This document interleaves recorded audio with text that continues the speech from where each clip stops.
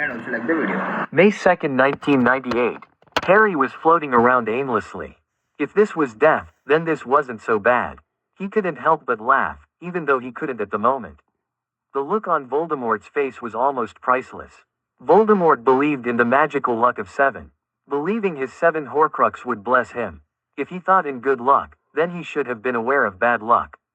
For 13 was considered by many to be a very unlucky number. For that's how long it took for him to be revived again. After Voldemort's rebirth, he lived for another 3 years. Until the Battle of Hogwarts, where he was not only defeated by the defenders of Hogwarts, he was vanquished this time for good. Harry had engaged the Dark Lord directly and had kept him distracted while Neville Longbottom, a fellow Gryffindor in his year and one he considered to be a good friend, took the head of Voldemort's beloved snake Nagini, which resulted in the Dark Lord once again being mortal. Harry quickly finished the Dark Lord off by using his infamous signature spell, Expelliarmus, upon Voldemort, as the Dark Lord used his own signature curse, Avada Kedavra. Voldemort was wielding the Elder Wand even though he wasn't the wand's master, Harry was. For this, Voldemort's own curse rebounded upon him and destroyed. Voldemort started to turn into black ash and launch one last curse before he died. A curse that should have sent Harry into oblivion. This is how Harry Potter found himself floating around in an endless sea of darkness. Harry long lost his glasses, though he had no need for his glasses as there was nothing around him for him to see. Harry just floated around endlessly, unable to move, let alone turn his head. He merely remains afloat, wondering where this journey was going to take him. Harry began to rethink his life and the many mistakes he had made. Wishing he could make amends for his mistakes, for the things he did wrong, for the people who had to die to protect him. He wanted he could go back and not be so stupid and selfish, only caring about his own desires and happiness. Sirius would still be alive. Teddy would have his parents, Remus and Tonks. All the families torn apart by this war would be whole again. Harry should have been wiser and smarter, foreseeing the outcome long ago. In his haste, he nearly allowed Tom Riddle to succeed. Harry wasn't if it matters or not. All he knew was he completed his mission. He fulfilled the prophecy. Voldemort was vanquished. The wizarding world could finally have peace again without the fear of Death Eaters and Voldemort terrorizing them. He knew this because before Harry revealed himself, he watched almost every Death Eater crumbled before the Hogwarts defenders. Bellatrix Lestrange was the last to fall, yet to Harry's surprise, it took the combined efforts of Cho Chang, Ernie Macmillan, and Draco Malfoy to bring her down. Draco siding with the Hogwarts defenders was a surprise for everyone. Lucius Malfoy and his wife, Narcissa Malfoy, quickly joined the Hogwarts defenders by bringing down the Lestrange brothers. Harry was sure they would be forgiven for being Death Eaters, seeing how they were finished with serving the Dark Lord. The day was won. That's all that mattered. Harry could finally die and see his parents, to see Sirius and Lupin, and perhaps for the first time in his life, would eventually be at peace. Harry smiles as he closes his eyes and embraces his death. How interesting, a feminine voice said, causing Harry to reopen his eyes. It was suddenly strange to be able to see so clearly, yet he could see correctly. No, even better than what he could see without his glasses. Floating above him was a remarkably beautiful woman. She was wearing a black robe that appeared almost like it was moving in the wind. Or in water, either of the two. Her hair was black, darker than Harry's, and it was floating around slowly as if she was submerged in water. A black cloth was over her eyes, indicating that she was unable to see. Harry got the feeling Death could see him better than he could see her. Death, breathed Harry in what could only be described as a low whisper. Yet, Death heard him as she gives him a smile.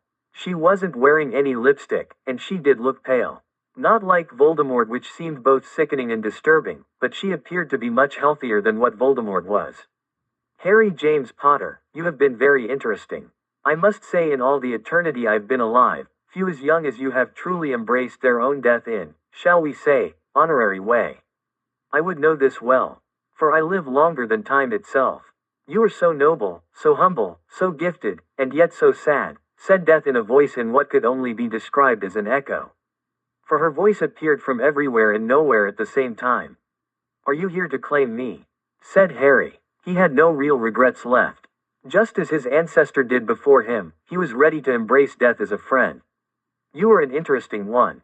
You are also a unique case, seeing how you have accepted death. The truth is, I have not come to claim you, said Death. I don't understand, I died. I'm ready to move on. To the next great adventure, said Harry, repeating Dumbledore words. Death lets out a giggle. It sounded like a child's giggle with a chilling feel to it. I told you, you're very interesting. You have entered my domain. The spell Tom Riddle used on you was known as Death Gate. It banishes the caster to my domain. In most cases, they die instantly. A risky gamble when the Dark Lord attempted to kill you. What he didn't understand, and failed to understand, because of his own mistakes and errors, he made you a special case. For you cannot die in this realm any more than he can pass on, proclaims Death. Harry slowly took this in. He then opens his eyes as wide as they could go.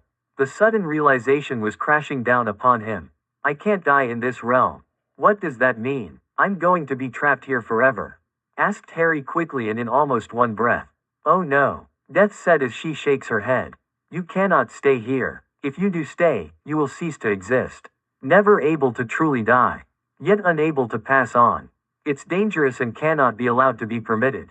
Yet you have to move on, said Death softly. Then, that means, said Harry slowly as he begins to smile. I can go back. Death again shakes her head. No, you cannot. You have been banished from your world. I also cannot send you back without risking it will disrupt the balance. For instance, if I send you back to your universe, you could be stuck at that moment for eternity or be trapped in a time loop with no end. Or worse, you will cease to have ever existed, and your world will have a rewrite in history. I cannot send you back, because you see, the Death Gate spell can also send someone to another universe, said Death.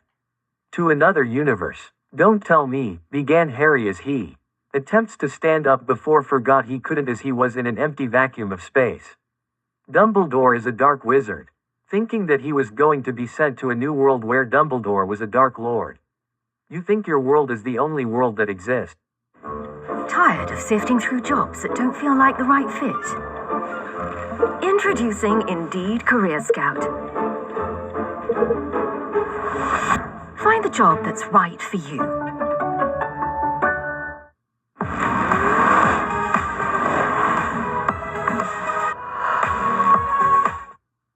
This place, this domain, exists outside of one law, and that is the law of the time.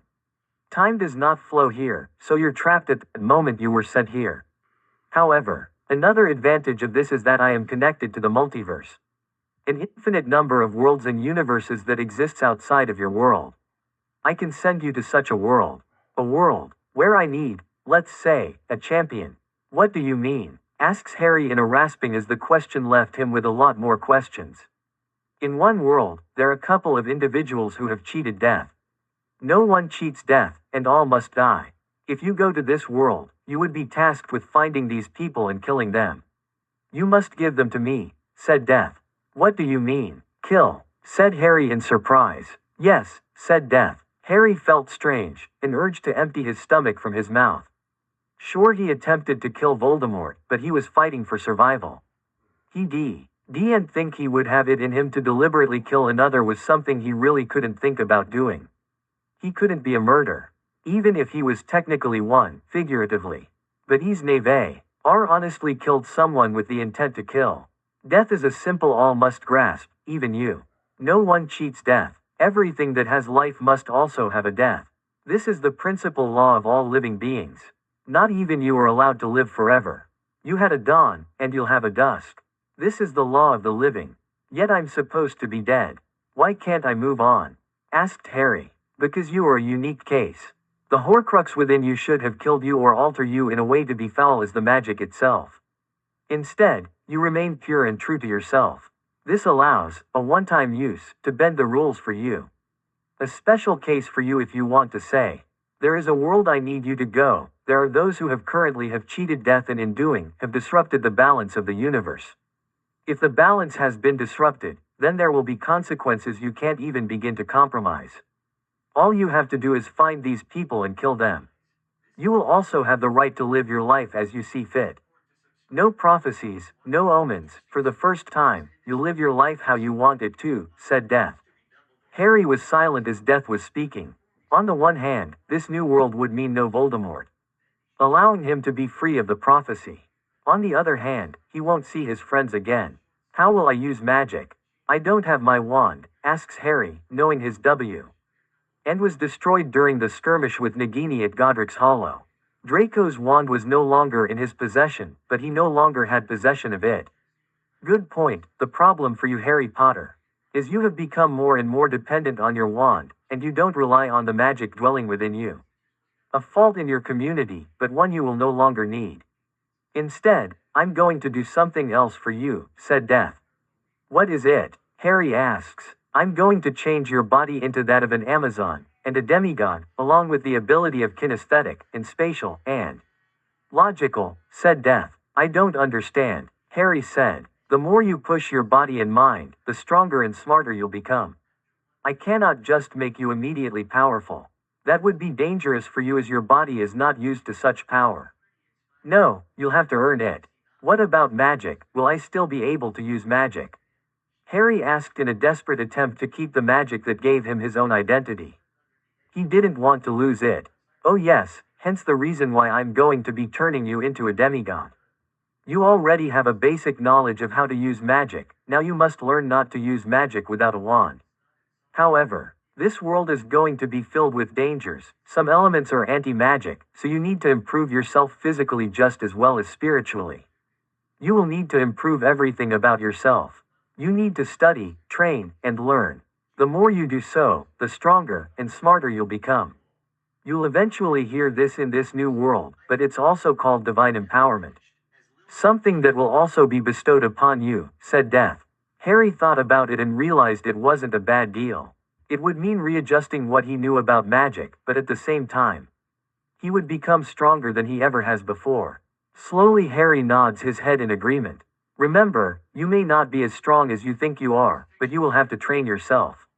I am sending you to a place where you'll get the training you need. Now, live your second chance, and remember, find the ones who have cheated Death and bring them to me, said Death.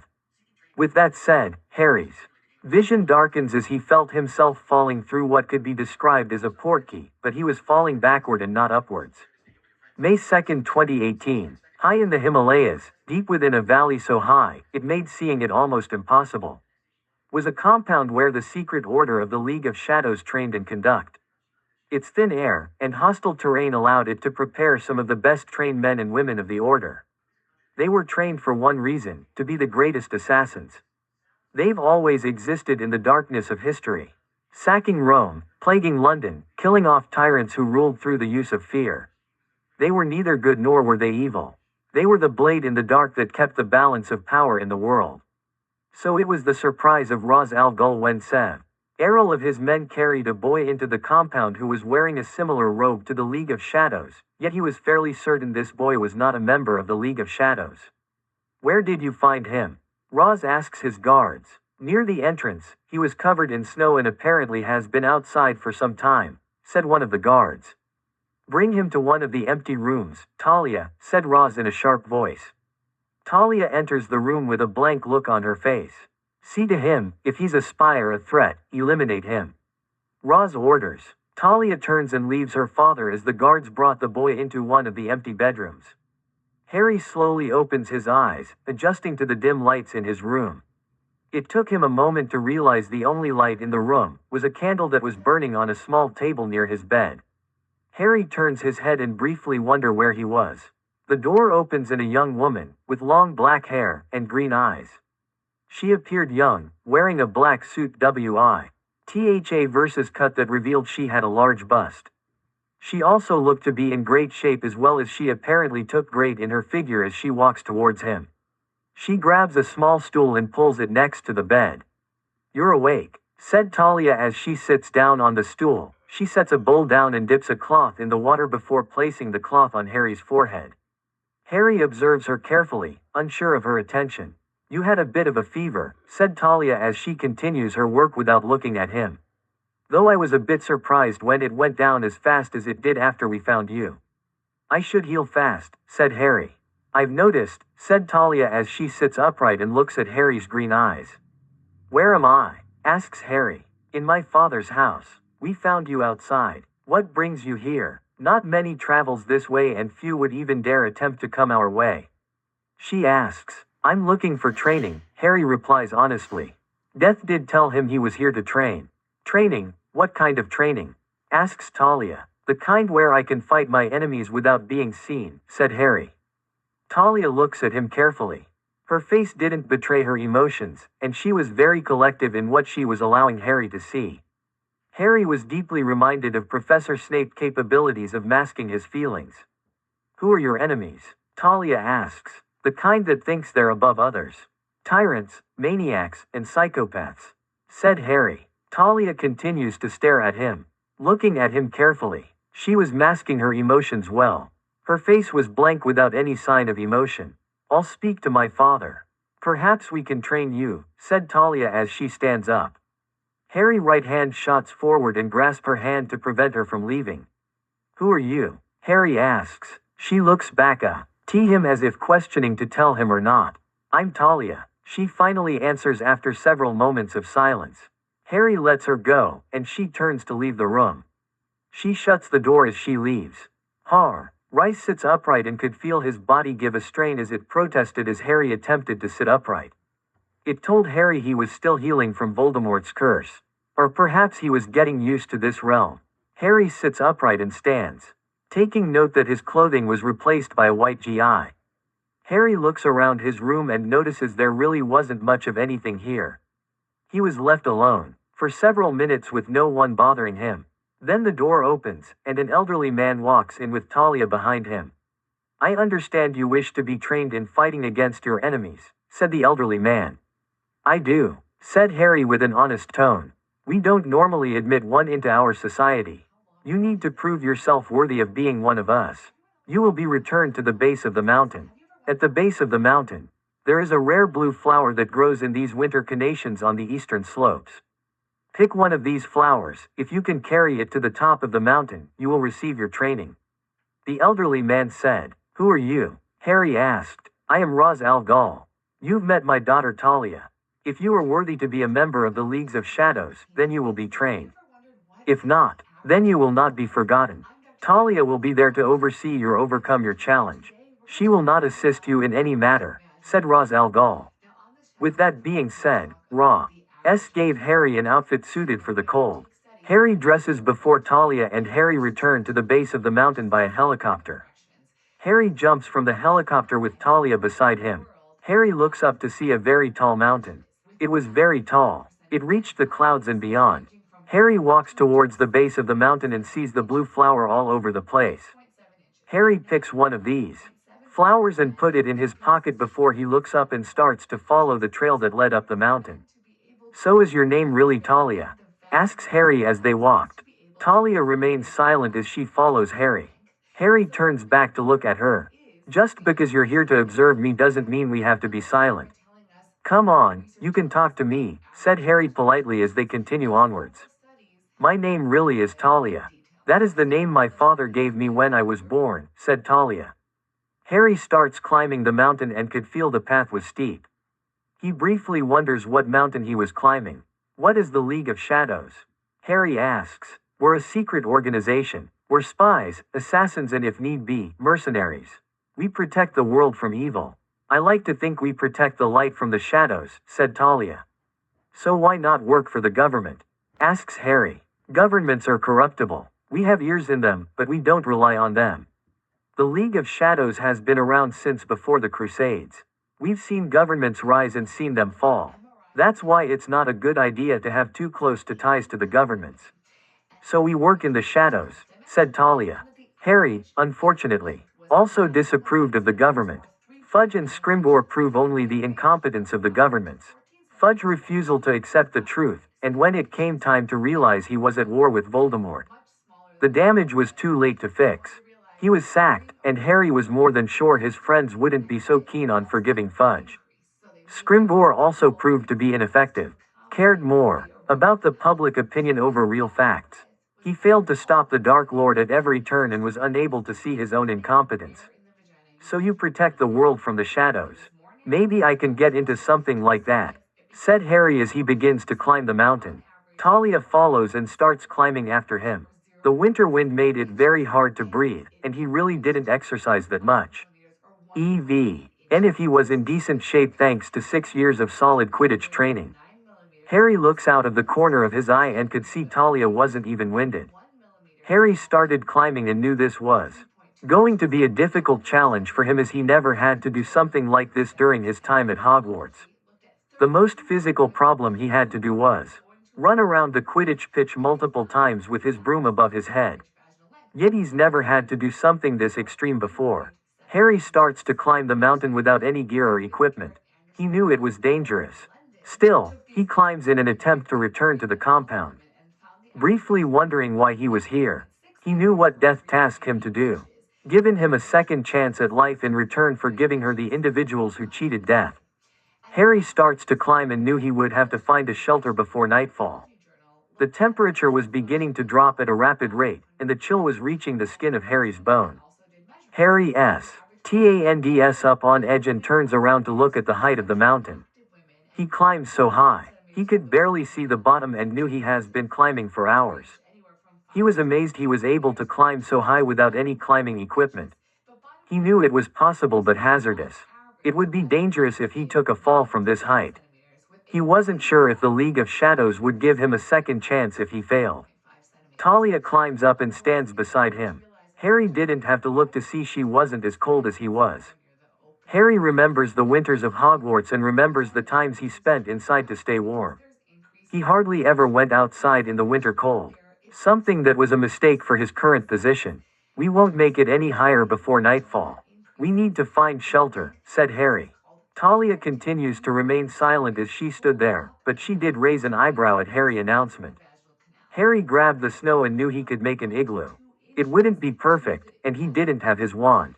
He was sure Hermione could make one without any trouble. Then again, Hermione wasn't really the camping type. Harry starts creating a wall of snow wall with the rocks behind him. Talia did nothing to help him. She merely observed. It took a couple of hours to create it, and Harry waves Talia to come inside. She does so, and Harry drinks from his flask. He was also making a fire with the piece of frozen wood and twigs. We need to stay warm, or our bodies will drop to freezing, said Harry as Talia sits down from the makeshift shelter. They only had beef jerky, homemade style to eat, and they ate in silence. Talia was very silent as she sat in front of Harry. Are you always silent or is it just me? Asks Harry. It is not wise to get close. You are still an initiate, said Talia. So there are ranks in your organization. What are they? Asks Harry. Talia stares at him, her green eyes staring into Harry's own green eyes. Harry could see she was silently debating on what to tell him. Rank 1 is initiates, are rookies and trainees. Rank 2 is apprentice. Apprentice normally follow a senior member. They lack experience. Rank 3 is disciple. They are still in the learning phase. Yet they are given more independence than the lower ranks. Rank 4 is the shadow. They are senior members and serve as mentors to rank 2. They also have rights to move freely. Rank 5 is master. They hold seniority and in times of need, serve as advisors, watchers, observers and assign missions to other members. Rank 6 is shadow master. They're normally reserved for only our best and greatest members. In some cases, serving as our second in commands. Rank 7 and our last rank is the Grand Master. The Grand Master serves as our leader, who you've met, my father, Ra's al Ghul, explains Talia. What rank are you? Asks Harry. I am a Shadow Master, said Talia. Harry's eyes told the whole story. He was deeply surprised. He didn't expect Talia to rank so high. Is it because your father is the leader? Asks Harry. No. My father trained me and my sister, Nyssa, since we were 4 to be perfect assassins. We know almost everything already there is to know in the world. So I'm skilled in politics, business, military, some science, religion, and economy. You will learn this as well, if you can climb the mountain, said Talia.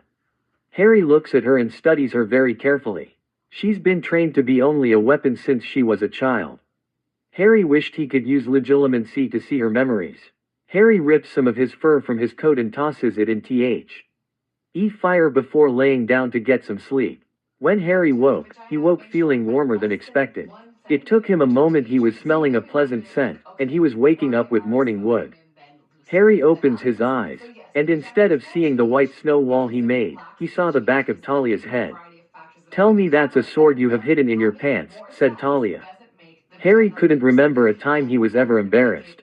He sits upright and quickly separates himself from Talia. Talia sits upright as she turns to face him. She didn't even look remotely embarrassed over her action. Harry tees up and kicks the snow wall and prepares to climb the mountain again. Talia was following him as Harry continues to climb. They said nothing as they climbed, mostly because it was impossible to speak, with the winter winds howling all around them. After a couple of hours and with the sun now high in the sky, Harry pauses as he tries to catch his breath. He was really starting to feel the fatigue coming in, and his bones were starting to protest in climbing any further. Yet, as Harry looks upwards, he could see he wasn't that far from the top. Harry tries to push forward to reach the next resting point, a ledge or something where he could rest. Talia wasn't having any trouble at all. She started to climb ahead and reach a ledge and stood there waiting for Harry to arrive. Harry tries to ignore the ache in his bones and muscles. Harry knew he would be able to rest once he got to the ledge, all he had to do was get there. Harry places one hand on the icy edge and starts to climb. He begins to push himself upwards to on the ledge. A sudden crack was heard as Harry suddenly felt the ledge give way. Before Harry had time to register what happened, the ledge collapsed and Harry was going with it. Harry made a wild attempt to grab onto something but to no avail.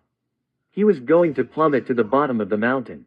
Suddenly, Harry felt a grab grasps his forearm that stops him from falling. Harry was looking down and watched as the icy rocks fell past the clouds and out of sight. Harry looks up and sees Talia had bent down and hold on to him to prevent himself from falling. She pulls all her strength to bring Harry up the ledge, and Harry rolls on his back and breathes in the fresh air that was high in the air. He climbed high enough the air was thin, so it took him some time to get his lungs back. "Why did you save me?" asks Harry the moment he was able to breathe again. "You are not to assist me in any way." Talia said nothing. "You don't deserve to die." "Not yet anyway," said Talia. Harry turned to look at her and was confused by her actions. "Why?" asks Harry in confusion. Talia said nothing. She refused to look at him in the eye. "I hope you're the one," said Talia, in a soft voice as if she was trying for him not to hear her. "If you are not, I won't hesitate to kill you. Myself." Harry looked at her carefully and was wondering what she meant.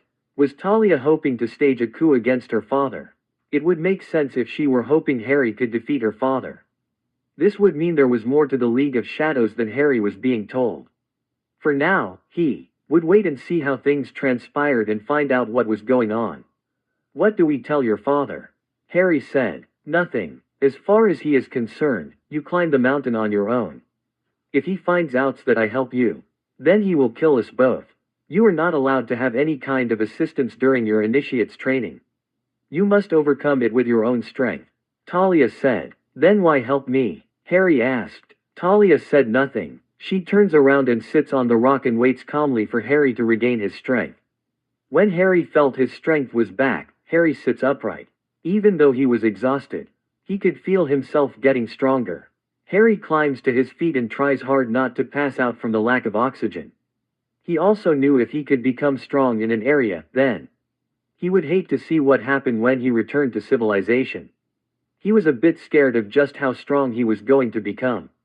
He hopes the enemies he was going to be facing weren't weak. Talia took the lead and led him to an apparently safe route where a village was residing. Harry walks past the village and up the slope, towards the top of the mountain. The climb was hard as hell, as the air was thinner than ever, making Harry having a hard time to catch his breath. Harry stopped short of the entrance of the temple. It was covered in snow. It was highly isolated. Now that he's standing on the outside and seeing it for the first time, Harry knew his journey was just beginning. Talia opens the door, and Harry quickly follows her inside. The room was vast and significant. It was also very dark. Harry looks around him and could barely see the people in the shadows. Talia walks forward and quickly disappeared into the shadows. Harry was very interested in learning that technique. She was able to blend in with her surroundings so perfectly. "So you managed to climb the mountain. Not many have the strength to survive in this environment. Perhaps there is hope for you yet. Yet the journey will not get easier. It will be harder. If you truly wish to become a member of the League of Shadows, then you must learn to become invincible and invisible. We can teach you, but you must commit yourself to the cause of injustice. Become a blade of vengeance and strike at your enemies. Can you commit yourself? Said Ra's al Ghul. I can, said Harry. Then death awaits you, said Ra's as he attacks Harry with blinding speed. Harry hardly knew any martial arts and knew only basic boxing thanks to Dudley, who taught him some of the basics before they parted ways. However, it did very little against Ra's assault on him. Harry was barely able to block the first punch before a swift kick in the gut sent Harry tumbling backward. A punch sudden connects with Harry's jaw that nearly knocks Harry's lights out. I see that you're afraid. But not of me. We will teach you to confront your fears, said Ra's. Harry falls on his back, completely exhausted. The 3-day climb left him with hardly any energy left inside of him. When you recover, we will train you. You will learn to master your fear. Here, you have nothing to fear, said Ra's, and with that being said, Harry's vision goes dark and he blacks out. It didn't take long for Ra's al Ghul to take a personal liking to Harry and would either have Talia or himself would personally train Harry. Harry trained on poles and to find his balance in counter-attacking multiple opponents. Harry learned stealth and how to move invisible and unseen. How to mask himself and move silently. Harry had to walk across a floor that was rigged to tweak when someone walks across it. First, Harry had to walk across it barefoot and not make a sound. Which was easier said than done. It took Harry nearly 3 weeks before he was able to walk across it without making a sound. Then they gave him military-grade shoes. He had to walk across it while wearing the shoes. The one thing about military-grade shoes was they tend to make noise when they step on anything. It took Harry another 4 months to walk across the floor without making a single sound. It wasn't easy, but it was worth it. Then there was the frozen lake. That was always frozen and always had ice over it. This is where Harry would train with both Talia and Ra's in learning his surroundings. This was the biggest challenge, as Talia and Ra's were both more experienced with Harry. Yet with kinetic vision and a kinetic body, Harry was soon able to match and overcome them. The first thing he did, when he learned he had a kinetic vision, was copy Ra's and Talia fighting style. They had many styles: kickboxing, karate, aikido, kung fu, jujutsu, jeet kune do, savate, Western boxing, Brazilian jiu-jitsu, Krav Maga, to the street fighting style of Kisi. Talia and Ra's, in particular, taught Harry every technique and style they knew, and what should have taken Harry years to master, he mastered in mere 2 months of solid training. Ra's was the only one capable of matching Harry in a fight and soon was the only one besides Talia to spar with Harry. It wasn't just martial arts Harry was learning. The League of Assassins also had a variety of weapons. From handguns to assault rifles to knives. They even had sickles and kunai. Harry was soon taught how to handle a sickle to cut a room full of armed guards. To be a shadow. He wasn't fond of it, but he learned it regardless. The one thing Harry was finding useful was the blow dart. A silent weapon that was capable of sleeping, stunning, confusing, paralyzing or killing his opponents. They also taught him many different languages. Talia taught him how to move in and out of shadows. How to move unseen and how to strike. Harry soon donned a black outfit. It had a hood on it. The first layer was a body armor made of adamantine, a rare metal that was indestructible. 4 times lighter steel, yet nearly 10 times stronger. Harry quickly painted the silver metals black to mask the darkness. Then came the outer layer, which was just a simple piece of cloth. Harry designed it to be a modern-day version of a medieval brigandine with a hoodie. The hoodie was meant to create a shadow over Harry's face. Harry would wear a ballistic mask and with ballistic goggles. The one thing Harry was keeping hidden was his hex abilities. He wasn't sure how the League of Shadows would take to his magic. Harry puts his outfit on and was getting ready. He was nervous. Talia was going to be taking him on his first assignment. Talia soon collected Harry and they left by helicopter to a private airport that the League of Shadows used for its operatives. The personnel was well paid to keep quiet, and that's what they did. They never asked questions about what they did. During the flight, Talia pulls a folder and hands it to Harry. Your target is a Yakuza boss, Miyoshi Khan, a very tough target. Local police cannot tie him to any of the crime he's a part of, as no one is willing to talk. He has bought, bullies, and bribed his way out of prison. He is a part of illegal human trafficking, drugs, illegal gambling rings, and a sex slave operation. No government official has been able to take him down. He spends his time at a local nightclub where you will have a 10-second window opportunity. You need to kill him and elude his guards. Talia said. Harry nods his head and leaves the car. Talia said nothing as she watches Harry leaves. It was raining, and thanks to the rain, a lot of people had umbrellas and hoodies on. So no one really paid Harry any attention as he walks on the street. Harry was across the street looking at the nightclub. Standard bouncer, with guards. There was no way he was getting in through the front door.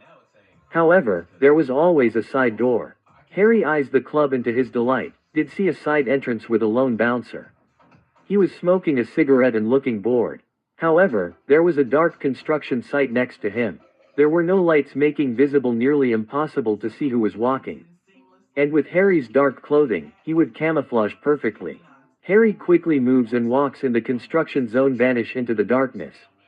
Harry slips out a knife and before the bouncer could register what happened, Harry sinks his blade into the side of the man's throat. Harry covered his mouth to prevent him from screaming. It didn't take long for the man to die. Harry drops him and pulls out his keycard to open the door. The door, as he expected, was bulletproof, meaning it couldn't be busted. Harry opens the door and walks inside. It was dark inside as well. Hardly any lights were lit with a few blue lights, making it hard to truly see, yet this was working to Harry's advantage. The area was clearly decorated with luxury fashion, meaning this was a VIP area. By the looks of things, a jacuzzi area. Harry steps into the shadows as a Yakuza steps forward in a towel with dragon tattoos all over him and starts looking at himself in the mirror. He splashes water over himself and looks at himself in the mirror. He paused as he saw someone in dark clothing standing behind him. He turns around but Harry grabs his head and slams on the counter. "Where is Miyoshi-kan?" Harry asks in Japanese. The thug struggles to get to his feet. "Fuck you motherfucker," he said as he spat out blood. Harry kicks the knee, breaking it and causing the thug to fall down. He again attempts to get to his feet. Harry grabs his hair and yanks it up.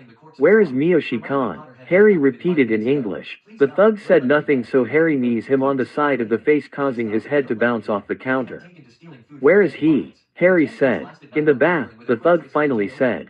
Harry grabs his head with both hands and with one swift motion, breaks his neck. Harry was about to leave when he notices anything thug walking in. This guy was big and far more heavyweight. He had to weigh about 300 to 400 pounds. Harry steps back and slips back into the shadows. The 2G grabs a towel and was about to turn when he spotted the dead thug on the ground. He reaches into his locker and pulls out a gun. He steps forward, his eyes on high alert. He enters the washing area and looks around. Suddenly he felt something enter the side of his neck. He reaches up to his neck and pulls out a dart. He looks at it before his vision began to blur. He starts to wobble back and forth until he falls backward. Harry takes his dart and slips it into his dart pouch. He moves forward and opens the door. No one was near him and Harry calmly walks into the room, keeping to the shadows. He scans the area and looks for his primary target. He moves where the towels were being kept and stay out of sight. He finally spotted him with several of his men and women. Some of the women weren't even wearing tops and allowing the men to grope them. Harry's awareness came alive as he looks to behind him and sees a guard coming around the corner. Armed with an ooze, the guard looks at him and attempts to bring his gun up. Harry kicks the gun causing it to fly out of his hands. Harry stands up and quickly pummels the man in his joints causing him to stagger and unable to respond. Harry pulls out a knife and attempts to silence the guard when the guard suddenly tackles him and launches him into the towel rack causing them to fall down for all to see. Several women scream in shock as the towel rack came down. Harry wasted no shoving his knife into the man's throat. Harry was away that ever was now looking at him. Harry rotates his legs and brings himself upward and looks at his target. Harry brings up his SIG P226 up to and fires. Miyoshi-kan grabs a woman and pulls in her front of him using her as a shield. She took a direct hit and dies. Harry was suddenly aware The entire room and the building was now on high alert. Harry rushes forward, aware that the thugs on his right were also armed and standing up to shoot him. Harry tosses a grenade in the water. Before they could fire a single shot, the grenade explodes, killing them and sending them flying.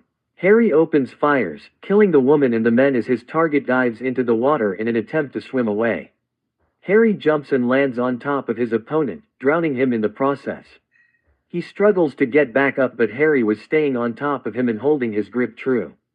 It took a few minutes before Yoshi-Khan stopped moving and was motionless in the water. Harry gets up and quickly leaves. The room was now deserted. No one was inside. Harry calmly walks outside and no one was the wiser he had been there. By the time armed guards arrived, he would be long gone. Harry walks outside as he sees people from the nightclub running away from the apparent gunshots. Harry steps into the car as it pulls up and removes his face guard. "It's done," Harry said. Talia nods her head as she drives off. Nothing else was said as they drove to the airport. When they arrived at the compound, Ra's al Ghul was eagerly awaiting their report. "Is he dead?" Ra's asks. "Yes," Harry said. "Good, rest. Reflect on your mission. Learn from it. Become stronger." Ra's al Ghul said as Harry nods his head and walks back to his room. Harry spent the last few days reflecting on his kill. He was no stranger to dark men. Voldemort had gone as dark as you could go. Harry knew he hated dark and evil men. He did kill Voldemort. He first thought he killed Voldemort simply because he wanted to survive. Yet now that he made his first kill, he knew the answer. He killed Voldemort because he wanted to kill him. Voldemort had robbed everything from him. Taken it. Yes, Harry offered him a chance to redeem himself. However, he did that out of pity, for Voldemort didn't know the parents' love as he did. Yet a great part of him really wanted to kill Voldemort. Harry sighs as he knew there were many dark and dangerous men in this world. A sudden explosion erupted, followed by the sounds of gunshots. Harry's senses went on high alert. This wasn't a practice run. There wouldn't be so many explosions and gunfire. Harry gets up and grabs his sword. He runs down the hall and enters the courtyard, where he could see the League of Shadow fighting an unknown army that had arrived by helicopters. Given the position of the helicopters, they had arrived with the sun on their backs that made them invincible to the naked eye. Harry could see Talia trying to direct the men to a stand, where the enemy was coming down from the helicopters. Harry picks up a sniper rifle and quickly aims. The sun was blinding his view, yet he fires, and to his delight, he scored a direct hit on the helicopter pilot. The helicopter swirls and spins before it crashes down. Flames soon erupted from the helicopter as the enemy soon started shooting with their assault rifles. Harry took a quick glance, and thanks to his vision, was able to recognize the weapons they were using were HK-416. They quickly spotted him and opened fire, forcing Harry to duck beneath the wall. Harry releases the magazine and looks at it. He only had 2 shots left. Harry puts the magazine back in and breathes heavily. He stands back and quickly aims. He fires, and to his delight, the bullet killed another enemy. Harry reloads the bullet, allowing the first one to empty and to be replaced by the second one. Harry aims again, and fires, killing another enemy. This time they knew there were a sniper.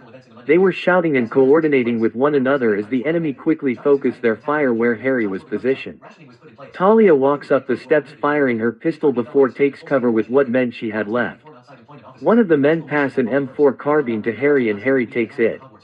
Talia slides a mag and Harry loads it in record time. Harry stands up and opens fire at the enemy in the courtyard. They soon fell down one by one. Harry sits back down as he unclips the magazine as it was now empty. Talia tosses him another mag and Harry quickly loads it. Again, Harry stands up and opens fires, killing the enemy one by one. After a brief minute of an intense shootout, the enemy started loading up their helicopters and disappeared. Just as they left, the compound exploded that caused the League of Shadows to take cover from the blast of the explosion. Harry stands up and looks down the hall. Scan the area, and check for survivors, Harry said as he loads another mag into the M4 and walks forward with his gun raised. The men all nod their head and quickly begin to search the compound. Harry was wondering who would attack them. Just from his time here, that being only 8 months, they were a really secretive order and preferred sticking to the shadows. Even if an enemy would want to attack them, the compound offered great defensive position against attackers. Meaning it was foolish to attack them. Did that mean the attack had another objective? We're clear. A member of the League said as everyone began to relax. Where is Ra's al Ghul? Harry asks. Talia Lu KS around and notices her father was nowhere to be seen. I found Roz, he's dead in the pit. A member said over the radio. Talia wasted no time in taking off with Harry following her. It was then, Ari was taken to a part of the compound he's never been in before. One that was clearly kept very secretive about. Harry follows Talia down the flight of stairs. Apparently, this went deep into the Mountain and Harry already ran down 2 stories of stairs before he went through a door where a dark green glow was emitting into a large cavern. Talia falls on her knees next to the dead body by the green pool.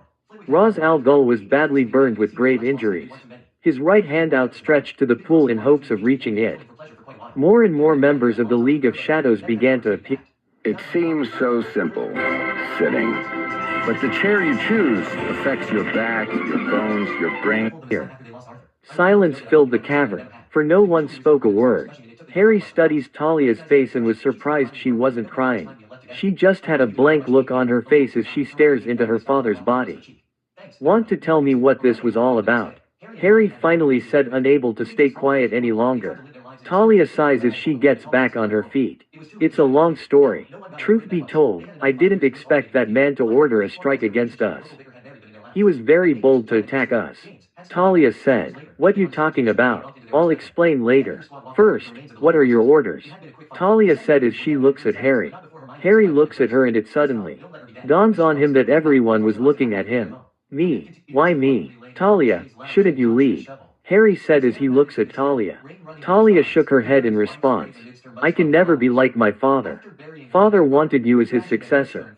All this time he was training you, molding you to be the true heir to his empire. With his death, you have succeeded my father as the Grand Master. Besides, no one here is better than you. Talia said. Harry was having a strong sense of déjà vu. It reminded him too much when Dumbledore's army just put Harry in charge of the group. However, his peers were quick to give him leadership without anyone challenging him.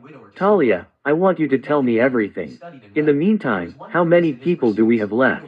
From the look of things, just about 50 people. Not enough to survive another assault.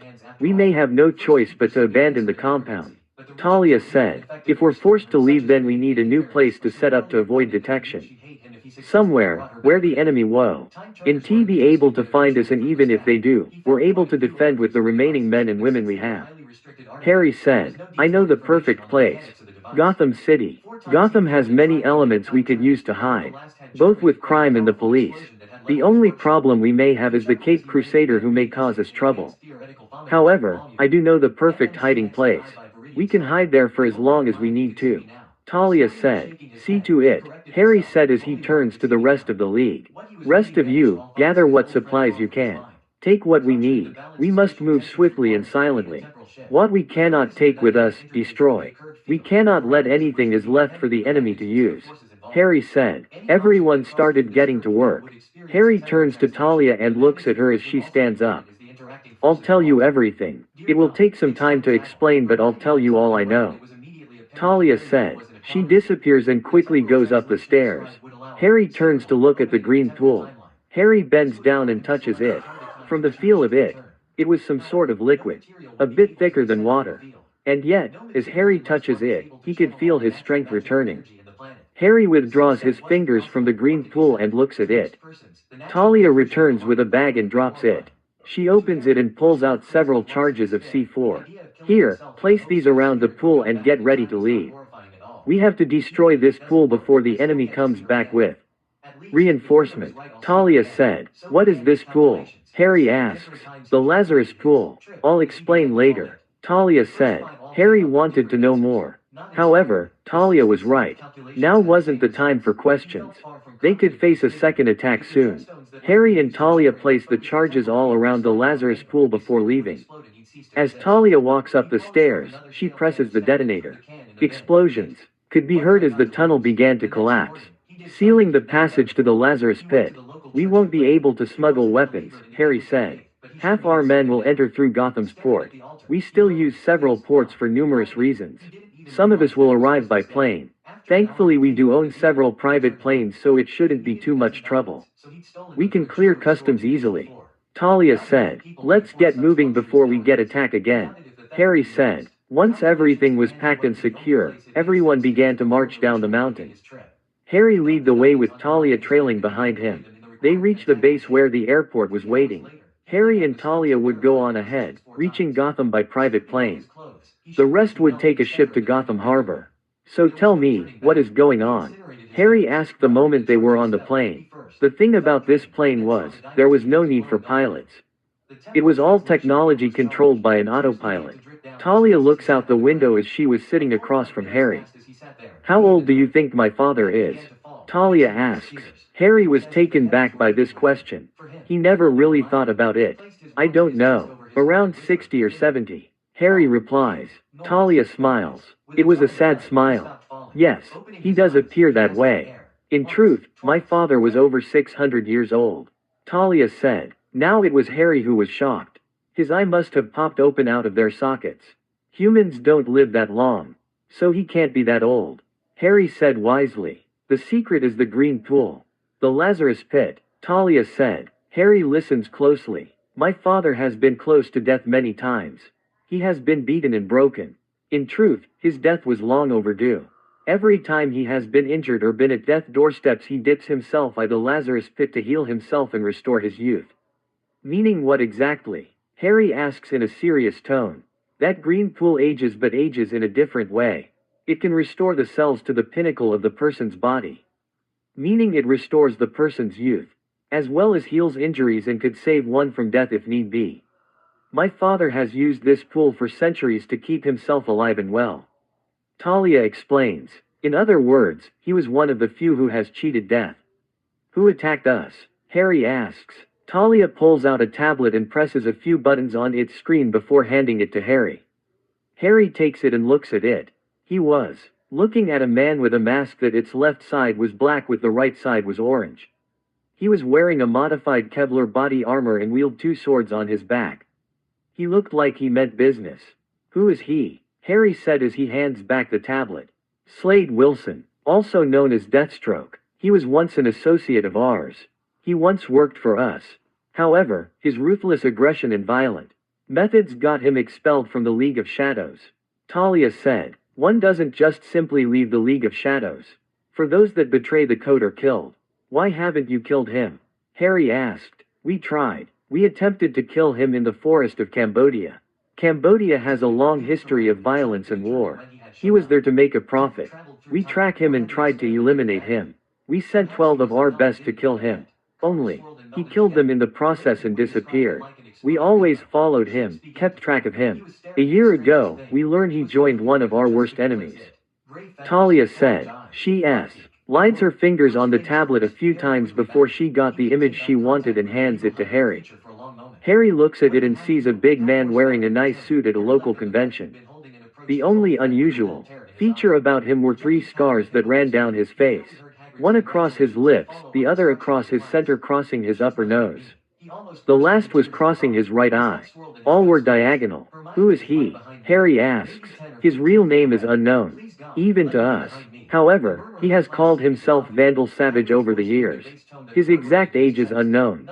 However, my father puts him around 4,000 years old. 4,000 years old, Harry said in shock. If he thought Roz was old for being over 600, then this guy was ancient. We don't know much about his origin. We do know he was with the ANC. Ancient Egyptians and served as a high priest for nearly 3 centuries before he was exiled. He served as Julius Caesar's personal advisor and elite guard for the Romans. He would serve in the Roman army for many years under many names before their collapse. He made deals with Genghis Khan and traded him raw goods for information. Fought in the Crusades, was Napoleon's right-hand man during the Napoleon Wars. His last associate was assisting the Nazis during World War II. Much of the Nazis' conquest was done by him. He was the one that made France fall. He nearly brought the Soviet Union to its knees and nearly broke the English. Spirit, Talia said. What does he do now? Harry asks.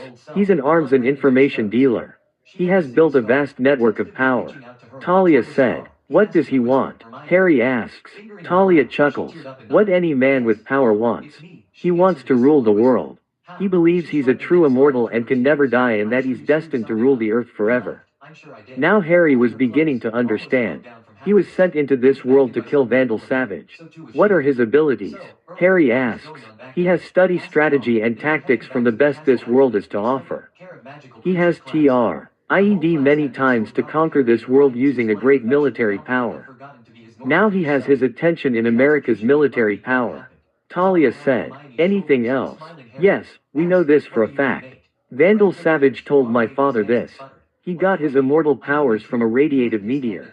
It gave him enhanced strength as well as an incredible amount of durability.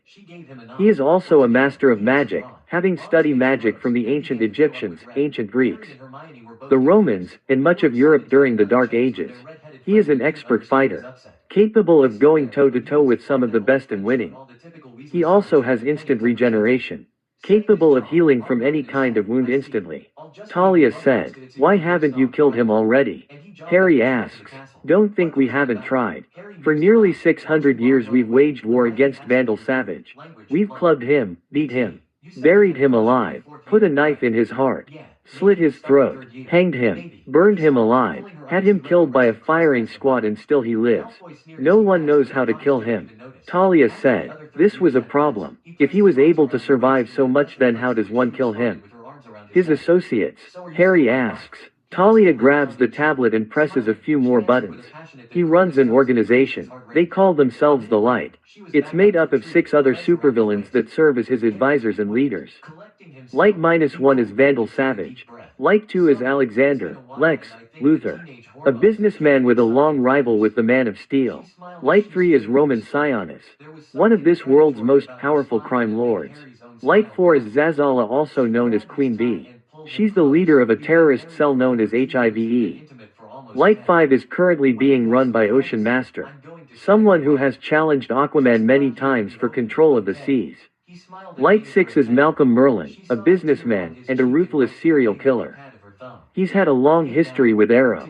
And last and not least LIGHT7 is Clarion Black, a demon who uses chaos magic. Talia said. Harry looks at their picture. What's your assignment of them? Harry asks. They will not be easy to take down. They are heavy hitters, even the League of Shadow cannot bring them down. We're going to need help, Talia said. Harry looks out the window and thinks carefully. The enemy of my enemy is my friend, Harry said. Harry turns back to Talia. If they wanted to rule the world they would have seized the world already. Meaning someone or something is standing in their way. Who would pose a threat to them? Talia puts her hand under his chin and thinks carefully. The UN holds little to real power against them. Lex Luthor owns and controls many of them. If there was a force capable of stopping them it would be the Justice League. Talia said. The costume vigilantes, Harry said, having heard of them before. The only problem is they aren't so keen on killing their opponents. They have let them live far too much. They're too soft, Talia said. Harry could already see the outcome would end in bloodshed. If the League was unwilling to kill, then the odds were they would lose. Yet they could still pull a victory. Even if our methods differ, we can beat them. Let's reach out to them. Let's start using the Justice League to flush out Savage. Harry said. The League draws in too much attention. If they move in then it will draw attention. Only one person can move without being seen. Yet even he isn't enough to bring them down. Talia said. Surely they have something we could use to fight the Light, Harry said. Talia puts her hand under his chin again to indicate she was thinking. Many of them have apprentices and sidekicks. They're not big names but they have formed their own team. They mostly do covert operations for the League. Talia said. That could work in our favor. You said a Caped Crusader is in Gotham, right? Harry said. Yes, the Batman. I do have a history with him but my father's desire has pushed us apart. Talia said. You love him? Harry asks. Talia looks at Harry and smiles. She leans out of her seat and kisses Harry on the lips. Harry was surprised by this from Talia. The only man who can have me is you, Talia said as she straddles herself in Harry's lap. Harry didn't know what to do. Talia returns her lips to Harry's and kisses him with deep passion. Harry didn't know what to think, only that he was kissing Talia back and holding her in his arms. July 9, 2019. Harry walks into the large room to see the things looked. Even though this place hasn't been used in years, it still looks marvelous. This place used to be run by the Court of Owls. They were once a puppet organization under the League of Shadows. They were given the task to control Gotham by whatever means necessary. A rogue member killed the leaders and all the members. When we found out what happened, we had him killed. This place could serve as our hideout. No one knows about this place. Not even the Cape Crusader. Talia said. Speaking of which, have you located him? Harry asks without turning to Talia. No. He's a difficult man to track, but I can find him. It will just take a while. Talia said. The new year is upon us. That means trouble. Let's try to find the trouble to flush him out. Harry said. Then I have a good idea where he'll be, Talia said with a smile. Batman was on the statue high above Gotham City lights looking down. He heard the wind move behind him and knew at once who was there. I don't need assistance, Batman said. That's rude. I came here thinking you were lonely. Superman said. Batman pulls out his binoculars and looks at the street. Many people were gathered around downtown for the New Year's ball drop. Gotham PD had its hands full in crowd control.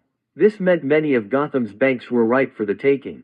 Another shift in the wind and Batman looks up from what he was doing. Really, Diana, even now? Batman said. There isn't much going on. Besides, it would be good to toast the new year together. Wonder Woman said. Batman was looking at Gotham Metro Bank. The bank with the most cash and perhaps the most gold in the entire city. A normal crook wouldn't be able to steal from it due to its security was top-notch. But a supervillain could crack it. On cue, several unmarked vans pulled up and men started climbing out. Batman zooms and sees the Riddler was attempting to get rich once again. Batman presses his earpiece and his advanced recon device activity. Showtime, boys. Now, remember, if the Bat shows up, take care of him, Riddler said as he turns to the two men in the back of the truck. They walk out and Batman's eyes open wide. Is that? Superman said. Bane and Mammoth. Batman said as he puts away his binoculars. Please, if the Batman does show up, I'll break his back. Bane declares. Please do. In the meantime, open the door. Riddler said. The alarm is disabled, boss. One of the henchmen said. Good. When tonight is done we'll be rich beyond our wildest dreams, Riddler said. Bane and Mammoth walk up to the door and just bulldoze their way inside. One by one the henchmen and the Riddler all walk inside. You're not seriously thinking of, Superman began but was cut off as Batman jumps down towards the top of the bank. He is, Wonder Woman said. Might as well give him a hand, Superman said as he descends towards the bank. Wonder Woman follows. Batman lands on one of the rails and the henchmen were busy with the vault's alarm. Almost got it, boss, the henchman said. Bane grunted. I smell trouble, he said. He then walks to a pillar and smashes his fist into it, causing it to crumble. Batman leaps and lands on the ground, his cloak landing on him, camouflaging his body with the darkness. You're good, Batman, but remember, you merely adapt to the darkness. I live in it, that is why I can always best you, Bane said. Batman narrows his eyes as Bane charges. He pulls his fist back ready to pummel Batman. That's enough, Superman said as appears and grabs Bane's fist and holds it. Ah, the Man of Steel. We've been expecting you, Bane said. Riddler points his cane at Superman and releases a green cloud. Superman began to feel woozy and began to shake. Kryptonite, the curiosity of a mutual friend who wants you gone, Bane said. Superman fell to his knees, unable to shake the kryptonite gas that was causing him to black out and feel so weak. Bane picks up Superman by his cloak and with his right hand punches Superman as hard as he could. Superman coughs out some blood and fell to the ground. Bane picks Superman up and begins to bear hug him, intent on breaking his back. Superman cried out as Bane squeezed with all the muscle strength he had. Batman leaps up to cut Bane's venom tube, only for Mammoth to appear and hit Batman. I got you, Wonder Woman said as she catches Batman in midair. Help Superman, Batman said as he lands on the ground. Wonder Woman takes to the air and charges at Bane, only for Mammoth to appear in front of her. He cocks his fist back and hits her hard, causing her to slam into the ground. Batman fires some smoke bombs to give Wonder Woman and himself some cover. Mammoth, however, quickly blows the smoke away with a deep breath. He cocks his fist back. Again, as Wonder Woman was getting to her feet, he fires away and Wonder Woman brings up her arms to block the blow. Her knees buckle, but she was able to hold it back. "We have a surprise for you," Mammoth said. At that moment, someone leaps on Wonder Woman and holds her in a body hold. "Cheetah," Wonder Woman said. "At long last, I have you right where I want you," Cheetah said with pride. She pulls her body weight down and lands on the ground on her back. She continues to hold Wonder Woman down as Mammoth stands over them. "Do it," Cheetah said. Mammoth cocks his fist back and slams it into Wonder Woman's abdomen. It took everything in Wonder Woman to not scream out. Yet blood started to drip from the side of her mouth. Mammoth cocks his fist back and slams it again into Wonder Woman's abdomen. Batman rushes forward to assist Wonder Woman and Superman. Riddler had walked over to Bane holding a kryptonite crystal in his hand. Superman was feeling the effects as Bane continues his attempt to break his back. "So simple. I knew this was too much for the Caped Crusader to resist," Riddler said. Batman realized someone had leapt at him. Just as they land on him, he flips them off of him. Batman stares into the face of Copperhead. He hisses with that forked tongue of his. "Watchtower, I need backup," Batman said into his earpiece. Static was met by his response. "Don't bother calling for help, Batman. I have a jammer in place to prevent any communications coming in and out of this place," Riddler said as he twirls his cane in his hand. Batman knew the cane was the source of the jammer. He had to get it. However, this time Wonder Woman couldn't stop it. She screamed out as Mammoth slams his fist into her stomach. Blood was really starting to come down from the side of her lips and from her nose. She was close to backing out. "Yes, how does it feel to know that you will soon die?" Cheetah said with an evil smile on her face. Batman suddenly realized something was moving underneath him. Before he could react, he was lifted into the air and slammed hard into the ground. Batman grunted and turns to see the source. A henchman with a gray long arm was standing there. "Clayface," Batman said. This time he didn't try to hide it. Clayface showed himself. Copperhead attacks, causing Batman to flip backward off the ground as Clayface charges at him. Batman pulls out some Ice Absol and throws it at Clayface, stopping him in his tracks for the moment. Copperhead charges. While he wasn't good at hand-to-hand combat, he did have speed and agility on his side. Clayface fires a barrage of hardening clay needles at Batman, forcing him to dodge them, but this put in the path of Copperhead with intent to sink his poisonous fangs into Batman. A figure drops down, sinking his sword through Copperhead's heart, killing him instantly. Batman stops and looks at the new individual. He was wearing black, custom military-grade boots, tactical pants that looked bulletproof, at least capable of stopping a handgun. Batman could see some armor plating in the pants. Then was the upper body. Custom-made body armor, but lightweight compared to his suit, yet still formidable. He had on metal bracers on each wrist. He also was wearing a hood with a customized helmet. The helmet seems to mimic a ballistic mask. Who is this guy? Batman wondered. Clayface breaks free from his entrapment. The masked individual throws a capsule at Clayface that sinks inside of him. "That doesn't work on me," Clayface declared. He changes his hand into swords and was prepared to attack when his body began to crumble. "No, what did you do to me?" Clayface demanded as he begins to crumble and turn to dust. The newcomer charges at Mammoth and brings his sword down, intent on driving his sword through Cheetah's head. Cheetah, however, saw the danger and quickly rolls out the way to avoid the blow. This caused her to release Wonder Woman. Wonder Woman was on all fours, coughing and trying to regroup. Mammoth cocks his fist and charges at the newcomer. At the last second, he dodges his fist. Mammoth was surprised. Few people were capable of dodging his fist, not including the speedster, the Flash. Mammoth continues to attack, attacking with high speed and fury, but the newcomer avoids all the fist. Then he slips under his fist and punches him in the gut, causing Mammoth to double back. The punch seriously hurt. He attempts to punch the man in a blind attempt. Instead, he flips forward doing a full front flip and lands on his arm. He unravels a thin black wire and leaps over his head as the wire attaches itself to the neck. He flips and lands on his back and pulls the wire. Mammoth was choking and was having trouble breathing. Bane was watching the situation and realized the newcomer was a serious threat. One that was capable of fighting them. Was he a Kryptonian? Cheetah charges on the ground heading to the newcomer. She suddenly felt something wrap around her legs causing her to fall. She looks back to see Batman had a line on her.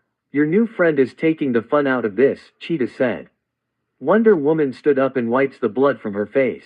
The new figure flips around and with one hand, holds the wire. With the other, he unravels his sword and pierces it through Mammoth's throat. Mammoth coughs out blood but he falls to the ground. No, Batman shouted. He removes his sword and turns to Bane and charges at him. Riddler hightailed it. Bane let go of Superman and punches the newcomer. The newcomer dodges and punches Bane right back. Bane slides back, then he fell to his knee. You're stronger than you look, Bane said. But I'm stronger. He went to his left wrist, where the venom was being controlled and pumped through, and presses a few buttons. The venom began to pump into his body and Bane was getting bigger. So, amigo, do you think you can take me? Bane said when he was standing at 9 feet tall. The newcomer said nothing. Instead, he reaches towards his leg and pulls out a gun. He points it and fires. Bane stumbles as the bullet hits him in the chest. The newcomer fired 4 more shots hitting Bane's center mass. Well done, amigo, Bane said as he began to deflate. He then falls to the ground as blood began to escape him. The newcomer felt a rope tied around his feet before it was yanked, causing him to fall down. He looks back to see Batman was the one who had the rope around. The newcomer pulls out a knife and cuts the line before he forms a fist and hits the line. Batman saw it too late. The top of the glove was also a taser and he electrocuted his line. Batman was momentarily stunned. He flips up and lands on his feet. Riddler took this time to run towards the vans, only he stopped short with a woman walking in. Riddler stopped short at the sight of her. I thought you were supposed to be dead, Riddler said. Talia smiles and pulls out her SIG P226 and fires. Riddler looked shocked and he smiles. Riddle me this, he said as he falls forward and dies. Talia walks forward and enters the bank. Cheetah realized she was outnumbered and outmatched. She quickly runs between the desk and jumps out the window. Talia quickly responds by fire shot after her. However, Cheetah manages to escape. Superman shakes his head and stands back up. The newcomer walks over to the dropped kryptonite and picks it up. Superman floated towards his companions and looks at the situation. The henchman was scared shitless. One, however, steps forward. All right, we give up. We know we can't beat you, so we're not going to try. It's off to jail for us, right? He said. Wrong, Talia said as she turns his gun towards him and fires. He took 2 bullets and falls to the ground dead. Just as she fired the 3rd bullet, Superman appeared in front of her and grabs the pistol from her hands. He crushes it with ease as he looks down at her. That's enough, Superman said. Talia continues to smile at him. Then Superman heard it with his super hearing. The unmistakable sound of a gun being cocked. Then he heard the gunshots. Superman turns around and sees the newcomer was executing the henchman. He was about to leap into action but noticed the kryptonite in his hand. The last henchmen were killed as Batman fires a batarang to knock the gun out of his hands. Instead, the newcomer caught the batarang in midair. Cute, he said as he tosses the batarang at Batman's feet. Batman looks at it before looking at the newcomer. Talia made to move around Superman but he grabs her by the arm. Who are you? Superman demanded. Talia looks at him and smiles. A smile that told Superman she was still in control. Talia, Batman said as he turns to her, breaking his attention from the newcomer and to her. What are you doing here? You're welcome, Talia said. If we hadn't arrived. If outgrown kids' clothes are taking over your space, turn them into cash with Vinted. Snap a photo, lick. You 3 would be dead right now. Batman wasn't usually one to offer thanks. He was a firm believer in duty. Instead, he looks at her carefully. Batman heard something using him to turn back to the newcomer who was putting the kryptonite in a lead case. He then tosses the case to Batman, who catches it. Batman, however, was still on edge. Talia apparently could still see this. Relax, beloved. We're not here to fight you. All we want is to talk. There is much we must tell you and time is short but the night is young. Besides, the police are on their way to my anonymous tip. It's best we make ourselves scat. Talia said. True enough, the sound of sirens could be heard, meaning they were on their way. Talia shrugs off Superman's grip and walks towards the entrance of the bank. I'll be at the place where the moon shines if you want answers. There is much you need to know, Talia said as the newcomer walks over to her. He picks her up bridal style and takes to the air. Want to tell me what that was about? Superman asks. She called you, beloved, Wonder Woman said as she looks at Batman, her one-side love interest. Batman realized his two friends wanted answers. It's a long story, Batman said. Do tell, Wonder Woman said with a smug look on her face. Please tell me. You peek under his mask, Batman said, turning to Superman and unconventionally changing the subject. Superman looked surprised at this question. Sorry, things happened so fast, I had a lot on my mind. I forgot, Superman admitted. Let's go to the meeting spot. I don't want to explain this to the police, Batman said. He made his way to the entrance. Batman jumps on Superman's back as he takes to the air with Wonder Woman beside them. There, Bruce said as he points to Wayne Tower. True enough, the two individuals were standing on the top of Wayne Tower. Wayne Tower was the tallest building in all of Gotham. There was no fear of being spied on or overheard if you were on the top of the building. Batman jumps off and lands on top of the building. Superman and Wonder Woman lands beside him. This city, it screams in agony, the newcomer said as he looks down upon the city. Its life is being choked from it. Yet crime overflows this city. You've hardly made a dent in the crime network, the newcomer said. Batman narrows his eyes and looks more serious than normal. He didn't need to be lectured about crime from a killer. The newcomer sits up and turns around. He pulls back his hood, revealing his mask. It was very similar to Deathstroke's mask or a ballistic mask. Only this was more of a helmet and not a face guard. The newcomer reaches up and his helmet hisses before cracking open. I already know all about you three. Diana Prince, Clark Kent, and Bruce Wayne, the figure said as he removes his helmet. They stare at the face of a young man who was looking at them. He had long jet black hair with dark green emerald eyes that were staring back into them. It's not fair, you know us, but who are you? Batman said. He chuckles. He hands his helmet to Talia, who takes it gracefully. I can understand that. For your information, my name is Harry Potter. Don't ask, my story is interesting.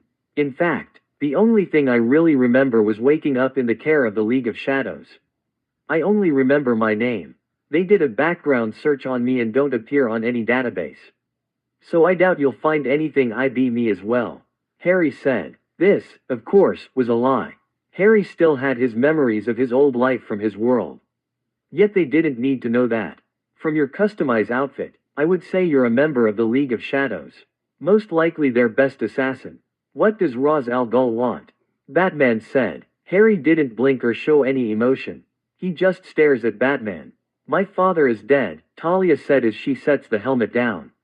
This time Batman was taken back. He never thought he would hear those words. Is this for real? He always seemed, Batman began. Invincible, like you, Talia said with a smile. Then you haven't seen my X-rays, Batman said. You can show me another time, Talia said with a smile. So what do you want with us? Wonder Woman asks. There is much going on that you don't know. You already got a small taste of what's to come, Talia said. Meaning? Superman said. Meaning that your enemies are uniting under one banner. You're telling me that you didn't find it odd? So many supervillains with no common goals working together to take you three out. Harry said. It is odd. Cheetah has never expressed any interest in stealing money. Copperhead too. He's never worked with Riddler before. Mammoth and Bane working together is also strange. I'm not even sure Riddler would have been able to pull this crew together with the promise of all the gold they could carry. Meaning there is something else going on. Batman said. You're only beginning to see the tip of the iceberg, Talia said. I'll explain it to you. Tonight was a trap. They wanted you to stop their heist. You walked straight into a trap and were nearly killed. If I hadn't intervened, you all would be dead. Hate my methods if you must, but grow a spine, Harry said. You said it was only the tip of the iceberg. What do you mean? What do you mean by our enemies are gathering under one banner? Are you talking about another secret society?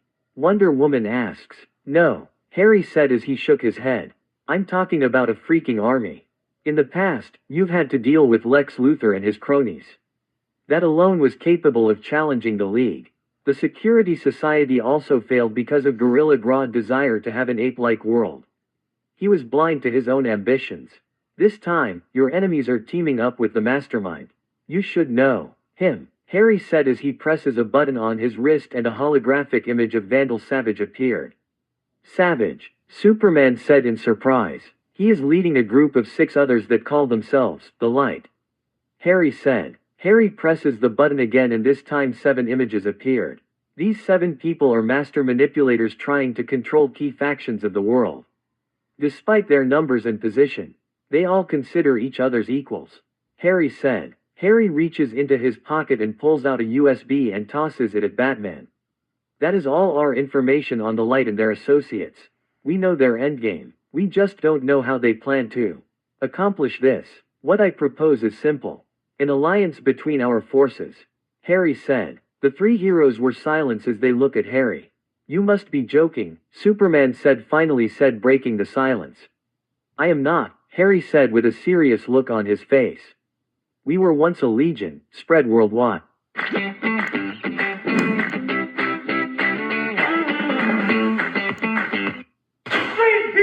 Look at it.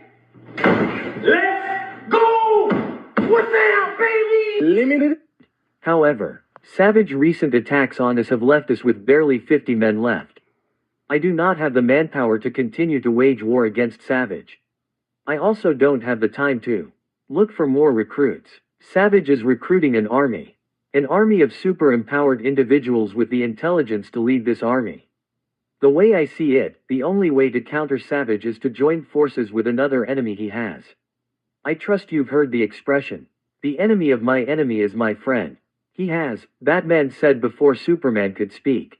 There is another saying, that you should keep your friends close, and your enemies closer. The League of Shadows is well known for practicing the art of war, as well as understanding every word phrase and their meaning. I understand you're more a muscle man than brains. You might not trust me.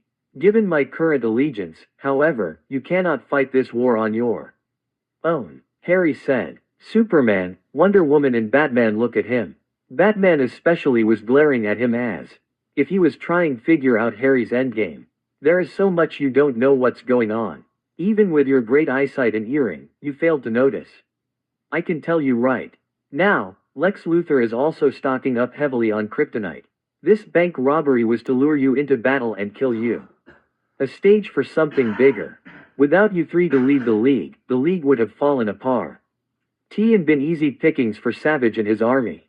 Harry said. The League would have survived. They would have, Superman argued. No, he's right, Batman said, interrupting the Man of Steel. Wonder W. Oman and Superman look at Batman as he stood upright. If this was the first attack against the League, then there would have been more assassins with more League members dying. If my math and calculation is correct, I predict around 50 members of the League would have been assassinated with similar scenarios. Eventually Savage would have launched an all-out assault against the League. If tonight was a trap to kill the 3 of us, then his next target is, Batman said with his eyes wide. Already taken care of. Flash is alive and well. Harry said. I had several members intercept the assassins. Though Flash doesn't know a thing, as the incident never happened. Right now I want this information to be kept between the 3 of you. Harry said. The League has a right to know what is going on. Wonder Woman said. Normally I would agree. However, my information network is solid. It would be unwise to tell the League in case there is a leak too. Savage. Harry said. A leak? You think someone from the League would tell Savage our information? Superman said in protest. Talia and Harry were smiling. Except for the fact, we already know someone in the League is leaking your secrets to Savage. You have a mole in the Justice League. Talia said. The 3 eyes pop open wide with shock. That's impossible. We would have known. Superman said. If this is true, who is the mole? Batman asks. You actually believe them? Superman said in shock. He's monitoring our nervous system, body heat, and heartbeat, Talia said with a smile. He knows we're speaking the truth. A mole, Wonder Woman said in shock. Who is it? Quote, I'm afraid to say that even we don't know. We're still trying to figure out who it is. All we know, this person is passing League information to Savage. Lex Luthor, along with Hugo Strange, has built a computer capable of analyzing the members of the League members' behavior patterns and predict where the League will be. They used this computer to create a counter-offensive against you. It selects the villains for the jobs and gave it the success rate. From what my hacking skills could determine, tonight's mission for them had a 98% success rate, with Batman surviving with life-threatening injuries if he wasn't killed. Harry said. In saying that, Harry sits down. How does this computer work? Superman asks. All we know is that the Mo passes information and Luthor enters it on his computer. So it's fairly advanced. I'm still not sure where it's kept. Not at his main building. Off-site, I suspect on one island off the East Coast. If not there, then somewhere in the Midwest. Its exact location is unknown. However, this is merely a prototype. I have no doubt they will attempt to improve it. Harry said. Very well, I'll begin counter-strategies. As well as to find this mole. Anything else? Batman asks. There is one thing. Seeing how I'm low on men and can't really recruit right now. I need people to carry out my missions. I rather not use people from the League. Instead, I want to enlist the help from those on the team. Harry said. What do you want to do with them? Superman asks. Recon, intelligence gathering, assassinations. Harry said as if it was simple. No way. We're not killers. Superman said as if the matter was closed. Such a Boy Scout. Believe you can stop the bad guys without killing them. It's a noble notion, it truly is. However, it will do you no good for what's to come. Unless you're willing to kill your opponent, then you're only giving them another chance to try to kill you again. Tonight you had a close call. It won't be long they try again. I suspect the next time they'll use Parasite. A partnership would be more beneficial. Also, at the same time, the members of the team could also keep an eye on me. Giving Batman a thorough analysis of me and my abilities. If he believes I need to be neutralized, he would have the information to do so. Harry said with his eyes closed. He already knew their answer. Clark, perhaps we should agree to this.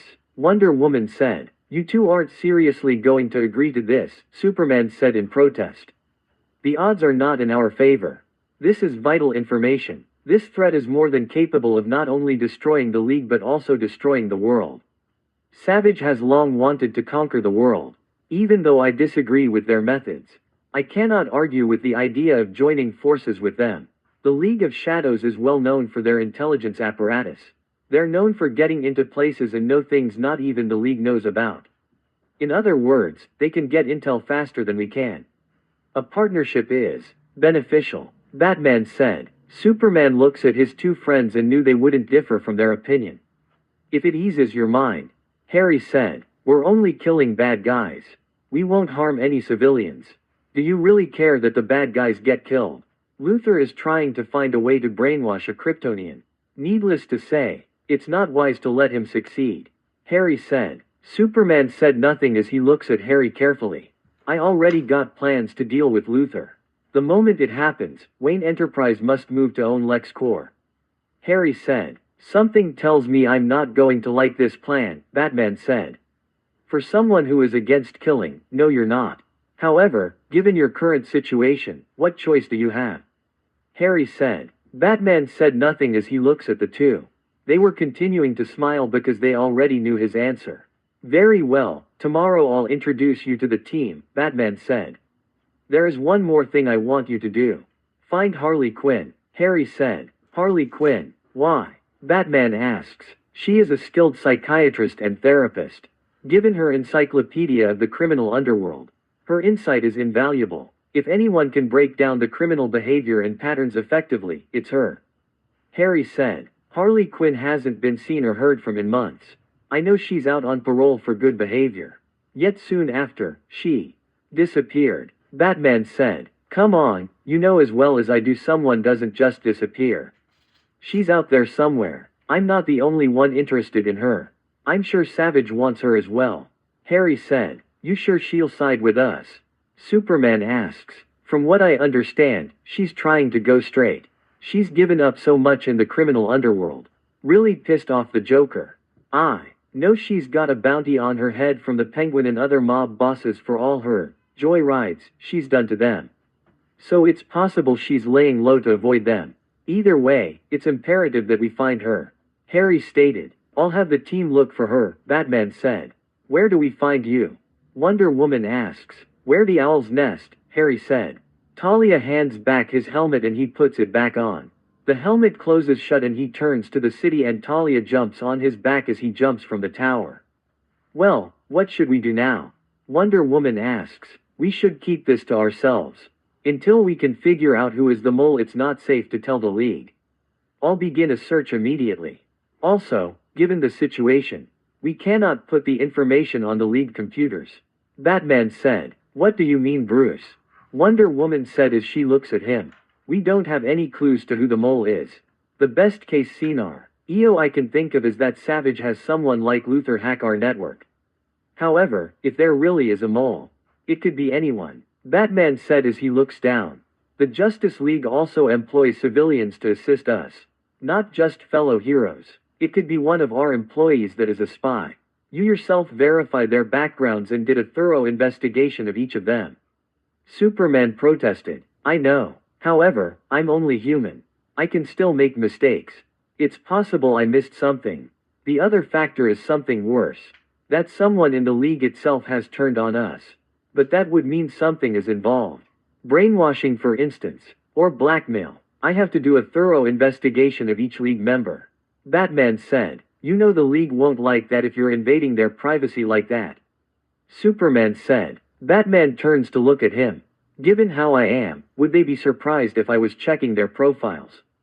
Also, he's right. We need Harley Quinn. Batman said. Is she really that good? Wonder Woman asks. She is. Most likely he wants her on our side because she would be able to figure out who the mole is. As well as assist me in counter strategies against Savage. Batman said as he looks down at the USB drive in his hands. I don't like this, Bruce. It feels like we're playing right in his hand. Superman said. I know. However, given the situation, we don't really have a choice in the matters. I have a clear idea of who to send to him. Given the fact we know nothing about him, it's wise to learn as much as we can about him. Especially if he's proven to be a threat. Batman said. Is this what you meant by keeping your enemies close? Superman asks. Possibly. Right now he's an unknown. He's reached out and connect with us. However, given his performance tonight, given out how he took out several supervillains, one could say he's very dangerous. However, I seriously doubt we've seen what he's truly capable of doing.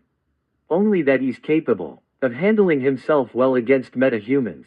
We need information, both on Savage and on him. Batman said. Why did he reveal himself to us? That his statement is true that we wouldn't find information on him. Or was he actually being honest? Wonder Woman said. Batman said nothing. In truth, he didn't know why. He was also going to search for any information on Harry Potter. He was going to unravel all his resources to figure out who he was. If what Talia said was true and Roz was dead, then did this Harry Potter succeed Roz as the successor of the League of Shadows? He would have thought. Talia was the successor due to the fact she was Roz's oldest living child. Yet he felt like he was missing something. Something important. Vandal Savage stood in the cave overlooking the Pacific Ocean. Almost all his hideouts have been discovered by Ra's al Ghul and his League of Shadows. This is one that has remained hidden even during World War II. Yet he secured a vast victory against the League of Shadows. Deathstroke lived up to his reputation as he killed Ra's al Ghul. His death was long overdue. However, a thorn still existed at his side. All his mercenaries reported they didn't succeed in killing Talia al Ghul. She still lived, ever so young and bashful. He knew Ra's al Ghul taught his daughter to continue the war against him in case he ever fell. He even sent Deathstroke to an ideal location. A castle occupied many times by Ra's al Ghul. Considered by many to be impregnable. Deathstroke went to the castle and after a month of waiting, Talia al Ghul was a no-show and has disappeared into the wind. Vandal Savage didn't even bother to turn around. He knew who was behind him kneeling before him. Report. Savage orders. Talia al Ghul continues to elude us, Master. I've had our spies check other known assassin hideouts and they're empty. The League of Shadows has disappeared into the wind. Deathstroke reported. Savage wasn't pleased. And her sister. What of Nissa Al Ghul? Vandal Savage asks, referring to Talia's 17-year-old sister and the wife of the Arrow. She had a small force of League of Shadows with her. She's also disappeared. Master, the daughters of Ra's al Ghul pose no threat. Why do they bother you? Deathstroke asks. You have much to learn. I understand being a skilled tactician on the battlefield that has made you nearly unrivaled by all. However, make no mistake. Ra's al Ghul trained both his daughters to continue the war in case he fell. I doubt they can stop my plans. However, they can still wage war against us. As long as they have the Lazarus pits, they can live for centuries and eventually take everything from us. Speaking of which, you have secured the compound, did you not? Savage asks. Deathstroke was silence. Savage see. Old literally see his one visible eye narrow in frustration. Explain. Savage orders. I snuck into the pit to restore my youth as planned. It did everything except restore my right eye. I'm as RFUL as I was when I was 20 years old. However, I had to retreat as the battle with Ra's al Ghul, as you expected, was a formidable one. He was able to wound me and force me to retreat. Before I did shove my sword through his chest, piercing his left lung. He didn't survive, Deathstroke said. However, Savage asks, apparently Talia al Ghul had the Lazarus pit destroyed. The compound has been deserted. Nothing of value is left there. I doubt we'll be able to use it. Talia al Ghul knows that place better than we ever will. It's possible she's baiting us to take it to lure you into a trap. Deathstroke, your injuries? Savage asks. Nothing serious. The Light wishes to discuss the mission report. Deathstroke said. Vandal Savage said nothing as he turns around and walks inside. Deathstroke remains kneeling until Savage passes him. Only after he passed him did he stand up and walk behind Savage. Savage walks into his stronghold and stands before the 6 large monitors that went alive at once. Does the shadows still conceal our light? Savage said with a smile. They do. The members said. Hell no. Black Mask shouted. Everyone paused as they looked. Black Mask. Cheetah was murder. At my doorsteps. Black Mask shouted as he waves his fist around. The sound of him hitting something could be heard. My sources in Gotham PD say that Bane, Mammoth, Clayface, Riddler, and Copperhead are dead. Dead. Savage repeated. What is Argus claiming? Queen Bee asks. I haven't checked their reports, Luthor replies. This ain't the work of the Bat. Black Mask shouted. He's never killed before. I also have no way of knowing if that Wonder Whore or Boy Scout appeared either. This is the work of a mercenary. Perhaps Deadshot had a contract to kill them. Savage knew this wasn't the work of Deadshot. For one, he preferred to kill his victims from afar. There were other mercenaries out there with skills that made them formidable. Deathstroke was the greatest of them all. No, this was the work of someone new. Someone who didn't share the Justice League's rule of no killing. A skilled assassin capable of fighting a metahuman themselves. The only person who could pull this off was Luthor, Brain. Savage said suddenly. Check with Ultimo, see if this is the work of Talia al Ghul. Give me a minute, Luthor said as he begins to type on a computer. They all waited patiently for a couple minutes. Sell what your kids don't need and earn some extra money back. Quick snap? No, the computer only gives her 1.03% chance of killing them, Luthor reported.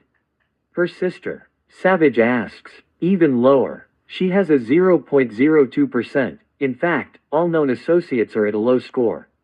Even Spider has a low score, despite his skill and reputation. Luthor said. What about the Arrow? Dark Arrow said. He has killed in the past. My sources say Bane was killed by gunshots, as were Riddler and his henchmen. Clayface was destroyed and he hasn't reported to the safe house I had set up. Copperhead and Mammoth were killed by a custom sword.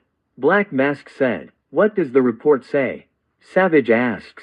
How should I know? I just bribed cops to report to me. Black Mask said. Here's the report, sir. His secretary said, handing Black Mask the police report. Let me see that. Black Mask said as he grabs the report. Savage waited patiently for the report. From what I see, the police believe they were killed by a single individual. Wielding a 9mm pistol and a sword. No rifling. Custom-made bullets. Cameras were cut, so they didn't get footage. The vaults were untouched, so money is out of the question. Black Mask said. A new player. Savage realized at once. His hand turns into a fist and they shook with anger. A new player has entered the field. One they did not know of. And one who didn't mind shedding blood. Apparently, he killed the metahumans without a second thought. Gotham was perfect for transferring and moving goods due to the crime rate was the highest in the world. Black Mask was the kingpin of Gotham. So the question was this person a new vigilante?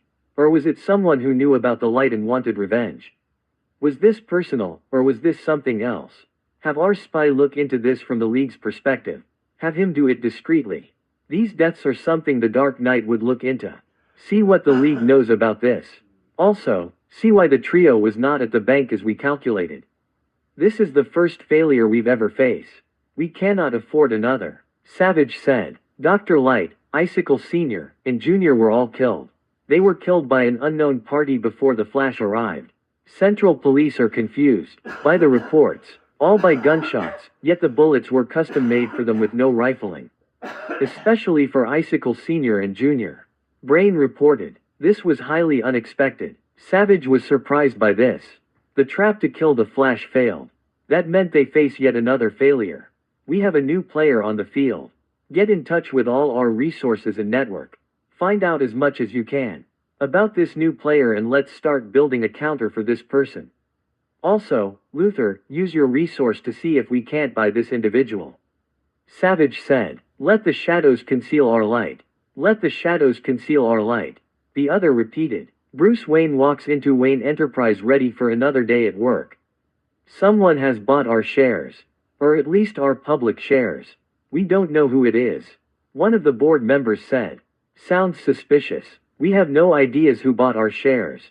Wayne said as he opens the doors to his office. Only they stop to see two people inside with one person sitting in his chair. Harry Potter and Talia al Ghul were in the office. Can I help you? Lucius Fox asks, who is the chairman of the board. Looking at my investment, the boy said as he looks at the computer. Argentina resources have dropped by 14%. He said, that's my department, a board member said in surprise. Bruce Wayne sighs as he looks at the two. I wasn't aware you were into business. Wayne said, not that hard. Sort of ran a joke shop back home. Though I understand you're not fond of clowns. So I'm familiar with finances and business. Harry said as he stands up. Who are you? Lucius Fox asks. Forgive me, where are my manners? I'm Harry Potter. Harry said as he approaches them with his hand to shake Lucius Fox's hand. Lucius Fox does so, though he clearly wanted some answers. Right, so what brings you to Wayne Enterprise? Lucius Fox asks. Well, I come from an old family. Have money and was bored out of my mind. So I decided to buy some shares from Wayne Enterprise. At least the shares they have available to the public. Harry said. Talia walks forward and on her tablet, she shows the deeds. Lucius Fox takes it and he looks at the deed. It's official. I would have to confirm this later, but he does own 20% of Wayne Enterprise. Lucius Fox declared. Now I may not have any real power in Wayne Enterprise, but it looks lick. At this moment we're going to be working together. Within a year, I promise you, you will see a 20% increase in Wayne Enterprise funding. Harry said, Mr. Wayne, you cannot accept this. He's just a child. A tall black man protested. Enough. Everyone get out. Bruce said as everyone turns to leave and Bruce closes the door behind them. This is a dangerous game you're playing, Bruce said as he turns to Harry. You do realize that half your board is corrupt, right? Harry said with a smile as he looks at Bruce Wayne. I'm aware. I've been trying to crack down on them for years. Bruce said. Fortunately I'm going to be moving in on them, Harry said. You're not really going to kill them, are you? Bruce said in disbelief. Of course not. A murder would raise suspicion and would result in the police. They're going to have accidents. As no one would be suspicious if accidents happen to them. Thus the death is not a murder. Harry said. I can't really talk you out of killing, can I? Bruce said. No. It will take some time to get used to. Don't worry, they're corrupt. No point worrying about them. Harry said. Let the courts handle them. Bruce urges strongly. They're in Black Mask pocket. And Black Mask owns half the court and tends to bribe the jury. They would never be convicted. Harry said. You have a plan, Bruce said. I do, Harry said. Why Wayne Enterprise? Why not LexCorp? Isn't keeping your friends close and your enemies closer something you tend to study and master? Bruce said. I plan to bring down LexCorp. Lex Luthor has no apparent successor.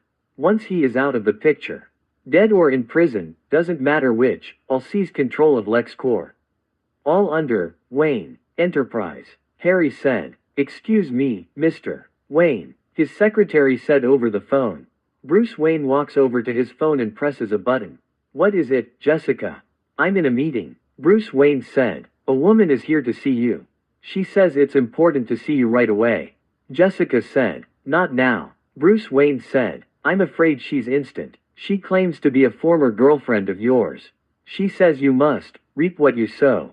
Jessica said. Reap what you sow. Does that mean what I think it means? Harry said, turning to Talia. Talia nods her head. Bruce sighs as he nods his head. Send her in, Bruce Wayne said as felt his temple receiving a massive headache. He rubs his head as he tried to ease his headache. The doors open and two people walk in. Both female. One was a beautiful woman with long black hair, brown eyes and a graceful figure. She also had a large bust that made it appear she had a large C cup. The other was the younger version of the woman. Only she had blue eyes instead of brown. Selina, Bruce Wayne said in surprise.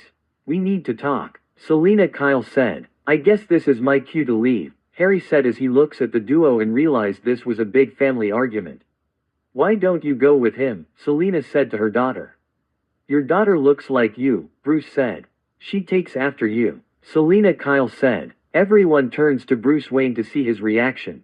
He was indeed in shock and in denial. She can't be. We only had one night together, Bruce Wayne protested. I assure you, she's yours. Selina Kyle said with a smug look on her lips. Weren't you on birth control? Bruce said. At the time when I slept with you, no I wasn't. Selina Kyle admitted. So why I haven't heard anything from you? Bruce asks. Because you couldn't stop being you. It would never have worked out between us. However, I couldn't throw away pay. Rap's the greatest gift you ever gave me. Selina said. Bruce Wayne shakes his head. What's your name? Harry asks turning to the daughter of Bruce Wayne. Helena, she replies. You want to come with me? Let's leave your mom and dad to talk, Harry said as he walks out. Helena follows him. Helena smiles and follows him out the office and heads with Harry to his office. Or at least the empty office that wasn't being used. So you're Bruce Wayne's daughter, Harry said as he enters the office. He sits behind his desk and looks at his computer. Does that surprise you? Helena said. Why? I've never reached out to your father before. Harry asks. That would have been an interesting conversation. Hey Dad, sorry to drop in unannounced but I'm your long-lost daughter. That would have gone well. Helena replies. Selina Kyle. If I remember her correctly she's a thief. Talia said as she appeared to be thoughtful. A thief? What kind? Harry asks. Well, she's a bit of a grifter. He has robbed millionaires out of their savings and left them with nothing. From what I understand, she has her net worth in the hundreds of millions. She's never been caught because she's good at covering her tracks.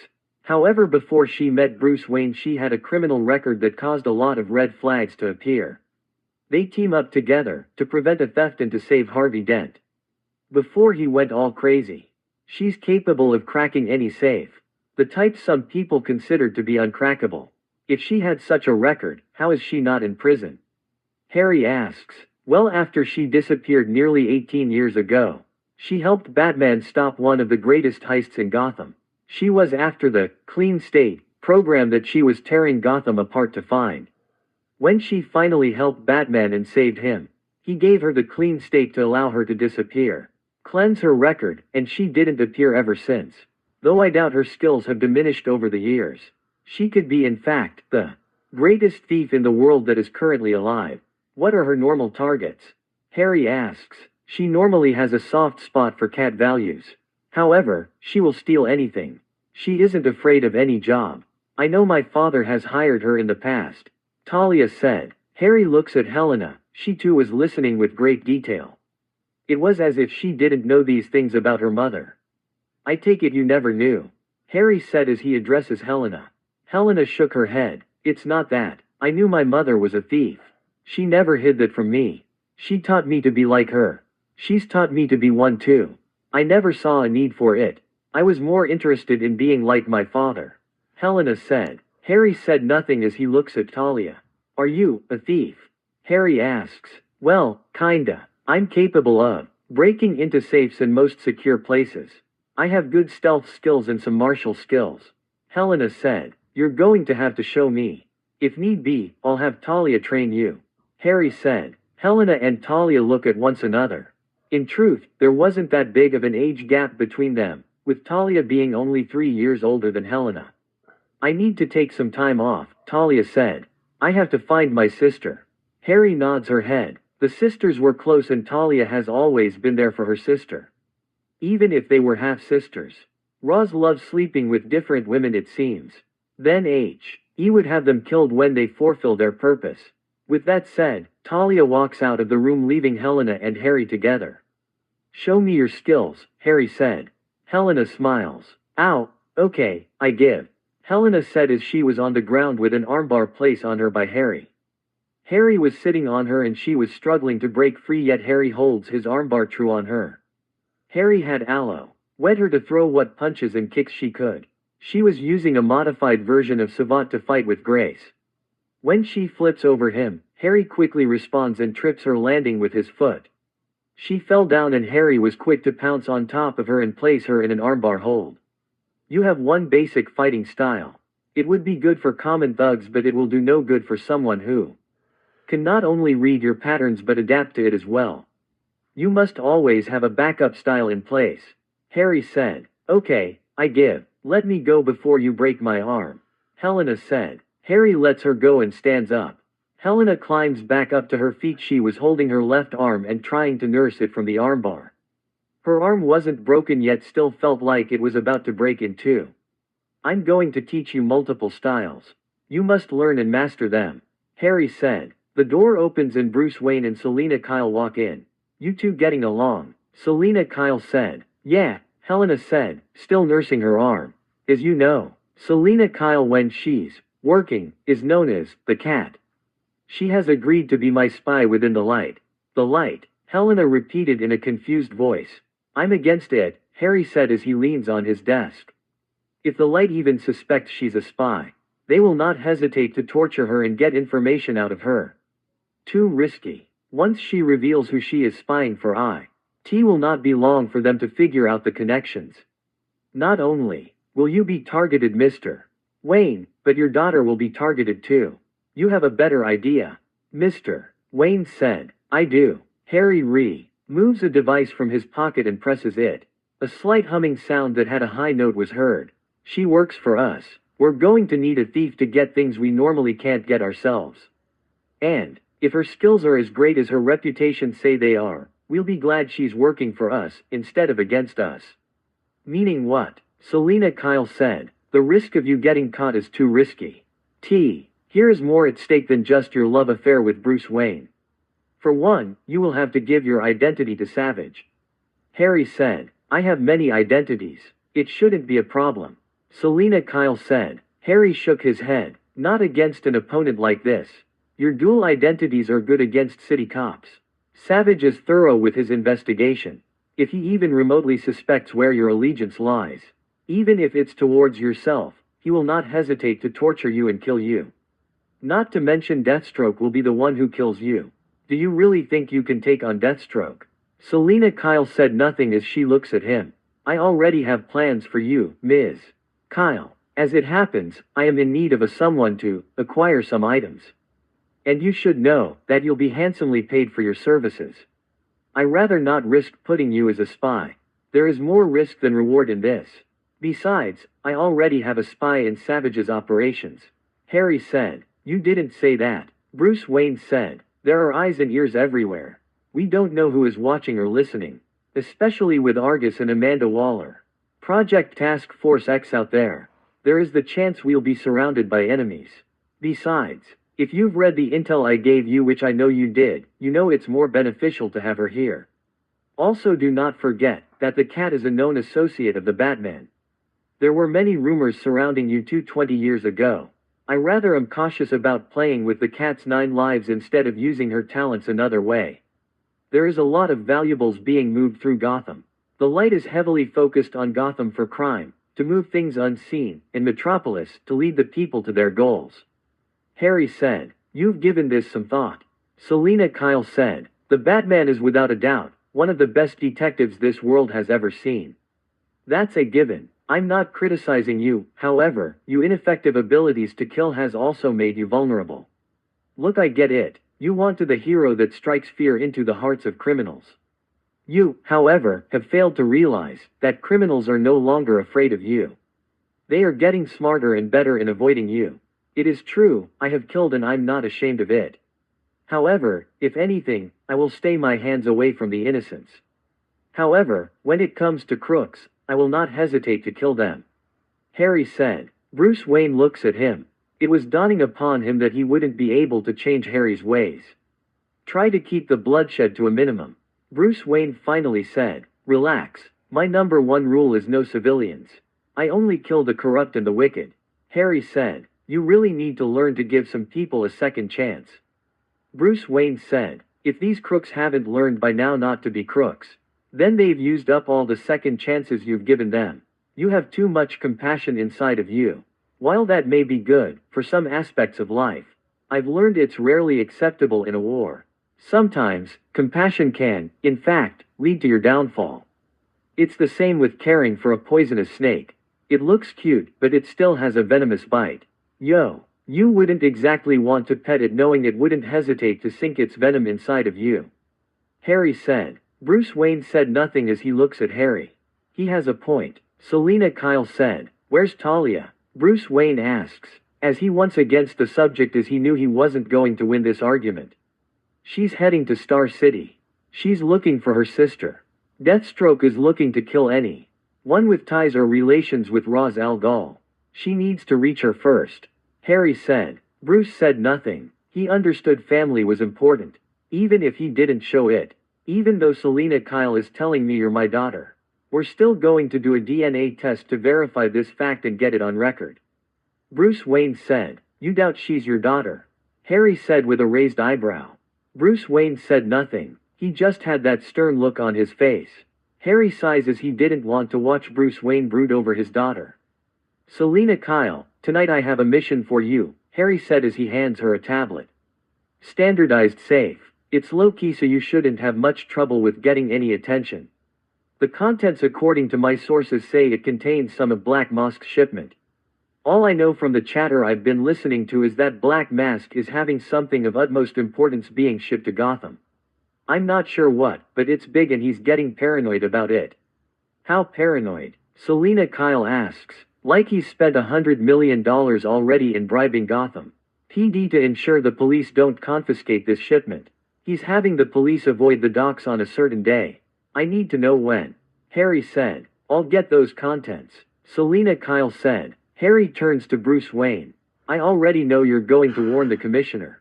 Keep the details as vague as possible. Black Mask has a lot of ears in Gotham.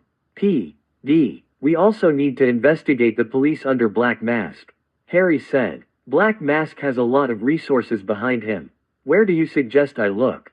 Bruce Wayne asks. "2 ways to find them. Most dirty cops are too obvious. The sources are those who keep Black Mask happy. Though I understand he's not very happy a lot. I suspect it has to do with either hospital bills that are too expensive for a Gotham police officer to handle. Black Mask pays them off and in doing so, he owns them. The other may be a bit more serious. Gambling debt." Bruce Wayne said. "You really are the greatest detective. If you were able to trace my line of thought. If you read my line of thought, then you know what I'm offering." Harry said. Bruce Wayne frowns. "Start setting mouse traps for the rats," Helena said. "That's one way of thinking. What you have to remember is, information works both ways. We could feed them false information to Black Mask."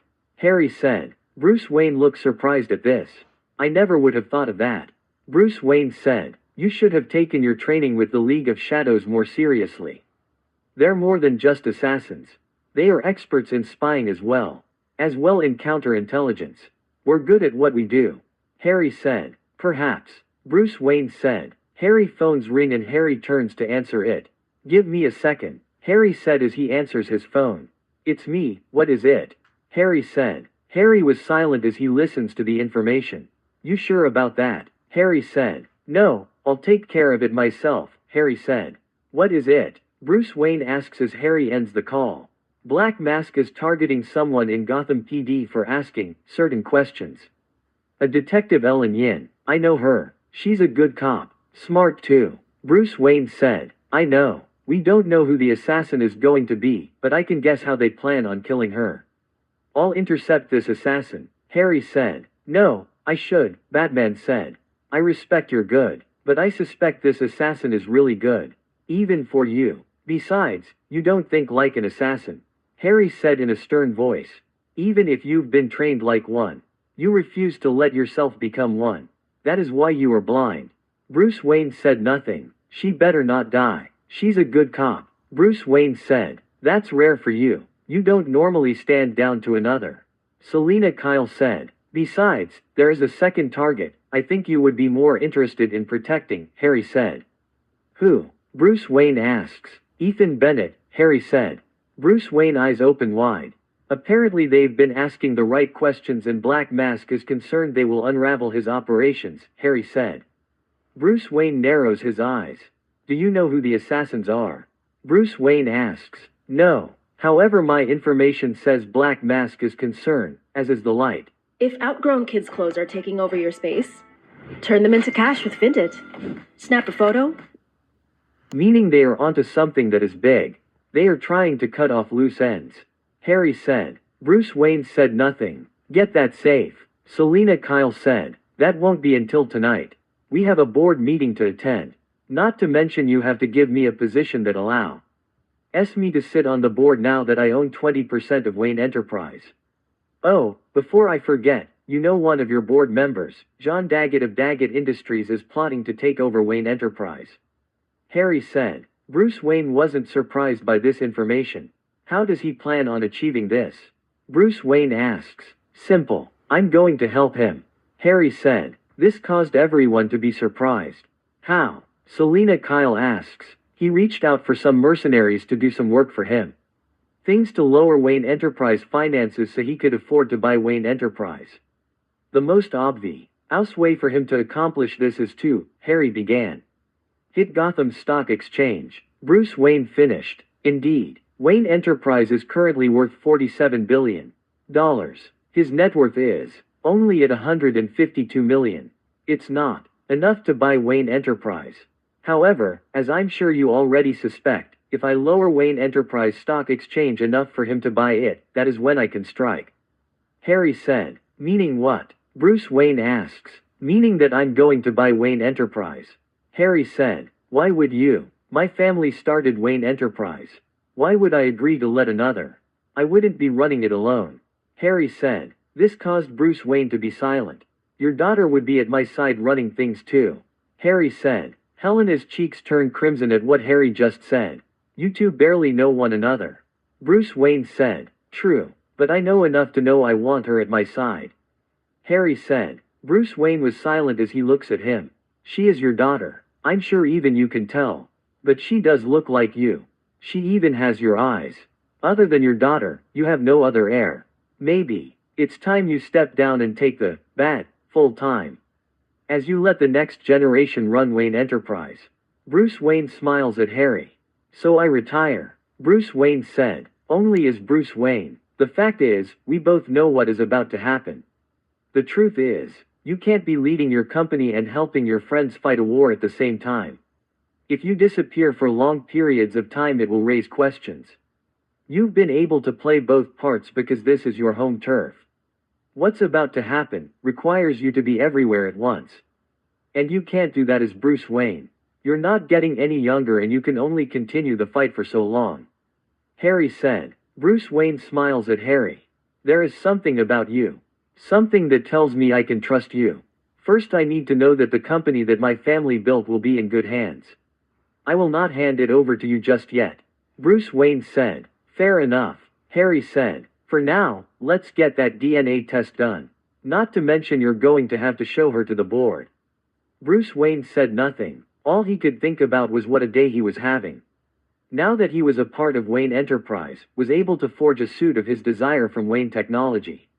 Harry was walking around with Lucius Fox, who was showing him the bad equipment. "What is this place?" Harry asks as he and Helena were following Lucius Fox in an area that wasn't on the map or in any area. "What did hear about this place?" Lucius Fox asks. "Nothing," Harry answers truthfully. "Earl told me this place exactly what it was when he sent me down here." Dead end. Back when Thomas and Martha Wayne were murdered and Earl took control of the company, he turned Wayne Enterprise into a weapons production. We made many prototypes, but they never made it to productions. I used the early designs to help Mr. Wayne with his night activities. Lucius Fox said. "So nothing is on the record about these items?" Harry asks carefully. "That's right. It's carefully under lock and key with only Mr. Wayne and myself having access and clearance." Lucius Fox at first did deny any involvement with the Batman, but it was only after Harry told him he was a friend and was going to be doing night patrols as well, that Lucius Fabrici to show him the designs. Helena came along to see her future company. "Here we are," Lucius said as he opens a chest and it reveals the contents inside. Inside was a gun with several other equipments. Kevlar survival suit, gas power magnet gun, capable of holding 5,000 pounds. Harry grabs the gun and looks at it. It was a bit heavy as Harry's eyes It was a bit heavy. Yet the design flaw was a bit ingenious. He already had an idea for the gas-repellent gun. Harry puts it back and looks at the utility belt. Helena picked up the utility belt and opens the contents. It was empty. All this was from 10 years ago. Helena asks. Basically when Earl shelved the project for being waste of money. Lucius Fox said. "How much does Mr. William Earl know about these projects?" Harry asks. "Not much. Mr. Wayne already told him that he had the project destroyed as he didn't view weapons manufacturing a healthy business." Lucius said. "Once he senses a change in leadership in Wayne Enterprise, he will come back, won't he?" Harry asks in a simple statement. "Most likely. He was never loyal to the Wayne family and didn't like that Bruce Wayne fired him and placed me as CEO of Wayne Enterprise," Lucius said as they walked down the projects. "Mr. John Daggett is attempting to stage a coup to take over of Wayne Enterprise. It could be a month before a takeover of the company happens." Harry said. "Why don't you stop him?" Lucius asks. "Simple, because Bruce Wayne needs to retire. He will still be a part of Wayne Enterprise, he's just allowing the next generation to run things." Harry said. "So where does that put me?" Lucius asks. "You'll still be chairman of the board. For one, you have been faithful to the Wayne family. You also have years of experience at running the board, you have Ph.D. in physics, biochemistry, and a master's in engineering and political science. I'm simply putting Helena as CEO of Wayne Enterprise as it's her birthright to run Wayne Enterprise," Harry said. "Fair point," Lucius said. He stops and pulls out a drawer where a suit was seen. Nomex survival suit for advanced infantry. Mr. Wayne had it modified for several years for his suit. This is the original model.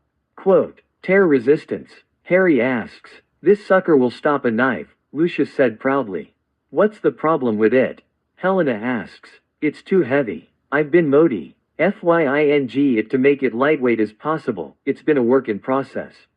"Well, I don't need it to cover every inch of my body, just enough," Harry said. "Let me show you something," Lucius said. He walks over to another part of a dresser and pulls out a black outfit. "It's a swimsuit for surfing," Helena says as she looks at it.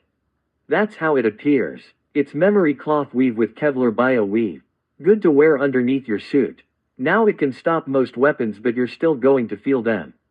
It will stop most knives, at least if it's thrust into you. If it's a slash, then it will cut the outfit. It's not perfect, but it will protect you from most common thugs' attacks." Lucius said. "Does my father know about these?" Helena asks. "Not really. Haven't gotten a chance to show him." Lucius said. "Are you going to show him?" Harry asks. "Once he has time to come and see it," Lucius said. "Anything for advanced recon. Combat HUD display." Harry asks. Lucius sets suit down and walks over to where several helmets were displayed. One didn't look like a visor setting without it being bulky. "These are the best we have. Especially this one, Lucius said as he picks up a face mask. It was shaped in a way like Batman's mask, only with the helmet and ears. Originally designed for advanced recon and special forces, it has the best HUD display and it tracks anything you see. It has its own advanced communications device. Highly encrypted. Comes with the latest in quantum crypto technology. Lucius said. Harry could see this was going to be very useful. No mask? Helena asks. Lucius smiled and presses a button. A mask appeared covering the nose and mouth. It active when in the presence of smoke, gas, or toxins. It will also allow you to breathe underwater for an hour. It's the best we could do without an oxygen tank. Lucius said. How soon can you put a suit together for the both of us? Harry asks. Give me a couple of hours and you both should have one ready to go, Lucius said. Harry's phone started buzzing and so did Lucius' phone. Helena also looks at her phone. Board meeting, Harry said. Most likely we're going to be introduced to the board, Helena said. Let's go. We don't want to keep the board waiting. Lucius said. They said nothing as they walk out the room and towards the 13th floor where the board meeting was being held. Lucius grabs his paperwork and hands it out. As you can see, we have two people joining us. Harry Potter, who has bought 20% of Wayne Enterprise shares, will be joining us today. The young lady beside him is Helena Wayne, Bruce Wayne's illegitimate daughter. Lucius said. This caused several members to look surprised. Is this a confirmed fact? A board member asks. It is. Bruce Wayne said as he walks in. ND takes the seat at the head of the board. DNA test already proves she is my daughter. Paperwork is going through now so she can sit on the board and get familiar with my family company. Bruce Wayne said. Harry knew it wouldn't be long until the news got a hold of this information. They were really going to be demanding answers. Not to mention they could, in fact, be following her around for information. Harry could already see half the board were planning to call every news channel there was. It was a common fact that Bruce Wayne only had two adoptive sons. His daughters were going to be in headline news all over. Harry could already see many would be approaching Bruce Wayne and Helena for marriage proposals.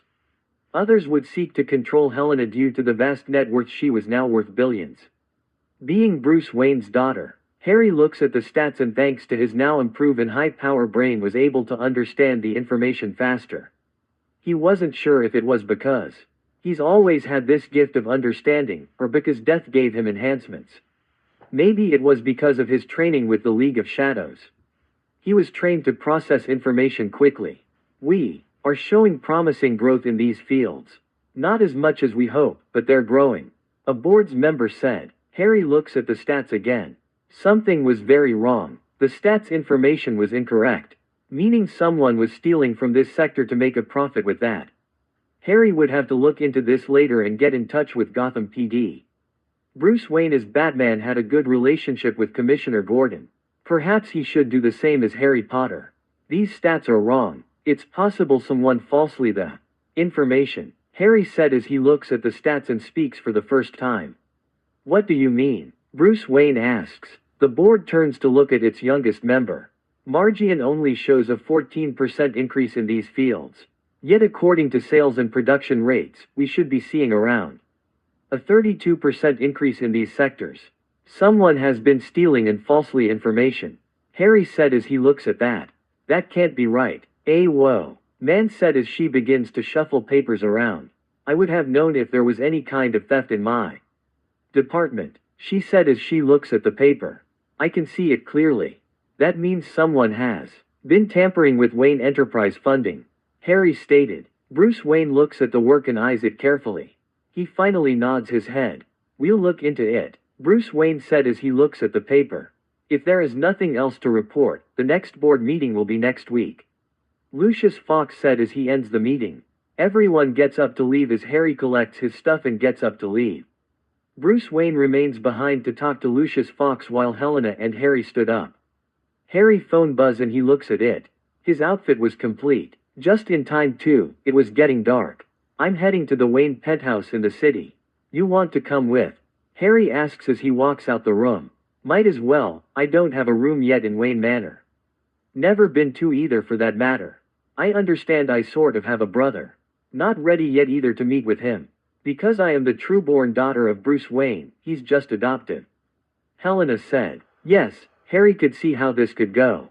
There as the possibility that Richard, Dick, Grayson and Tim, Drake would be jealous of Helena now that she was entitled to Bruce Wayne's fortune. His entire fortune. One day you'll have to meet with them. Harry said calmly as they walk out. I know. I rather it happens when my parents patch things up. Helena said. Harry looks at her carefully. Does it bother you that your parents aren't together? Harry asks. In a way it does. I've always had to watch a mother and father pick up their kids and walk out with happy expressions. I wish I could have that. However, that would be difficult. Seeing how my father and mother aren't exactly normal.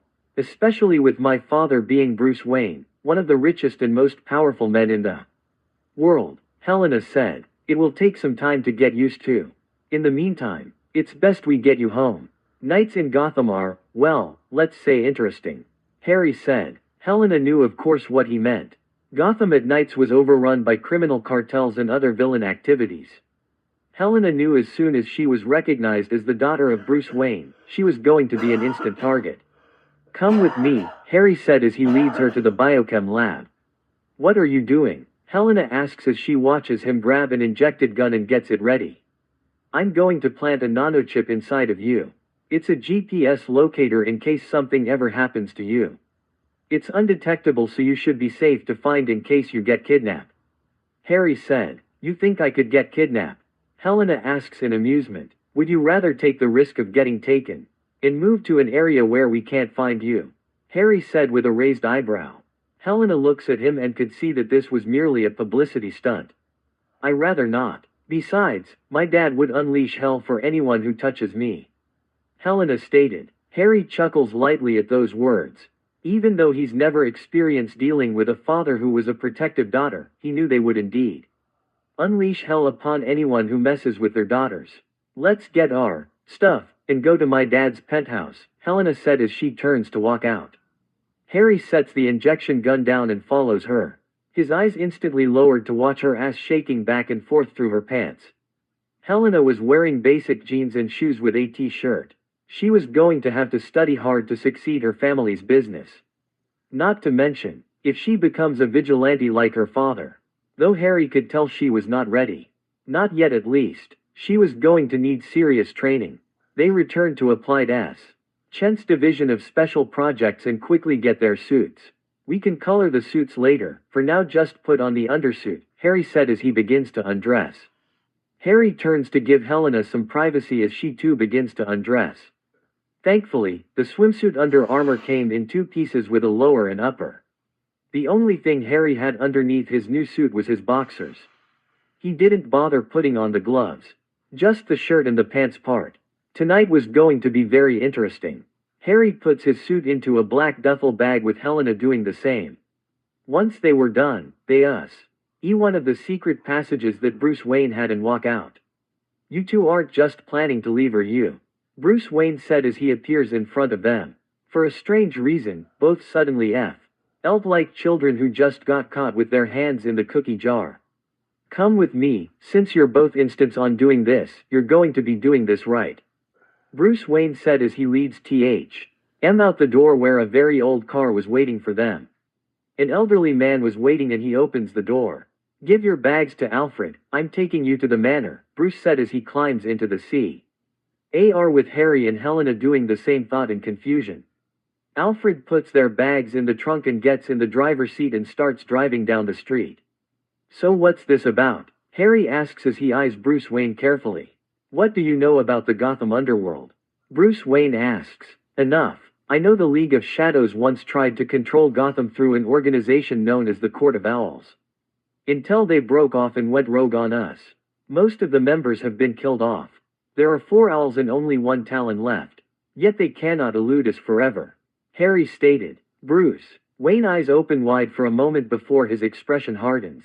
I have long suspected that the Court of Owls were behind my parents' murder. Bruce Wayne said. It wasn't. We know. While your parents were indeed targets. That mugger beat them to the punch when he attempts to rob your parents and he killed them.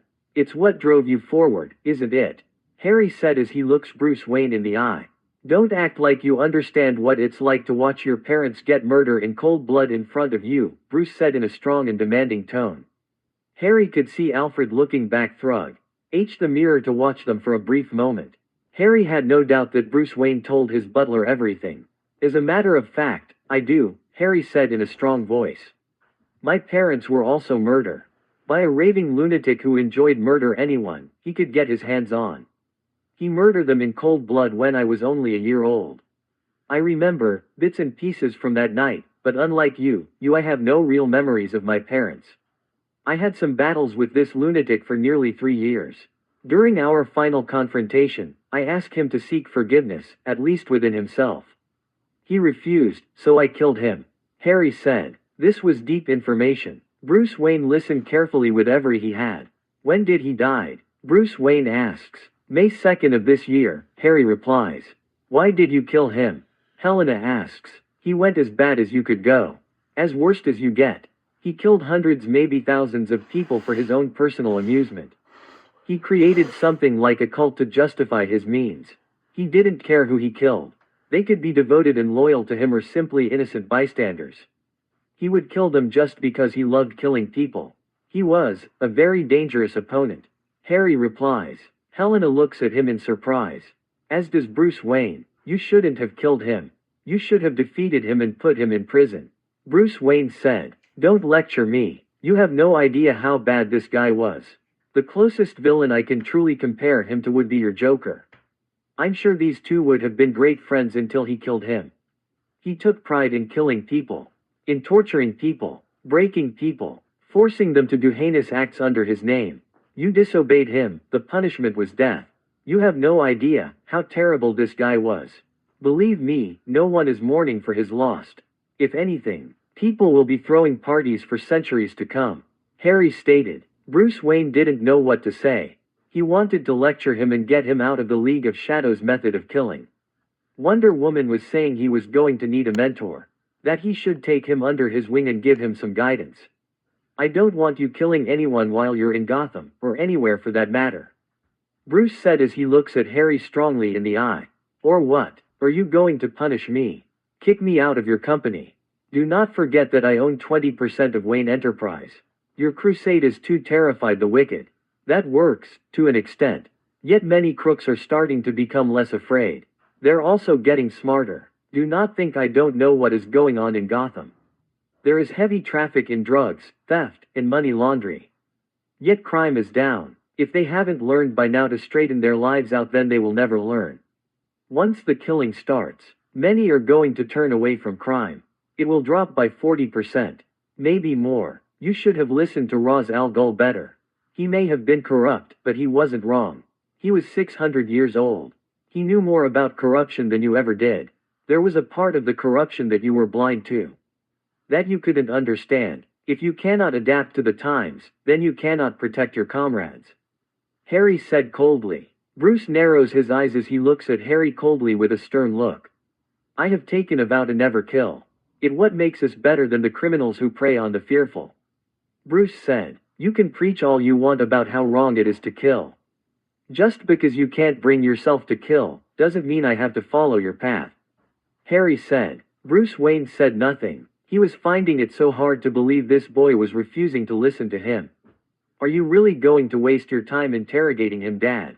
Helena said, speaking up for the FIRST time as she watches the two have their argument. Bruce turns to look at his daughter and looks at her carefully. I have questions. I don't even know where to begin. Bruce said, I can imagine. Don't worry. Mom took care of my schooling and funding, but she believes it's time for me to be a part of your life, even though she warned me it wouldn't be pleasant. Helena said. Bruce said nothing. No. Wing, it was very hard to live under his roof. I don't expect much.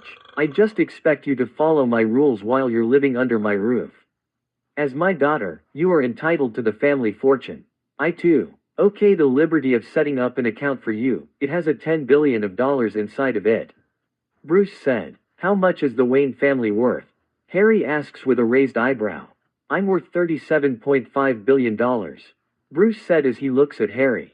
Why? Thanks to the League of Shadows funding and vast money network, Harry was sitting close to $1 trillion. Yet his personal accounts had just over $100 billion. I'm worth more than that. I'm in the hundreds of billions of dollars. Harry said. Helena was surprised by this, but Bruce Wayne was not. The gates of Wayne Manor open and the car drives up the front. Alfred parks in front and he walks out and opens the door for them. They get out and grab their bags and walk up the manor, which was impressive, to say the least. It was not only big, but it had 3 floors. At least those that were visible. Not to mention the manor was nearly as big and wide as a football field. Maybe half a football field. It sort of looked like a boarding school in a way. Should I really be here? Harry mutters as Bruce Wayne walks up and opens the door to his house. I'm letting you stay as an honored guest, Bruce said. In other words, Bruce Wayne was doing this to keep a close eye on him, and to most likely not corrupt his daughter. Though if there was one thing Harry knew, Bruce Wayne wasn't much of a parent. According to his information, when he took in Richard, Dick Grayson, it was to help avenge his parents' and family's death. So where is my room? Harry asks. Alfred will show you to your rooms. Sell what your kids don't need and earn some extra money back. Quick snap. Upload your toy and sell. Sold already. Now on to the next one. If you don't need it, sell it.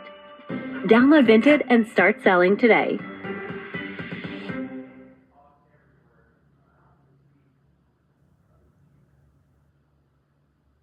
Calienta agua de botella rápidamente, seguro, ligero y práctico. Máxima relación calidad-precio. Though you and I are going to be busy tonight, do you know the timing of when the assassin is going to take place? Bruce asks. When they get home. That's all I know. I suspect they'll be working till 10 tonight.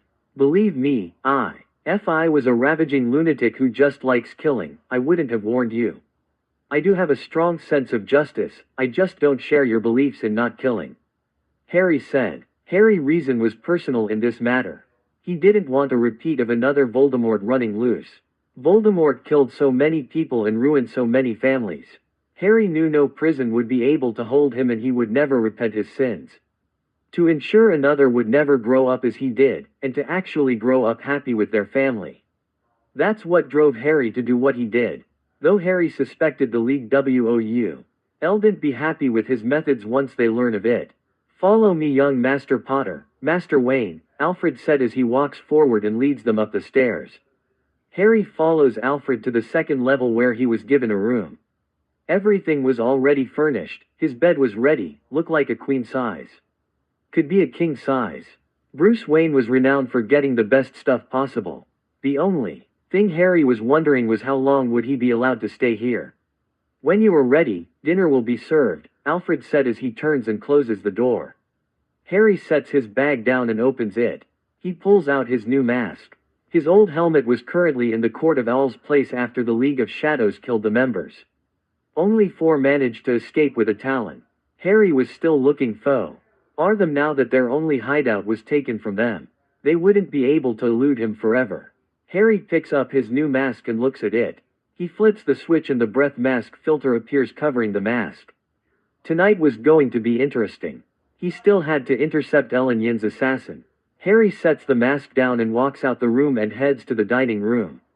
Helena also came down the stairs and she was looking around the manor trying to take in everything. Hard to believe that one day this will all be yours, Harry said as they walked down the stairs. It's hard to believe. I'm used to luxury. But this is something else altogether. Helena said. That's right, her mother had millions of dollars behind her. So, of course, she would live a luxury life. Yet her father was living with 11 digits. A multi-billionaire and one of the richest and most powerful men in the world. Now she was destined to become the next big Wayne. They went down to the dinner table. Bruce Wayne was sitting down with Selina Kyle and his 2 adoptive sons. Richard, Dick Grayson and Timothy, Tim Drake. You adopted another one, Dick said with a raised eyebrow. Not exactly, Bruce said. This is my daughter Helena, and my new business partner Harry Potter. Business partner, Tim said. I own 20% of Wayne Enterprise, Harry said. Dick raised his eyebrow. Brooke, Wayne controlled 65% of Wayne Enterprise. As he was the priority shareholder and owner, he was able to make most of the decisions of Wayne Enterprise. Only a few people control the remaining 15%. Is she adoptive like us? Dick asks. No, she's my biological daughter, Bruce said. Dick's eyebrows raised up in surprise. Whoa, you serious? Tim asks. I'm afraid it's true, Helena said as she grabs a spoon and begins eating her soup. Harry smiles as he looks down at his meal and begins to eat. Dick said nothing more as he returns to his meal and starts eating. So how come we've never heard of you? Tim asks. My mom never brought me to my dad before. Since I'm soon going to be 18, Mom felt it was time to get familiar with my family's legacy. Helena said. Harry looks down at the table where Selina Kyle and Bruce Wayne were having their own private conversation. Speaking in low tones so the others wouldn't hear them. Harry had a sneaky suspicion that He was trying to tell her off of her cat burglar ways. So you guys in school? Tim asks. Not really, Mom kept me homeschool, Helena replies. That was a smart move, given how her mother gave her her father's last name instead of her own. She would have faced a lot of problems if people knew her last name was Wayne. So many people would have gone after her if they even remotely suspected she had any connections to Bruce Wayne. I did attend a private school, recently I have been, also homeschooled. Harry lied calmly. Tim seemed to have accepted this, but Dick was watching them carefully. Speaking of which, are you going to find a place in the city? Or on the outskirts of Gotham? Helena asks, turning to Harry. Haven't really decided. I might buy a tower and build a penthouse. Harry replies. As a member of the League of Shadows, he really wasn't allowed to have a place called home. Though he suspected he would need a home soon, especially if he was going to be waging war against Savage and the Light. Well, you're always welcome to stay here, Tim said. Dick turns to look at Tim with a stern look, who didn't even see it. You sure I wouldn't be intruding? Harry asks slowly. This place is pretty empty most of the time. We could use some more people here. Alfred could use some help as well. Tim said. I have to ask Bruce Wayne. This is, after all, his home, Harry said simply. Bruce Wayne stands up. Dick, I need a word. Bruce Wayne as he walks out the room. Dick gets up and walks out the room with Bruce. Harry already had an idea what Bruce was dragging him aside for. Harry turns to Helena. When is your birthday? Harry asks. July 20th, Helena answers calmly. Really, mine's on the 31st, Harry said. How old will you be? Helena asks. 18, Harry says. So I'm older than you. Helena said with a smile. You might be older, but I'm sure I'm wiser, Harry said simply. Maybe, Helena said. Selina Kyle was watching everything unfold carefully. Her daughter and Harry Potter were acting like they knew each other for years. In a similar manner to how she and Bruce were when they first met. Dick came back. It seems so simple, sitting. But the chair you choose affects your back, your bones, your brain, your whole day. Tim, we got to go. Our friends are going to worry if we don't arrive in time for the party. Dick said. What party? Tim said in confusion. Did you honestly forget? We're meeting with our school friends for a party. Barbara invited us to a party, remember? Dick said. Harry got the message. Dick and Tim were heading to the team to Mount Justice. Tim finally got the message. Right, it slips my mind. I'll get my things, Tim said as he stands up. Can I come? I like parties, Helena said. Dick looks at her carefully. Sorry, this is more of a private party. I'll try to put in a good word for you next time we have one. It's just some of our friends getting together for some summer fun, Dick said as he declines her invite politely.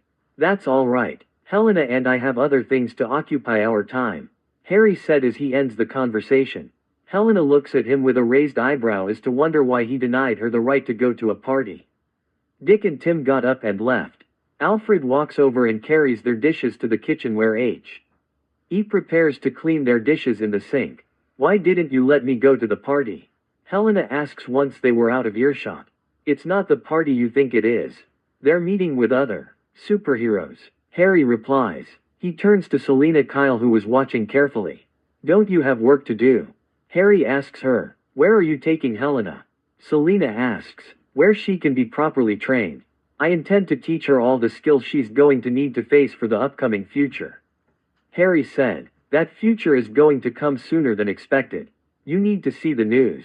Bruce said as he walks into the room. They walk over where the news was playing. Billionaire Princess, Wayne heiress. This Vicky Vale and the information has been valid. Bruce Wayne, who has long been Gotham's and the world's #1 bachelor, does in fact have an heir, or rather an heiress. DNA test proves that Helena Wayne, picture of Helena appears on the side of the screen next to Vicky Vale on the right side, is the illegitimate daughter of Bruce Wayne, making her next in line to Wayne Enterprise and the Wayne family. Bruce Wayne is known for adopting 2 sons, but he's never been married before. The T was until an ex-girlfriend showed up at Wayne Enterprise for him to take care of his daughter. It's already been said and Bruce Wayne has already prepared his daughter to get familiar with the family company. Vicky Vale said, "Mute," Harry said as the TV mutes itself. "I did not want her to get any public press yet." Selina Kyle said, "I'm willing to bet people on the board did blab their mouth immediately," Harry said. "Isn't half the board corrupt?" Helena said, "They are indeed. Most of the board became corrupt after the death of your grandfather, Thomas Wayne. Without Thomas Wayne breathing down their necks, they were able to conduct projects that Thomas Wayne would have never approved." William Roll was so focused on weapons development that he dismissed what the other board members were doing. Harry said, "You plan to clean up Wayne Enterprise?" Helena said, "Yes, I already have the dirt on them. Once the deaths start, the police will be asking questions. The right questions." Harry said, "You know most of the board is going to pretend they don't know what the police are talking about," Selina said. "I know. That's why I'm going to leave them tips on where to look and what to ask."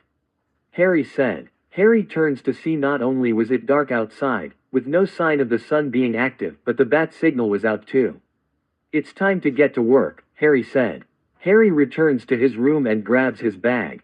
Bruce Wayne leads them over to the study room in the northwest corner of the manor and presses a few buttons on the keyboard, causing one of the study walls to open up.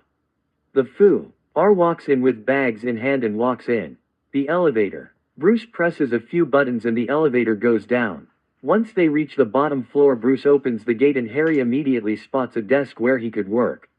He sets his bag down and opens it. Harry grabs the mask and pops out the lens so he wouldn't spay them. Harry sets the mask and the armor suit on a dummy and quickly forges it together. Once everything was set, he grabs one of the black sprays and starts spraying his outfit. Much like Batman's outfit, it was very similar. Almost full body armor. Unlike the original Nomex survival suit, the plates were separated. Yet it was still Kevlar bio weave. It took about 10 minutes to spray the outfit but over an hour for the paint to dry. Once everything was dry, Harry puts on his outfit. Much like Batman's outfit, it was armored. Harry grabs a cloak and throws it over him. He quickly attaches the cloak to his collarbone area. This cloak, however, came with a hood. Harry puts it on as the cloak covers his body. He grabs his new mask and leans back on the mask. He puts the mask on and it comes alive at once. Harry turns to walk to Batman. Other than his cloak, he looks almost like a miniature Batman. Only his shoes could be seen from the bottom of the cloak and his face barely could be seen. "You could take over the Bat. You look like you could replace him," Selina said as she smiles at Harry. She was wearing her catsuit. Pure black, with a face mask that covered most of her face with a pair of yellow goggles. Bruce Wayne had once again put on his batsuit to take on his vigilante role as Batman. "You're not coming, Helena," Bruce said. "Why not?" Helena said. She was the only one not dressed. "Until we evaluate your skills, it's best you monitor our progress," Harry said as he turns to her. "That's no fun," Helena said. "You will go out on patrols with me. I promise you. But you're not ready. Not until I'm sure you can handle your own," Harry said. Bruce looks at Harry before turning to his daughter. The stern, unhappy look was on his face again, meaning he was Batman once again. Harry wondered if Batman was his true face, and Bruce Wayne was nothing more than a mask. What a complicated life. Batman said nothing as he presses a button on his utility belt and his Batmobile appears rising up from the platform. "Been a while since I've been in your car," Selina said as she jumps in the passenger seat. Harry said nothing as he jumps into the back seat as Batman took the driver's seat and the overhead slides down shut. Harry looks at the mirror and sees Helena didn't look pleased with being left behind. Drum roll, please. Half off pizzas at Domino's right now.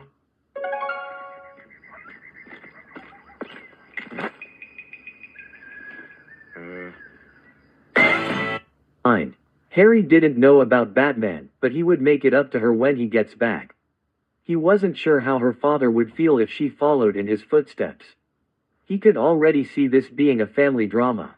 Batman said nothing as he drives off down the cave. He was so focused on driving that it was apparent that he's driven down this path so many times. So you're not going to say anything?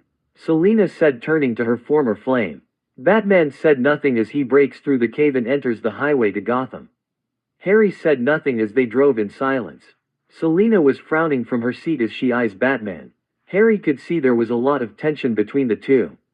Batman stops the car under the bridge and opens the sliding roof. Harry jumps out. I know my way from here. You two have your own work to do, Harry said as he turns to walk away. He also knew the two would finally get a chance to talk without him being the third wheel on their reunion. It was dark. Few street lights were even working. Yet Harry calmly walks down the streets of Gotham without a care in the world. Few people were even out. Harry walked calmly towards his destination. After walking several blocks, Harry soon became aware that he was being surrounded by a group of thugs. Harry stops as they circle around him. You're dressed funny. Think you're the Bat, the lead thug said with a sneer. Harry said nothing as he looks onward. With his cloak covering his body, they couldn't see what he was doing. Or what weapons he had on him. How about you hand over your money and we'll let you walk away with your dignity. The thug said with a confident sneer on his face. Death is the only thing waiting for you, Harry said. Thanks to his voice changer that was around his neck. His voice sounded different than normal. It sounded deep, rough, and intimidating. Needless to say, a few of the thugs took a step back from his voice. You asked for it then, get him, boys. The thug shouted. A few thugs charged forward swinging their weapons at Harry. Harry easily slipped through their attacks while a few brought out their brass knuckles and attempted to hit Harry. Harry reacted with lightning reflexes. He dodges their punches and moves into their weakness as he punches the thugs in the face and body. They went down like flies. Then it was over. The thugs were on the ground moaning as the few who didn't engage were watching with weary eyes. Too hesitant to engage. Let's see if you're faster than a bullet. The thug shouted as he pulls out a revolver and points it at Harry. Harry slips to the side as he fires the first shot. The thug was surprised by his quickness and quickly fires more shots. Harry steps forward, slipping between the bullets each time. Harry grabs Thug's wrist with his left hand. He cries out in pain as he drops the gun. Harry unravels his right hand and his wrist blade shoots outwards, revealing the 4-inch blade. Hey man, it was a joke. I swear, the thug said as he begins to sweat. Harry ignores him and shoves his wrist blade into the man's jugular. He stumbles a bit before he coughs out blood. Harry lets him go and he falls to the ground dead. The rest of the thugs, those who were still standing, broke off and ran. Harry ignores them. He had a mission tonight and he had to complete it. Detective Ellen Yin was a target of Black Mask, meaning she was onto something that upset Black Mask. Harry slips into the alleyway and quickly lets the darkness consume him. His HUD display was working like a charm. He could see everything just fine. Not that he had trouble seeing in the dark. He still remembers his training session with the League of Shadows of having to master his movements and fight without eyesight. He first thought it was impossible. Yet after living in a world with magic, he reminded himself that this was a world where many things were possible. Helena, you there? Harry says into the comms. I'm here. Kind of boring by myself in the cave. Kind of creepy too, she replies. We're going to need to get you a code name. What do you get on Detective Ellen Yin?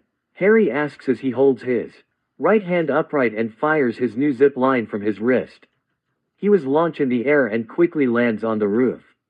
She's a good cop. Was highly decorated in Metropolis for her actions. Smart too. Commissioner Gordon has praised her work. She wants to take down my father and bring him to justice. She's never gotten close to unmasking him, Helena said. If she unmasks any of us, she'll figure out our whole network. Harry said as he walks on the roof. Well, if your information is right, then Black Mask is going to be moving in on her tonight, Helena said. What are your parents doing? Harry asks. Talking. Dad, turn off the comms so I wouldn't hear. Helena replies. Harry looks down the street and could see Ellen Yin getting out of her car and walking up to her apartment front entrance. Harry could see several men from across the street walking up to Ellen Yin. Harry brings out a couple of throwing knives and aim carefully. He watches carefully and his HUD display could see handgun S in their back pocket as they reach to pull it out. Harry steps forward and drops from the Sell what your kids don't need and earn some extra money back. Quick snap. roof. He lands on the thug back, sinking his wrist blades into him. The two buddies he was with look surprised at Harry's sudden appearance. Before they could register what just happened, Harry throws his two throwing knives and they hit the thugs in the throat. They fall backward gasping as they died. Harry quickly grabs the door and enters. Ellen Yin had already taken the elevator to her apartment. Harry walks to the stairwell and fires a zip line up as he goes to her floor. Harry lands on the rail and Dee looks at Ellen Yin was walking towards her apartment. Ellen Yin paused as she once again felt someone watching her. She turns to look behind only to see nothing behind her. She frowns as she couldn't shake off that feeling. She turns her attention back to her apartment and getting inside. Just as she unlocked the door and was about to open it, someone suddenly grabs her, putting a hand over her mouth and another hand reaching for her wrist. The person pulls her away from her door. She starts struggling, attempting to break the person's hold. Stop struggle, I'm not here to hurt you, I'm here to save you. The voice said. Ellen Yin didn't even want to believe the voice. It was too rough and intimidating. Caused her to feel slightly afraid. She reached for her gun. The person behind her what she was doing reaches up with his free hand and fights the gun so she wouldn't use it. In a quick motion, the magazine drops from her gun, meaning she only had one bullet in the chamber. Then he pulls something from her gun. The upper part. Her weapon was now useless. There is a bomb in your apartment. The figure said. This caused Ellen Yin to freak out. She attempts to look at her capture to get a better look at him. You open that door, it goes off and it will kill you. Black Mask wants you dead. You have been asking the wrong questions and he wants you removed. The figure said. Ellen Yin wasn't sure what to think. She finally stops struggling as she tries to weigh her option. I'm going to let you go, don't scream. The figure said. Ellen Yin didn't know what to think. Owly removes his hand and she quickly turns to look at him. He was wearing all black. For a brief moment, she thought he was the Batman. However, she's one of the few who has truly seen the Batman. He didn't have the mask or the ears. A hood was over his head and she could barely make out face under the hood he was wearing. The hood created a shadow over his face and he was wearing a mask makes it difficult to see who he was. He was tall, taller than her. Given she wasn't very tall in the first place, it wasn't that surprising that people were taller than her. Still, something about him caused her look at him. You're a good cop, one of the few. That's why I know I'm able to trust you. Black Mask wants you dead, I however still found you useful. I need you alive, the person said. Who are you? Are you with the Bat? Ellen Yin asks at once. No, I'm with another party. It's best you don't know. You are looking to take Black Mask down. I am too. However, I would be more cautious if you want to stir Black Mask operations. Do not forget this, he has cops on his payroll. The figure said. What do I call you then? Ellen Yin asks. The figure said nothing. He quickly flicks his hand too. The side and Ellen Yin follows his hand. A thug wielding a gun appeared and he had his gun in his hands and he was aiming at Yin. There is a price on your head. People are looking to collect. The figure said. You didn't answer my question. Who are you? Ellen Yin asks. You can call me Talon. Talon said. Ellen Yin looks at him carefully. Finally, Talon turns to her door and slightly opens the door. He moves his hand back allowing his cloak to reveal a sword that was connected to his utility belt diagonally. He removes his sword and holds it. With the door ajar he swings his sword down through the crack. Finally, he opens the door. Why does Black Mask want me dead? Ellen Yin asks as she picks up her gun and puts it back together. She rearms her gun and takes it off the safety. She walks in carefully. What have you been working on? Talon asks. Ellen Yin looks at him. His voice made it so difficult to handle. It's my voice, isn't it? Talon said. Well, it makes it hard.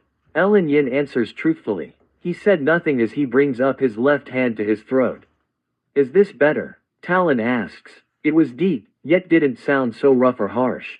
Yeah, Ellen Yin said it did sound better. If you're wondering why I'm alternating my voice, it's because so you can't recognize it. I want no one to know who I am. Talon said. Ellen Yin turns to the door and did see that there was a C4 connected to the door.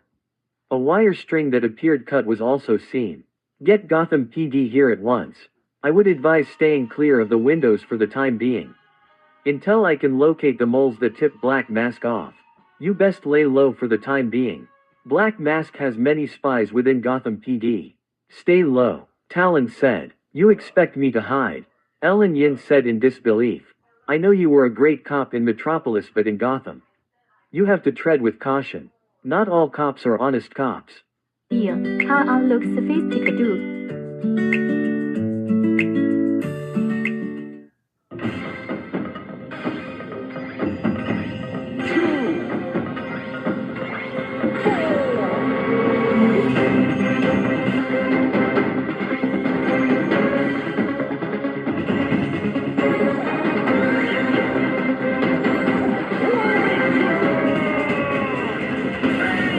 Many works for the mob.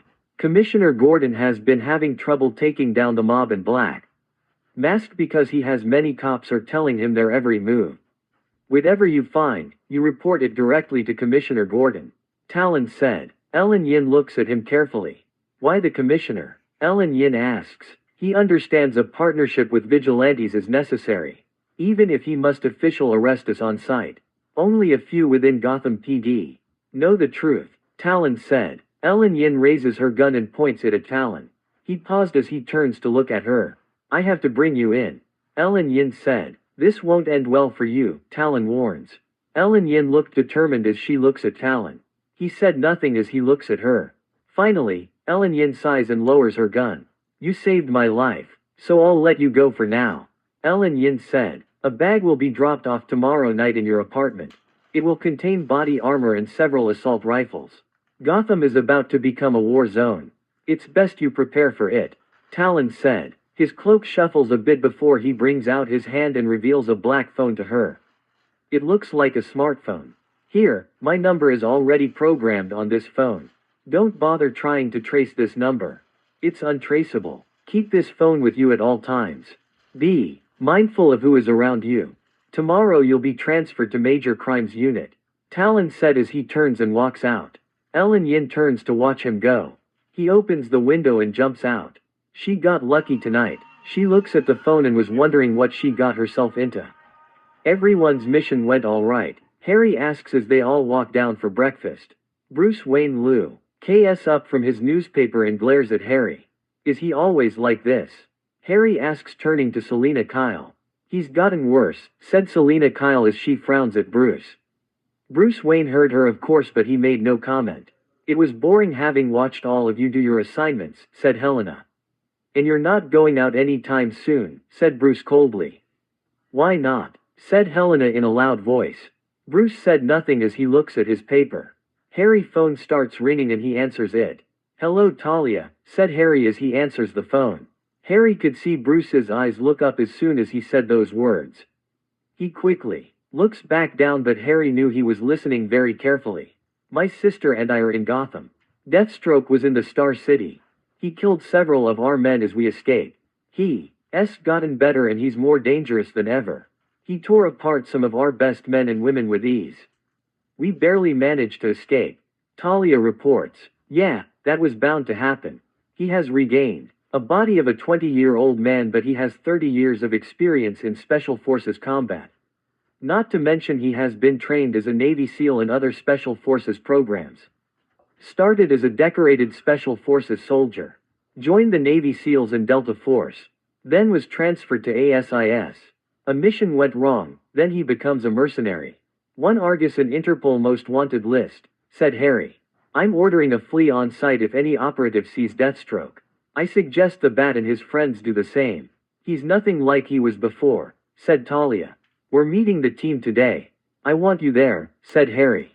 I'll be there. Where you've been staying? Asks Talia. Wayne Manor, Harry answers truthfully. That's a surprising move. Did Bruce did this out of the goodness of his heart?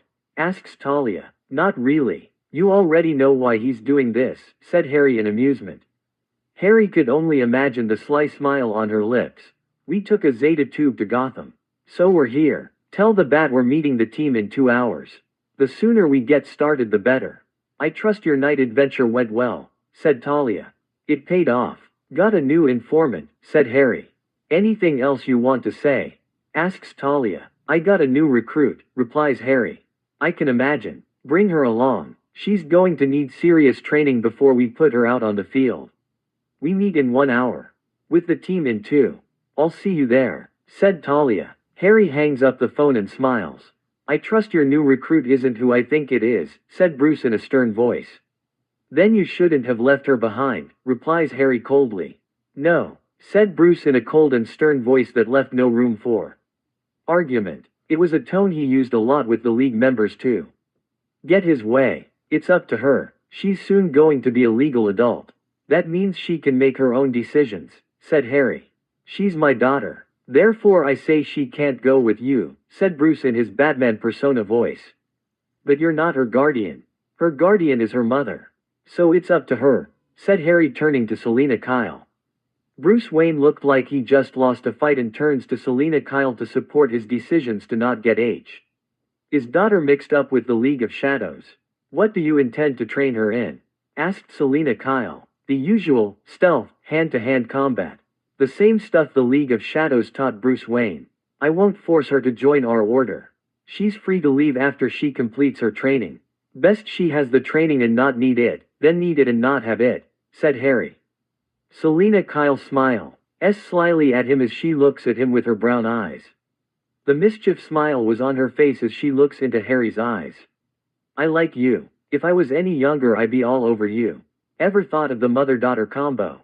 Asked Selina. Mom, said Helena in a loud voice. This time Harry was taken back, his cheeks turning crimson at the thought of what she was suggesting. Not really, no, replies Harry honestly in a soft voice.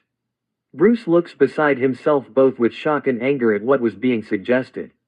Train her. It seems so simple, sitting. But the chair you choose affects your back, your bones, your brain.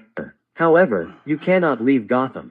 Now that she's known as Bruce Wayne's daughter, it will look suspicious if someone not of her family takes her away from Gotham. You're also not of age yet yourself, aren't you? 17 if I remember correctly. While you may not have any RDIANS that don't mean you can just do what you please. Keep her in the city. And I trust, you'll allow them access to your penthouse, said Selina as she turns to Bruce. Bruce glares at her as if he was having a hard time she was okay this. Harry could only imagine what it was like to know he was getting back into a corner. For so long, he was the one in control. That's how he did things. He ran his company and the Justice League with no one to really challenge him. Now he was being bullied into a decision that he was against. I'll get legal custody of her, said Bruce coldly. For what end? Said Selina with a sly smile on her lips. She'll be 18 in 9 days. Making her a legal adult. Not to mention, she's your legal heir to your family name. Even if we're not married. Are you going to disown her? That would look so good. Imagine what the press would say if you disown your only daughter. Imagine the image you would get. What would you tell the press too? That you're refusing her to be a vigilante like you. Bruce stares at his ex and gives her a cold glare. Selina still had the sly smile on her face as she looks at Bruce with a smug expression. If Harry didn't see it, he wouldn't believe it. Selina Kyle could get the great Bruce Wayne to back down. I'll be keeping in touch then, said Bruce. I know it's not my place, but why don't you act like a father and not a vigilante mentor, said Harry to Bruce. Bruce turns to look at him with a cold expression. The same one he gave to the League that caused them to shut up instantly. Right, I forgot. The only thing you know how to be is a vigilante mentor, said Harry as he leans back in his chair. So tell me about yourself, Harry. Where are you from? Asks Selina. I grew up mostly in London and in the UK. Spent X years at a private boarding school in the Highlands of Scotland, said Harry as he grabs his orange juice and drinks. Where are your parents? Asks Helena. Here Harry paused as he holds his orange juice. Dead. They were murdered when I was a year old, said Harry sadly.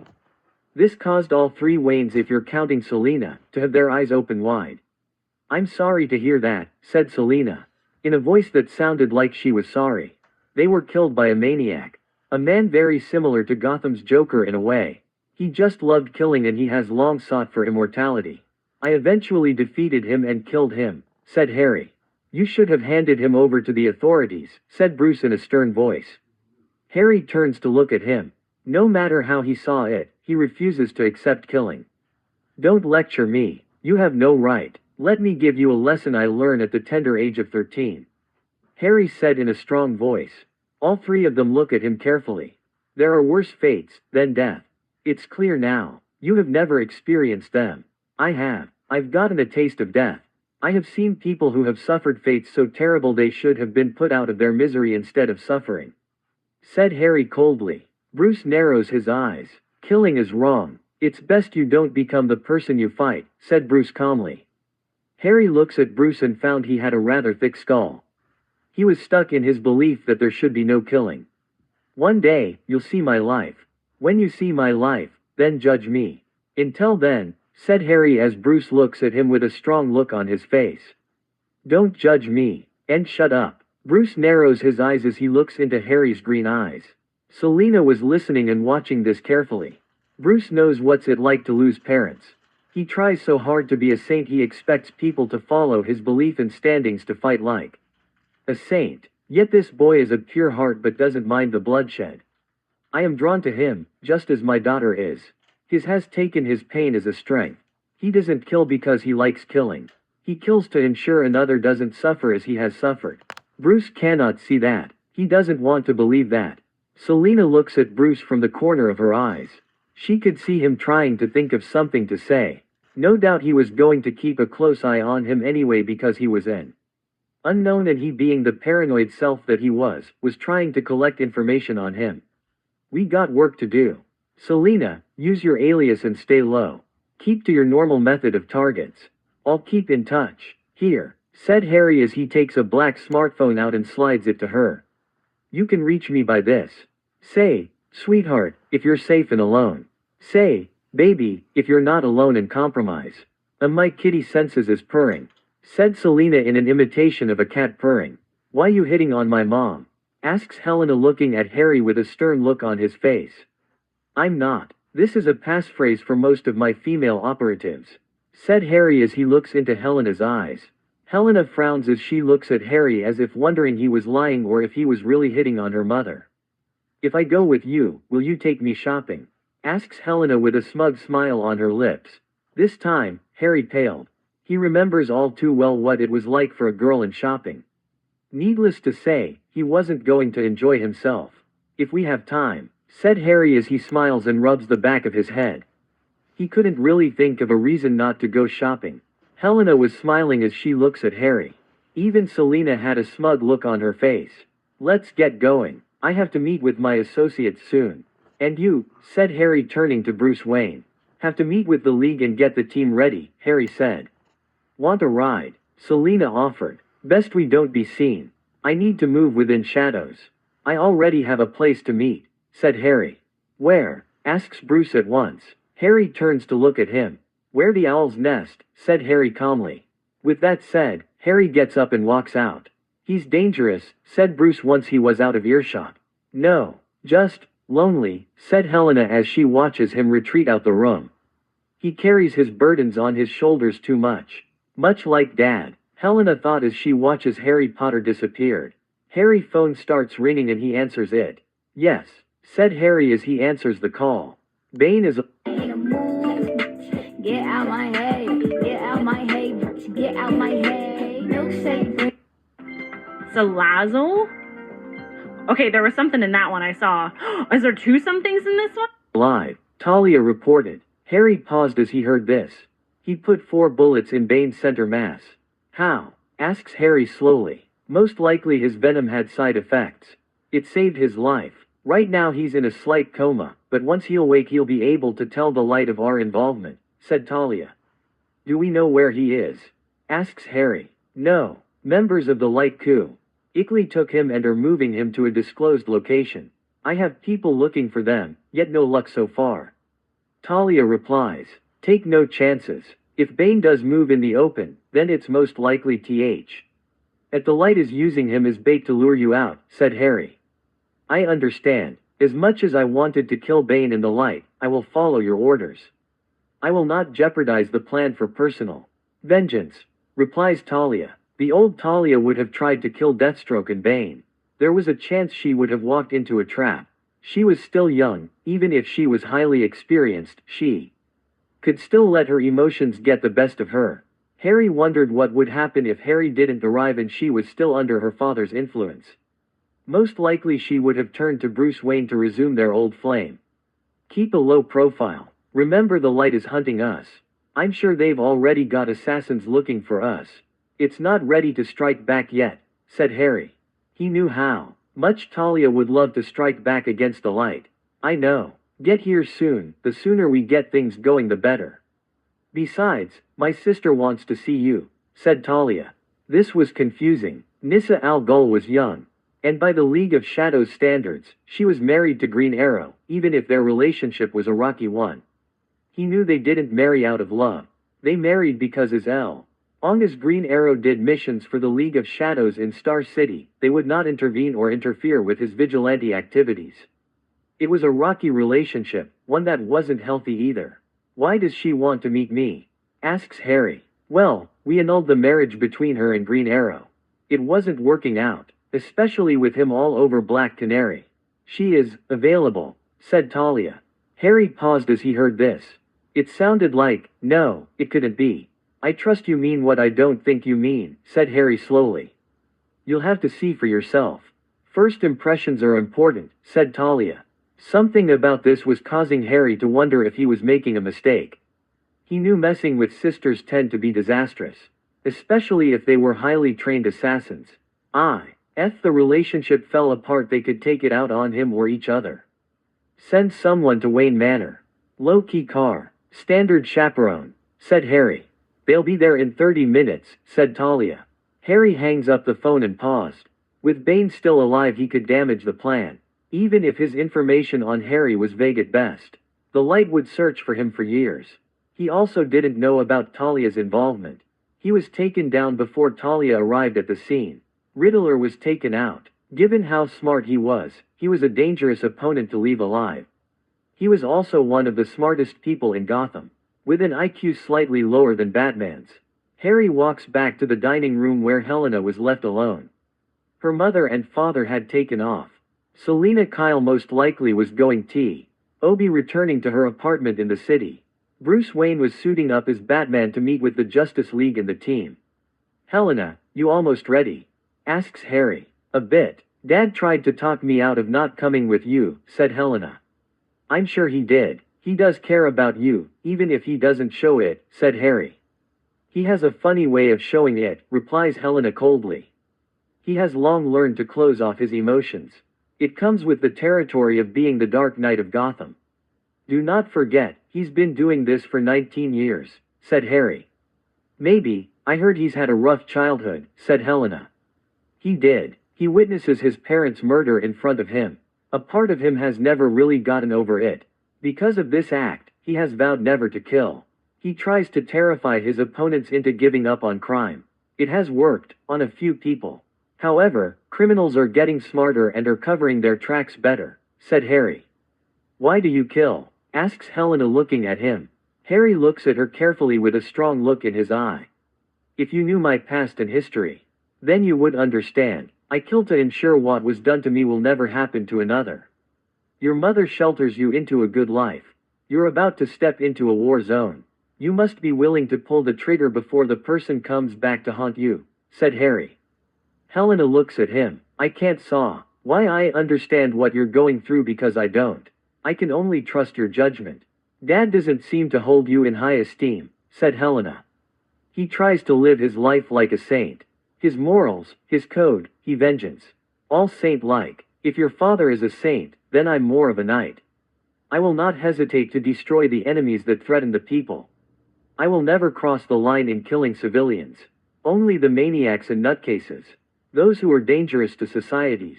I already have a few in mind on who I'm going to kill, said Harry. Like who? Asks Helena. Joker. Mr. Jaws. Black Mask, said Harry. Helena looks at him. She's heard of all three. Black Mask was the one who united Gotham's mob and ruled over them with an iron fist. He was a millionaire, well in the hundreds of millions. Never really wear it. Someone else will love them unvinted. Just snap a pic, list your item. Easy. Once. Due to the fact that he charges heavy fees from the mob, cartels, drug lords for his protection. Needless to say, many were unhappy with Black Mask, but he did rule Gotham with an iron fist. His only real competitor was the Penguin, whose empire was just as large as Black Mask. Joker was rather well known. A lunatic and a madman. He was well known for turning Gotham into a madhouse. He has done many schemes and always tries to prove everyone was just as crazy as he is. He's terrorized Gotham for nearly 15 years. No one could understand what he was thinking and few wanted to get close to the clown prince of crime. He was currently locked up in Arkham in a new Ultra Max security vault. The builders who built this new section of the prison hope it would keep the insane and crazy locked up. For now, it looks like it was holding. Mr. Jaws, as he liked to be called, was Victor Jaws, who was a serial killer with deranged psychotic behavior. He didn't kill for money, he killed for the enjoyment of killing.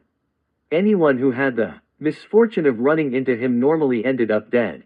He also likes to play mind games with the police and the Batman. He recently escaped Arkham and was on the loose. There have been 5 dead bodies, with Mr. Jaws claiming responsibility for their death. He's promised more victims for the police, laughing as he mocks them. Helena wondered why her father didn't kill these people when he had the chance. Get your things, we're leaving, Harry said as he turns to leave. Helena said nothing as she gets up and went to her room. Harry wait. Down the stairs, and she appeared a few minutes later carrying a bag that looks like a large purse. Harry could only imagine what was inside her purse. Harry said nothing as Helena walks down. She was going to get a shock in the face when she begins her training. The car pulled up and Harry walks down to it. Harry could see it was one of his men indeed. Harry and Helena walk inside and quickly driver said nothing as he drives towards Gotham and heads to the League of Shadows safe house. They enter the harbor and quickly went in a sub. The sub hatch closed and submerged underwater. Gotham there was pitch black like the Hudson River, making seeing anything in the water almost impossible. Which meant if you were to build a secret base within Gotham, the Gotham River would make a perfect place to hide. The sub enters the base as Harry walks out with Helena on his heels. Welcome to the League of Shadows, said Harry as they walk in. Helena looks around and was amazed at what she saw. All your life you've been sheltered and hidden. You will experience how we made the Batman, how we made Talon. Why do you want to be trained? Asks Harry as his men appeared from the sides and look at Helena carefully. Helena looks at Harry carefully. I want to prey on those that prey on the fearful. To hunt the hunters. I want to destroy them and show them what fear really is, said Helena. To know fear is to understand fear. 3 things happen when you are confronted with fear. 1. The person will freeze and let that fear control them. 2. People will run. They want to get away from what they fear. Another factor is when a person is confronted with fear, is they will fight their fear. You must be ready at all times to fight, said Harry. Harry turns and attacks Helena without warning. She was surprised by this sudden attack and quickly drops her purse and quickly blocks Harry's kicks and punches. She was moving backward, unable to deal with Harry's assault. Harry finally lands a hit in her stomach, causing her to stumble and take a knee. We will teach you to overcome your fear, said Harry as he turns to walk away. I've had training, said Helena. Training, said Harry as he turns back to face Helena and attacks her again. Helena quickly attempts to block the attacks as Harry was attacking her with a fury. Your training is nothing, the will is everything. Harry BS Helena and tosses her across the room. She gets up and looks at him. The will to act, something your father knows little about. He continues to fail in stopping Gotham's criminals. He failed to stop the light from forging. He will fail to protect his friends and colleagues because he continues to fail to act. Helena looks at him. Do not make the same mistake as your father. He has remarkable skills, that is true. However, he fails to truly stop crime. There is a part of criminology he fails to understand. He only wants to make them afraid. The problem is, criminals are getting smarter and harder to take down. His tactic is starting to get flawed, said Harry. Helena gets up and looks at Harry. Follow me, said Harry as he turns to lead Helena through the compound. You will learn how to fight like a ghost. Your knowledge of fighting allows you to engage 6 men. We can teach you how to engage 600. We will teach you ninjutsu, said Harry. Ninjutsu? Asks Helena. Harry smiles. Bada, said Harry. Appear. In Arabic, several men jump down around Helena. The art of invisibility is a matter of patience.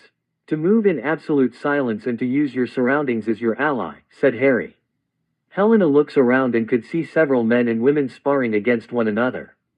They were fighting on poles and dancing around each other's styles carefully. You've been trained to think like a thief. We will teach you to be a ghost, said Harry. Is that what you are? Asks Helena. I am the leader of the League of Shadows. I will not take the name Ra's al Ghul, though I am keeping the name alive. I just want a little bit of.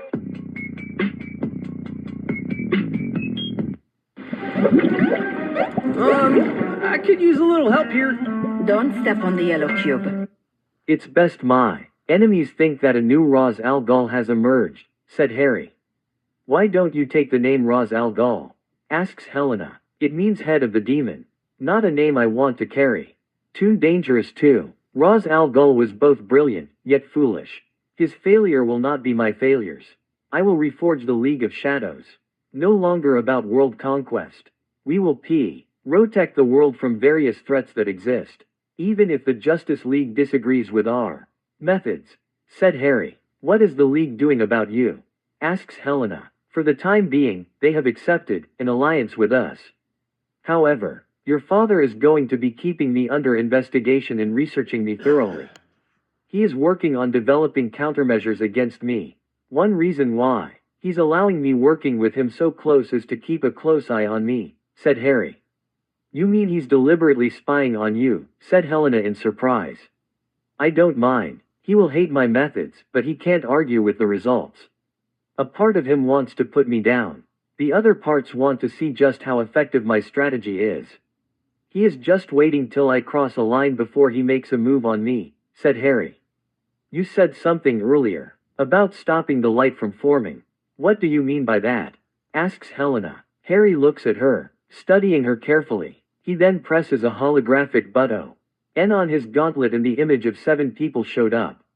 This is the light. It's a criminal organization made up of some of this world's greatest villains. Some of our world's most dangerous too.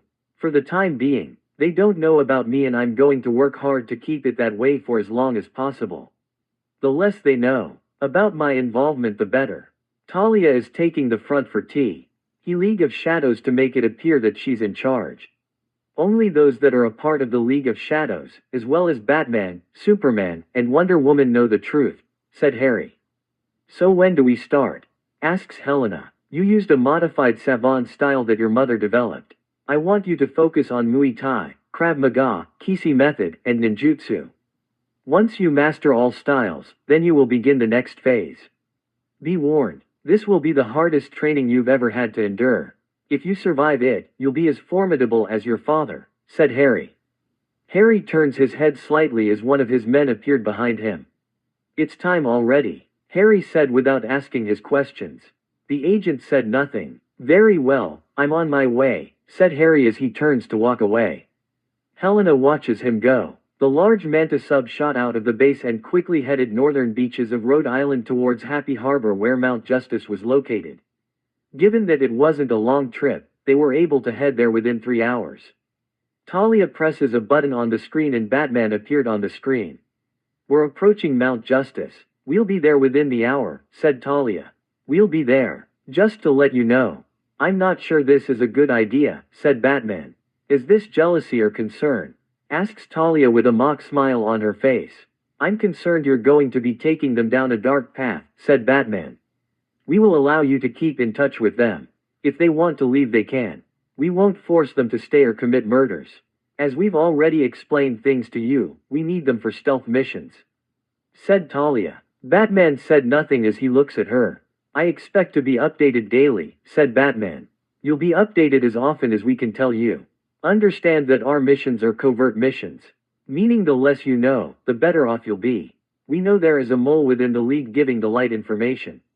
Do you really want this information falling into the hands of the Light? Until the mole is found, everything is on a need-to-know basis. You'll still get information, but we've got to be careful. You of all people, should know the value of secrecy, said Talia as she looks at Batman. Batman said nothing as he glares at Talia. Get here soon, said Batman as he ends the call. He hates this, said Harry from his seat. Oh, he is hating this so much. He just doesn't like the fact that he doesn't have much of a choice but to accept our alliance. One thing about him that he had in common with my father, he loves being in charge, said Talia. Before the attack on the compound, Harry respected Ra's al Ghul. After his death, and his secrets being revealed, Harry lost that respect. Ra's al Ghul was trying to conquer the world from the shadows.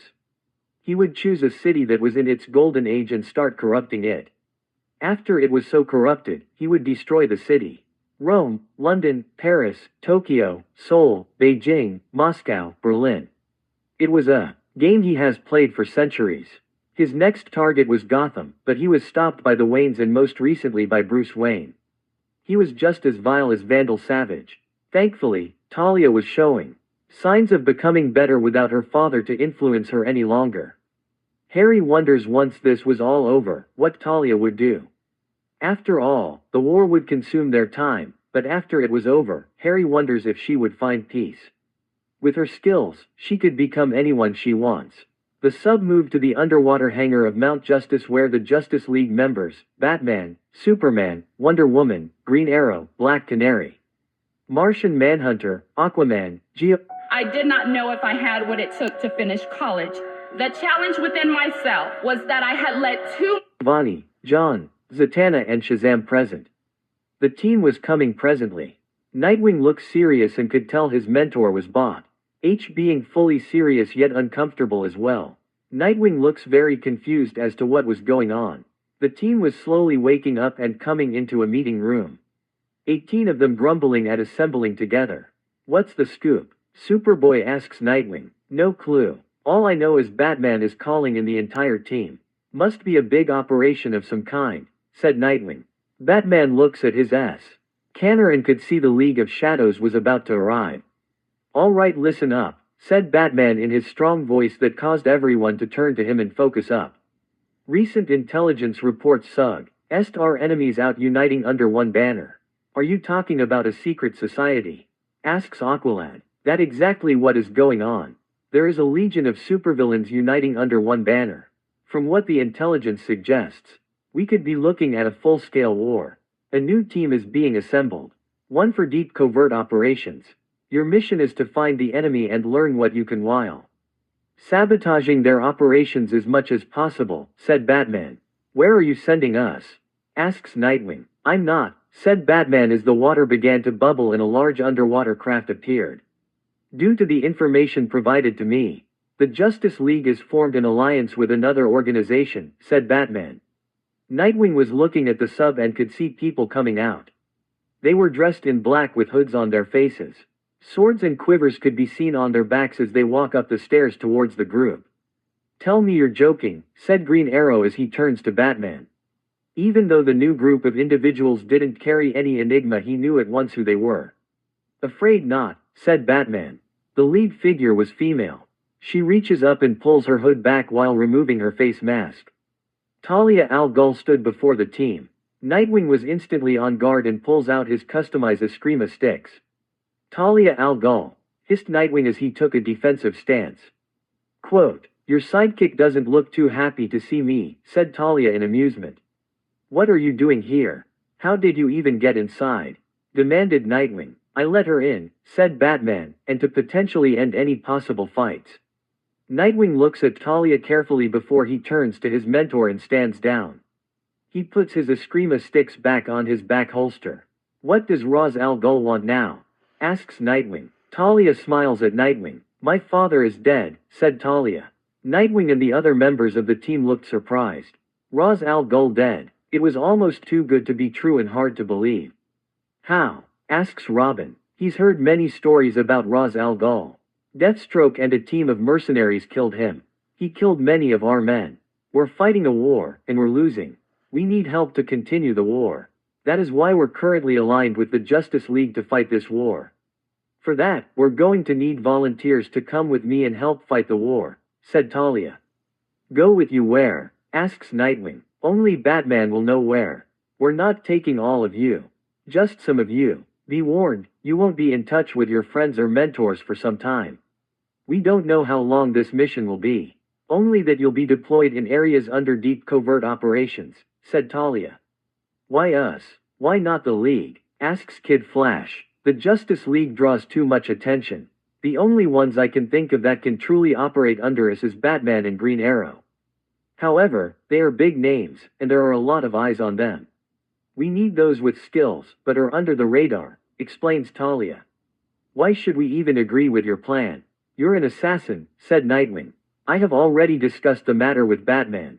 He agrees with me, even if he doesn't want to, said Talia with a smug look on her face. Harry watched carefully. In the past, the League of Shadows and the Justice League have had many confrontations. This was the first time they've ever coexisted with one another. Or at least made the attempt. Roz thought the Justice League was full of idiots for following Batman's weak nature of being a saint in their vigilante activities. For the time being, Harry's involvement was kept secret. He had no doubt the moment this meeting was over, the Light would learn of this allegiance.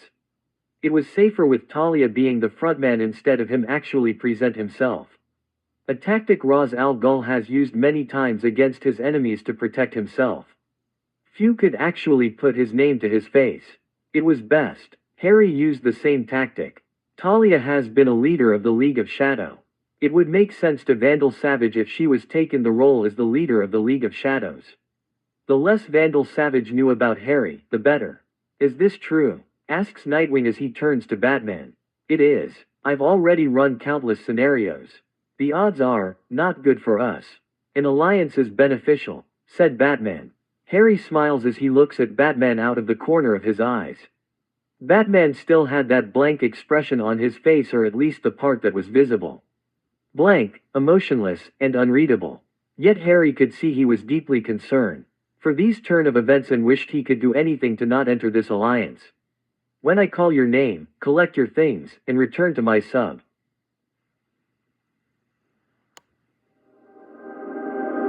Art is something that archive. I'm not telling you where you're going, only that you'll be coming with me. Say your goodbyes, Black Bat, said Talia as she begins to mark off the list. Black Bat, or Cassandra Cain, was not surprised she was called. She's been trained to be the perfect assassin since she was a child. She previously took the mantle of Batgirl when Barbara Gordon had to take care of personal life and she couldn't continue as Batgirl for a time. Black Bat NS and goes to her room as she prepares for her new journey. Batgirl, said Talia as she continues. Barbara Gordon wasn't that taken back, but she was surprised nonetheless. She looks at her mentor C.A. Reefley, who was emotionless and just standing still. She finally turns to collect her things. Aqualad. Calderon was surprised by this but nods his head. He takes one look at his king, who nods his head. He turns to collect his things. Red Arrow. Thea Queen was surprised she was called. She looks at her brother, Green Arrow, to see what was going on. He looks at her and nods his head. She turns to collect her things. Wonder Girl. Cassandra Sandsmark was taken back. The demigod, the daughter of Zeus, was surprised by this. She turns to her mentor, who nods her head. She turns to collect her things. Artemis. Artemis was surprised by this. She looks taken back before she nods her head. And Zatanna, said Talia as she ends the list. No, not my daughter. You can't have her, said Giovanni as he steps forward in protest. We need a magical specialist. She's a magical specialist. It's not up for debate, said Talia coldly. Choose another. Aqualad has remarkable skills in the mystic arts. So does Garth. Not my daughter, said Giovanni. She'll be in good hands, said Talia. Batman steps forward and places his hand on his old friend. Will she be safe? Asks Batman. She'll be very safe. Her skills in the mystic arts are going to be needed. We'll look after her, said Talia as she looks at her once old flame. Giovanni looked like he wanted to protest. Is this really necessary? He asks without turning to his friend. Afraid so. I can't tell you the details yet, but she will be in good hands, said Batman. I'll be in touch with Batman at all times. Any messages you want to deliver to your daughter, you can give to him. He knows where to give them to me, said Talia. Giovanni looks down and was thinking carefully. Finally, he nods his head.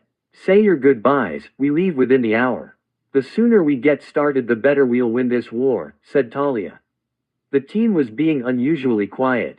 You know they're speaking to each other telepathically, Harry said in his telepathic thought as he reaches out to Talia.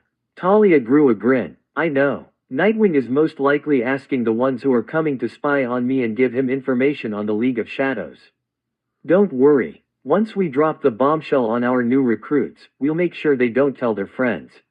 Though I suspect things aren't going well soon. Talia thought in return. I have a question. Why aren't I going? Demanded Arsenal as he steps forward. I'm better than Artemis and Red Arrow. I've been at this longer than both of them. You're a problem. You're too hot-headed and impulsive. The ones we picked were chosen because they can stay calm under fire and not challenge their superiors when giving an order. They were chosen for a reason. Reasons I do not have to share with you, said Talia with a smug look on her lips. Arsenal looked very upset. Then he responded. He pulls out his bow and one of his arrows and fires a shot. Talia didn't even bother to dodge it. She grabs the arrow in midair without even trying. Stop, said Batman at once without even moving from his spot. Arsenal looked upset but he didn't reach for another arrow. You're keeping secrets from us. We deserve to know what is going on, said Arsenal looking very angry and annoyed. Until we get a clear picture of what our enemies are planning, information is paramount, said Batman in a stern voice. Arsenal looks annoyed and glares at Batman. Forget that, I'm done, said Arsenal as he turns to walk away and walks in the Zeta tube and disappears. Harry narrows his eyes as he watches Arsenal leave. Enel was too hot-headed for his own good. It was bound to get him into all sorts of trouble. The team who was selected said their goodbyes and hugged their friends goodbye. One by one, they all got in. The sub takes off into the Atlantic towards Gotham Harbor. Harry knew Vandal Savage would hear of this without question. He had no doubt the mole was present during this little meeting. When they arrived at the underground base they were quickly showed to their rooms. It was best they rest before they throw them in the field. Not to mention they had to screen the members to ensure they didn't pick up the mole with them. Harry woke up and put on his new outfit. He walks up to Talia making sure he was concealed. This is where things will get very complicated, said Harry in a casual tone. I know, said Talia in response. It's time for some shadow games. Get them questioned, then send them out to disrupt Black Mask's operations, Harry said as he turns and walks away. Talia saw it nothing as she prepares to carry out her orders. He enters a room where Helena was doing some pull-ups in a capri outfit. Harry watched her do some pull-ups before she drops on the ground. She turns to look at him with her blues eyes that seem to mirror her father's eyes. You ready? Asks Harry. I got some of the basics down, said Helena. Good, but remember, to face your enemies, you must first conquer yourself, said Harry with a strong look. You have many enemies, thanks to your father. Now that the public knows you as Helena Wayne, you will make yourself even more enemies. Many will beseech you for your family name and wealth. Wayne Enterprise is one of the world's leading technology advances. Now that you're next in line, many will attempt to sway you to their side, said Harry. I know. Mom told me, if I was ever to get married, make sure it's to a guy who isn't after the wealth, fame and connections, said Helena. You've learned the basic steps of the fighting styles. Now you will employ them in combat, said Harry. Right, I know how to fight people. Premium ingredients you can see, and your dog can sense. Instinct. At Living Spaces, you can customize your seating configuration and choose from hundreds of fabrics at no extra cost. I've been in fights before, said Helena. No, what you know how to do is engage people in the open like a common thug. Your mother's fighting style teaches you to fight some men. The odds are, you will also receive a beating in the process. You won't walk away unscathed. What I'm going to teach you will teach you how to engage 600 men without revealing yourself. To exploit their weakness and take them down before they can touch you, said Harry. Helena said nothing as she looks at Harry carefully. Why are you in your outfit? Asks Helena, referring to Harry's uniform. It's not night. Members of the team are here. Until I'm certain the mole is not with them, I will not reveal myself to them. Neither should you. Not unless you can completely trust them, said Harry. Trust them, repeated Helena. They may have honorable intentions, yet not even your father completely trusts the Justice League members with his identity. In fact, the only people who truly know who he is Superman and Wonder Woman. The others have no clue who he is. Your father is, let's say, a bit paranoid, said Harry. You think I should follow my father's footsteps and not tell anyone about this life of mine? Said Helena. It would be wise. Yes, I understand from a certain point of view, they are comrades and people you're really close to. But there have been a few cases when some heroes go to the other side. Not to mention that there are people, activists shall we call them, forever looking for the true identities of heroes. If you were discovered, then it will be a matter of time before others are discovered as well, said Harry. I'll be careful, said Helena after she gave it some thought. Good, now let's get you started, said Harry as he turns to lead her to an area where there were poles standing above the ground about 5 feet, about a dozen of them. Harry led her to the second floor and stood by the poles. Stand on poles and defend yourself. Avoid the attacks or block them. However, you see fit, said Harry as Helena jumps on the poles. As she turns, one of the men with the poles hit her in the back with his staff.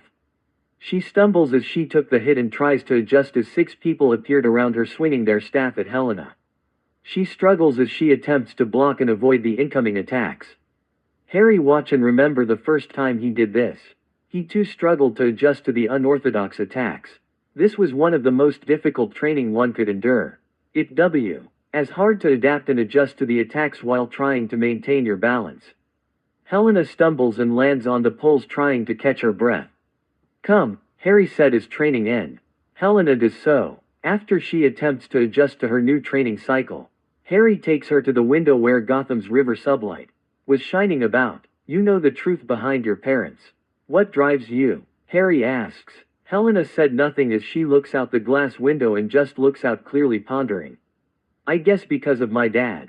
What happens to him? I heard about how my grandparents were murdered. How he stood there unable to do anything. Despite being in my mother's shadow, I have seen the underbelly of Gotham. I always wished to do something, but my mother is a thief. Thieves don't choose the difference between right and wrong. They look out for themselves and do what is best for them. I know crime, I grew up around it. I've always hated it, said Helena. Come, I have much to teach you and not much time to train you, said Harry as he takes Helena back inside. You understand criminology, but you have yet to truly face it. What was done to your grandparents was not your fault nor your father's. You need to learn self-defense styles to protect yourself. In the morning you will do workouts and be eating right. Then you will practice the fighting styles. Then we will train you. I will train you to be the true successor, the Batman mantle, said Harry. Batcave, under Wayne Manor. Batman was looking over the recent information on Harry Potter. He did have a good business mindset and was already making changes to Wayne Enterprise. Unlike most companies that tried to go overseas to find workfare, Wayne Enterprise was the leading job in the United States. No, the problem was Harry Potter's alter ego, Talon. He was the new leader of the League of Shadows and took some of their recruits for his missions. The idea was to disrupt Black Mask's operations, as Black Mask is doing the dirty work for the Light. He only agreed in hopes he can gain some light on his abilities and develop countermeasures in case he needed to be neutralized. You all right? Asked Superman as he was examining me of the Dark Knight's trophies from his collection from various villains he's fought over the years. Not sure. Talon is a mystery, said Batman as he again looks at Harry Potter profile picture. I know you can't help yourself and expect the worst in people, but you also need to see their best. I think you're being too hard on the kid, said Superman. He's with my daughter, said Batman in an uneven tone. Superman was surprised by this statement. I wasn't aware you had kids. Other than, said Superman. Neither did I, said Batman as he presses some buttons on the computer and the image of his daughter, as well as Selena Kyle, appeared. An ex of mine, who recently re-entered my life yesterday, introduced me to my soon-to-be 18-year-old daughter. I have to wonder if there is some kind of endgame she's playing. She normally goes after the wealthy kind and is hard to stay in one place. She has various safe houses in Gotham. Many I have been unsuccessful in locating. Did you see that video on the difference between an alpha female and a reactive person? No, not yet. APS she's is trying to rekindle the flame, suggested Superman. Batman didn't even bother turning to his longtime friend. Yet Superman knew the look Batman had on his face at his suggestion. I'm just saying, if she's about to be 18, then she might want you to spend time with your daughter. Does she have your name? Asks Superman. She does. It's legal. Yet I have to wonder, why now? Why Didn't she come forward 18 years that she was pregnant with my child? Said Batman. You know why. You can't stop being you. The part that attracted her to you, yet also drove her away. Perhaps he knew you weren't exactly father material, said Superman. Perhaps. I have issues. Lots of issues. Yet so does she. When she wants something, she doesn't even hesitate to steal what she wants. If she's doing this now, introducing our daughter into my life, then she's doing this for a reason. Most likely because she wants something that I have. I seriously doubt she's doing this to rekindle our old flame, said Batman. What is your approach then? Asks Superman. I'm going to watch them closely. They're up to something and I need to know what, said Batman. You know, I may not agree with that kid's method of killing his opponents. It's just, began Superman, but he breaks off. He puts his hand in his hair and slides it back as he lets out a sigh. He's also right. We do let the bad guys off the hook far too many times. Don't tell me you actually agree with him, said Batman in a stern voice. Of course not. I could never cross that line. Nor do I want the League to start crossing that line. It could send us to a dark place where we don't want to go. However, I have to ask, was he being entirely truthful with us? Asks Superman. From what I've been able to gather, he has been very honest and forthcoming with us. Replies Batman. So what's the problem? Asks Alfred as he steps forward with a tray. It's his motive. I can't find it. I seriously doubt he's doing this out the kindness of his heart. People aren't like, especially if they've been trained by Ra's al Ghul. There is a motive in something I'm not seeing. Though if the answer was obvious, he's after Wayne Enterprise. He wants to run it. Most likely to use it as a front for the League of Shadows, said Batman. Has he been doing anything like that for the League of Shadows? Asks Superman. No, he's not putting every egg in a single basket. He's being smart and cautious, said Batman. What of Master Helena? Asks Alfred. Batman said nothing. Look, I know you're expecting the worst. However, I have to say this, if I had a family from Krypton, I would want to spend as much time as possible with them. Learn about them, and if need be, show them the right path. So why to agree at all to an alliance with the League of Shadows? Said Superman. To keep a close eye on them. They've been killing, but the killings aren't normal. They're active, but active as they usually go. They're targeting the corrupt and underbellies of the cities. I also notice they've been putting forth a lot of bribes and blackmail towards ARGUS. Specifically, Task Force X, said Batman. Amanda Waller's division. What are they up to now? Asks Superman. They got some sort of plan. What it is, remains to be seen, said Batman. If a war is really coming, then they're most likely getting all the eyes and ears they can get a hold of. Not to mention they're also getting people to fight alongside them, said Alfred. I don't want to hear it, said Batman. No, Master Wayne, you need to hear it. Like that boy was a force to endure a terrible tragedy. His parents were murdered by a madman. He never spoke of his past. What you're failing to see is he became stronger than what happened to him. He has become better. He found a path few can truly walk on, and you are judging him for it. Perhaps instead of condemning him, take him under his wing. He needs a mentor to show him the way in case he loses himself, said Alfred. He's a killer, Alfred, said Batman. So am I, said Alfred. Remember, before I enter the service of the Wayne family, I served in British Special Forces. I killed many people. I don't regret my choice to serve. What I do regret is that you will condemn that young man for finding a courage few have the strength to find. Batman said nothing as he looks at the screen. He is young. He can still learn much from the right teacher. Perhaps Master Wayne, the reason why you distrust him so much, is because you see a bit of yourself inside of him. Walking the same path as you did, he carries himself the same way, without the pain controlling him, said Alfred. He is dangerous, said Batman. Look, this may seem strange, but perhaps you could just try talking to the kid, said Superman. You know it doesn't work like that, said Batman. You would be surprised at what will happen, Master Wayne, said Alfred. July 19, 2019. Tired of sifting through jobs that don't feel like the right fit? Introducing Indeed Career Scout. Find the job that's right for you.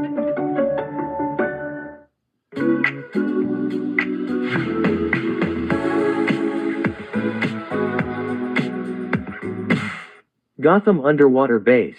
Harry walks forward towards the commotion where the team was arguing with Talia about details of the operation. You're keeping us in the dark, said Batgirl in loud voice.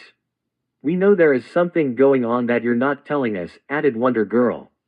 Tell us what is going on, or we walk, said Aqualad. I don't have to tell you anything, replies Talia coldly. Enough, said Harry as he enters the meeting room and walks towards the team. He was dressed as Talon as his voice sounds different from normal. You didn't have to come, said Talia. Any signs? Asks Harry. Talia shook her head. None. Harry looks at her before turning his attention to the team. Talia walks off, leaving him with the team. I know why you want information. You were talking with the team before you came, telepathically, and I'm due. SSING Nightwing order you all to gather information on us. Noble but foolish. My name is Talon. I am the true leader of the League of Shadows, said Harry. This causes the team to open their eyes in surprise.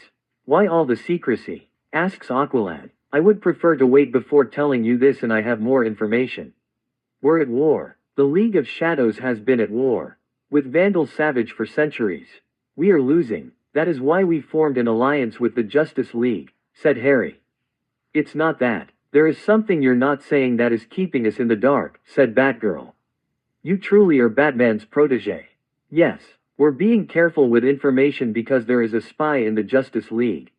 Someone is working with Savage and reporting to him. He already knows about the alliance between us. He believes Talia is the leader, and I prefer to keep it that way. The less he knows about me, the better, said Harry. The team looked surprised to hear there was a spy within the League. You're certain of this? Said Aqualad in an uneasy tone. We're certain. We don't know who it is, only that this person is in the League themselves. So we're being cautious.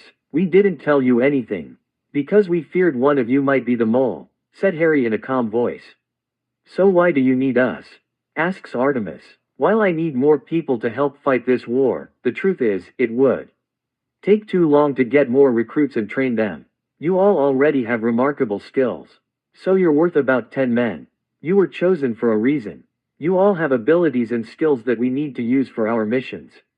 Until we can figure out who the mole is, we can't risk giving you all the information, said Harry.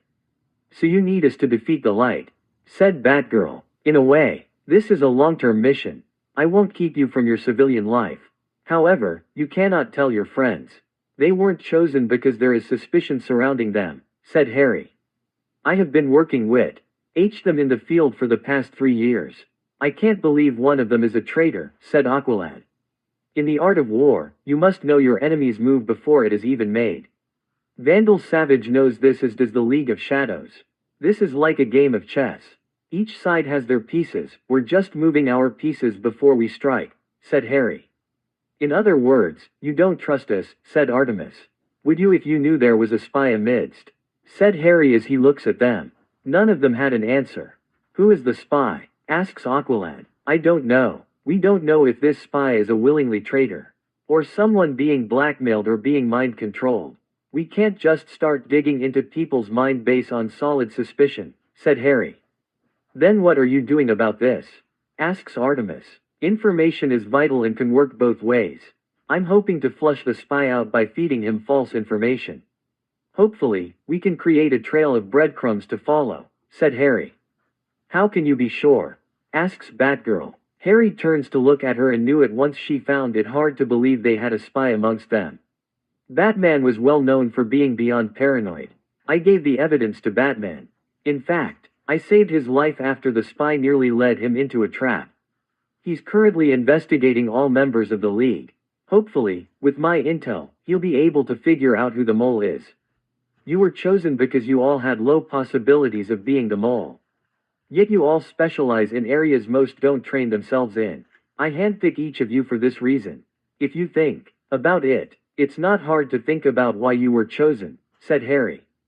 They all knew why they were chosen. Okay, I need to say something, said Red Arrow. Everyone turns to look at her. I'm out. The others looked at her in surprise. Why? Asks Aqualad. I agree to help Green Arrow fight crime. I did not sign up to fight in a war. Sorry, but I'm returning to Star City, which needs me. I must be there to defend the city in case anything happens. I'm sorry, but I can't fight in a war, said Red Arrow. This was a great loss. Red Arrow was an excellent marksman and knew how to smell trouble. Yet some people could fight in a war. Other could not. We'll take you to a Zeta tube so you can return to Star City. I do need to warn you, do not speak of what I told you to anyone. Not even to Green Arrow. He'll know when the time is right, said Harry. When is that? Asks Red Arrow. When we know who the mole is, said Harry. Harry turns around and leaves, allowing Talia to take over the team again. Harry returns to his desk and looks at his blueprints to his new ride. Base off the tumbler of the Batman's Batmobile. The tumbler was good for terrifying up the streets of Gotham, yet it had many flaws. Taking the designs from a desert patrol vehicle, he went with a more tactical approach. It would be lighter, slimmer and faster. Also more durable than the standard tumbler. One problem the tumbler had was it wasn't very agile. Yet it has amazing gadgets and abilities. He was going to need metal, lots of metal. Specialized metal that was capable of withstanding punishment, in super strength. Adamantine, the strongest metal in the world. Nearly fourth the weight than steel, yet 10 times strong.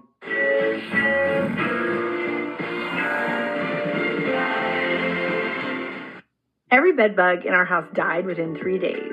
My pest control expert showed me how homeowners are getting these incredible results for less than $30. It's a small device that emits these safe ultrasonic waves specifically targeting bedbugs, and now it is revolutionizing how we fight these pests. Now, he explained that bedbugs can lay up to 500 eggs in your walls and furniture. While you sleep, they crawl out to feed on your blood, leaving itchy welts that can drive you mad with anxiety and sleepless nights. Pest Lab works by creating an environment bedbugs can't survive in while remaining completely safe for families. The military-grade ultrasonic waves disrupt and paralyze their nervous system instantly. Now, I tried it myself, and the transformation was unbelievable. Yet it was very rare. Only 2 places were known to have adamantine. Atlantis and Themyscira. The Atlanteans and Amazons. They were heavily guarded and well kept. The location of and creation of these metals were well guarded. Atlantis was too well guarded and too submerged underwater. The Me-Re pressure caused many problems for countless submarines, as the water pressure was too deep for even some of the best-made submarines. While there were submarines capable of reaching the depths now, few would even dare go near Atlantis because the Royal Army of Atlantis would attack any sub that goes near their city. This was going to take diplomacy to another level. No one was able to get their hands on adamantine. Lex Luthor failed. He was well known for forging alliances in an attempt to at least get a grain of adamantine. He always failed. The Amazons always killed everyone who enters their island. Harry gets up and walks to Helena, who was training. She was fighting, trying to perfect her style as well as adjust to fighting multiple opponents. Harry walks up behind her and she swings at him. He catches her wrist with ease and looks down at him. "You're getting better," Harry said as he pulls her close to him. She brings her other hand up to hit him, but he grabs her hand and holds her at her side. Harry reaches down and grabs her ass. Helena looks slightly offended, but after a few seconds, her body relaxes as he grabs her ass. Harry pulls her up and kisses her on the lips. Shish. He wraps her legs around his waist and kisses him back with deep passion. Harry walks towards his room and lays down, falling down on top of Helena. Harry breaks the kiss and Helena was panting. Harry grabs Helena's shirt and she grabs it and throws it off of her. Her capri pants were tugged down. Helena kicks them off and was now naked underneath Harry. Her body was well toned and in excellent shape. Your father is going to flip when he finds out about this, said Harry with a grin. He won't know, said Helena. He will. Trust me, he always knows, said Harry as he bends down and kisses Helena. Harry was 6 feet tall. Helena was only 5'6". Helena tugs to pull his outfit off of him. Helena finally got him how she wanted him. Her legs were open and ready. Harry reaches up and grasps her breast. Her 38 C cups. Perfectly shape and develop. Harry bends down and sucks on the nipples, causing Helena to arch her back and moan. Harry positions his member to her entrance and pushes into Helena. Helena lets out a moan as he pushes into her. He felt no resistance, given how wet she was. Harry pushes in and was met by a barrier. Harry paused as he felt it. Helena senses his hesitation and quickly wraps her legs around his waist, locking her feet to prevent him from backing out. Harry looks into her blue eyes as she looks into his green eyes. Harry pushes forward and Helena lets out a cry as he tears apart her hymen. Helena was panting as she felt Harry's member bury itself deep in her. Harry kisses her with passion. She kisses him back with just as much passion as he begins to push deeper into her tunnel. Helena moans as Harry begins to push deeper and deeper inside of her. Harry could feel her pussy getting wetter and tighter around his cock. Harry begins to slowly begin rhythm and fucks Helena with a deep passion. Helena was matching his rhythm and moaning in pleasure as she continues to open her body to Harry. Harry flips her over and Helena sits upright. She moves her hair out to behind her and slowly starts bouncing up and down on Harry's cock. You're so big, said Helena as she gasps out in surprise. I wasn't sure you'd be able to take me, said Harry. Put all of it in me, said Helena. Harry looks at her in surprise. Harry grabs her ass and begins to push his member deeper into her untouched region. Helena arches her body backward as she felt unimaginable pleasure rippling throughout her entire body. It was unbelievable. Helena could feel her juices dripping down his cock, making it easier for him to penetrate deeper into her pussy. Then she orgasms like she's never felt before. There was pain. It was a pleasurable pain. Helena knew she was going to love being fucked by Harry. Harry slams her all the way down his shaft, causing her to arch her back and cry out to the heavens. She knew she just took all of him inside of her. She knew she was at the base of his cock. You're so tight, said Harry. She knew she was. Her pussy flexes as she attempts to ease her pussy. Her pussy was a super tight vice grip on her partner's cock. Helena slowly rotates her hips, causing her to feel her partner's cock move up and down her love tunnel. Each time she buried herself fully with his cock, she could feel his tip touching her clitoris. She could feel another orgasm fast approaching. She still hasn't recovered from her previous one. Helena arches her bod upwards as she orgasms again all over her partner's cock. She could feel her juices rushing out of her and coating her partner's cock. Helena falls forward and lands on Harry. She was breathing heavily from her 2 back-to-back orgasms. Harry starts pounding into her and she cries out as she was unprepared for the assault as Harry bucks up and down inside of her. Let me rest, pleads Helena as he quickly feels another orgasm building. I won't let you, said Harry as he pounds into her pussy. Helena cries out as she was quickly overwhelmed by pleasure. Helena cries out as he body shook with a powerful orgasm. Helena would continue to cry out and moan throughout the night as Harry continues to fuck her. It would be nearly 2 hours later, with Helena exhausted and pleasured beyond Misu. That he finally deposits deep inside of her. When he finally did, Helena cried out to the heavens as she orgasms her greatest one of the night. Helena was sleeping in her bed as Harry's cum slowly drains out of her. Helena smiles knowing she made the right choice in her partner. Harry was a mentor, teacher and a friend. The best gift for your son. It says, to my son, never forget her. They quickly bond from their training and Talia teased her about how wonderful a lover Harry was. Helena knew Nissa Al Ghul wanted to see for herself. Talia spoke about Nissa marrying Harry since he was a great husband and lover. Now she would tease Helena about their relationship. Helena couldn't help herself. The moment Harry wanted her, she gave herself to him. She doesn't regret it. Harry walks over in his outfit and sits down as she wakes up. Hey, you alright? Asks Harry as he kisses her on the forehead. Helena smiles as she felt his touch. It felt so wonderful. Let's get married, said Helena. Harry paused as he heard this. Don't you think we're not ready? I know tomorrow you'll 18 tomorrow, but don't you think we're pushing the marriage thing too soon? You know I'm married to Talia, said Harry. In the League of Shadows, you're allowed to have many wives. Besides, I'm not talking marriage by the League standards. I'm talking a full-on wedding. My parents, some friends. Let's get married legally, said Helena. Harry moves her hair out of her face as he looks at her. You sure you want to marry me? For once this war is over, I will return to the Shadows, said Harry. Don't. Talia can run the League of Shadows. You can still be in charge and be with them part-time. Stay with me. You plan to run Wayne Enterprise, don't you? If you marry a Wayne, then you would have the world at your fingertips, said Helena.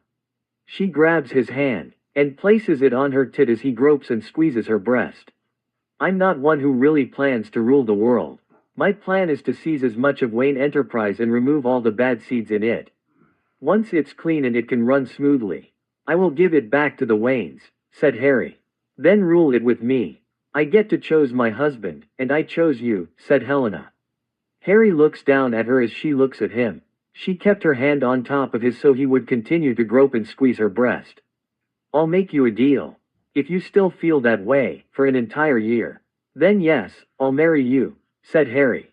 Helena smiles at him. Deal, said Helena happily. Tomorrow I'm taking you to dinner for your birthday. As the daughter of Bruce Wayne, you have to make public appearances from time to time. Tomorrow is your first public debut, said Harry. So we're on a date, said Helena. We are. I set it up. We're going to have to talk to some people, but we should be good, said Harry. Then I'm glad, said Helena. Harry bends down and kisses her again before he gets up and walks away. Helena flips over and lays on her back. She thought about her future husband. She couldn't wait till she was married to him. She couldn't wait until next year so she could marry the man of her dreams. He was perfect for her and everything she could ever dream of having. I'm not sure this is a good idea, said Bruce Wayne as he fixes his tie. Whether you like this or not is not up to. Your duty now is to support your daughter. As an 18-year Wayne, she is next in line to carry out your family's legacy. As her father, it is your duty to pass the torch to her, said Alfred. I'm missing something, Alfred. I don't think celebrating my daughter's birthday publicly will do us much good, said Bruce. This is a Wayne family tradition. If your mother and father weren't murdered when you were 8, they would have done the same for you.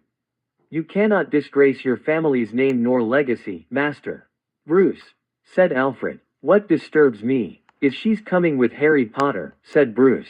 If you can't see that boy's true nature, then perhaps it is you need to think about what kind of person you are, said Alfred. Don't bother Alfred, said Selina Kyle as she walks in the room. He can't help himself. What do you want, Selina? Asks Bruce. I want what is best for our daughter, said Selina. Why did you wait for so long to bring her in my life? Asks Bruce. Selina looks at him and could see through him. I don't really need money. I'm pretty much set for life. If anything happens, our daughter gets everything I have. The reason why I brought her in now is that she is old enough and mature enough to understand your life. Can you imagine her at 5 years old with you gone all the time? Or why you never paid her attention? I knew you weren't father material. She is old enough to understand that you're not always going to be there. Because you can't stop being you, said Selina. Bruce looks at her and couldn't find anything wrong with her logic. She has a point, Master Bruce. Even when your father was busy, he never neglected you, your nightlife, and given how much you spend in the cave, you would have neglected your own daughter, said Alfred. You don't know that, said Bruce. Both Alfred and Selina Kyle look at him with a blank expression on their face that said they didn't believe him. Look, I'm not here to marry you and create a wonderful family. It just won't work between us. For a time, and for the sake of our daughter, we will support her, said Selina. I want her away from Harry Potter, said Bruce. I doubt she's going to listen to you. She is now 18, meaning she can see who she wants, said Selina. Perhaps if you weren't blind like a bat, Master Bruce, you would see he's not so terrible, said Alfred. You expect the worst from everyone. You always prepare for it. You're only seeing one side of the coin. You need to see people's best too, said Selina. If you attempt to disgrace him and throw him out, your daughter will follow, said Alfred. This is her night. Don't ruin it and support her. Bruce didn't bother answering, seeing how he was getting no support. Night had fallen in Gotham. Yet that wasn't the news. Almost every major news media was in Gotham for the ball. Almost every major player of Gotham and the wealthy was invited. Averio, nay who had a name, was going to be present. Even several members of city officials to Gotham City Police Department. In MCU, GCPD Fortress, Commissioner James Gordon was talking to his men. From SWAT to detectives, I want security to be tight. Detectives are to be inside to coordinate with Wayne Security. Standard SWAT team on standby. He said. Why are women so obsessed with men who smell like this? How does it make you feel? I would do something dirty. What makes you think there's going to be trouble? Asks Detective Ellen Yin. Message has been intercepted that both Black Mask and the Penguin might attempt to take the guests hostage for ransom. Others could arrive, given this is an opportunity they can't resist, said Gordon. Harry walks into the secret room looking at his suit. Expecting trouble? Asks Talia. You know as well as I do, there is going to be trouble. This is where Talon going make his debut, said Harry. Talon, once the sworn enemy to both Bruce Wayne and Batman. They never figured out they were the same person. The outside will be secure. The trick is getting in. Once they are in, they will quickly gain control of the hostages. Penguin hates the Waynes. He believes they stole his fortune, said Talia. His parents were just stupid. They couldn't keep their end of the deal and lost everything, said Harry, using Helena Wayne as bait. You sure about this? Said Talia. Black Mask is going to make his move. While his attention is focused on Helena's party, our men will slip past his security and bug his communications. It's about time we learn first time what the Light is planning, said Harry, ignoring the question. Our men will not fail. They know what is at stake, said Talia. Harry places a hand on his outfit and knew the criminal underworld was about to become very afraid. Time to play. I trust you are ready, said Harry. Talia kisses Harry before she turns to leave. Harry looks at his gift and knew it was perfect. None of the gifts the others would give her would match his. He quickly puts the gift in his inside pocket. He sniggers, know that Derek Powers, who is trying to win Helena and get her to marry his son, Alistair Powers. Powers was a multi-million business owner. He also did money laundry for the mob. He also had his eyes on Wayne Enterprise, hoping that he could take it over. Harry grabs his suit for the party and puts it on. He remembers dressing nice for the Christmas Slug Club. Like before, he didn't really care about the social gathering. He knew, however, that he would be a fool to not get these people to support him, but to also use their influence. Harry enters the harbor where Helena was waiting for him in an elegant dress. It was white and it really shows off her curves. Her hair was slightly in a bun, but she looks gorgeous. The moment Harry appeared in his Audi, Helena climbs in gracefully. Harry quickly drives off into the city where it was dark.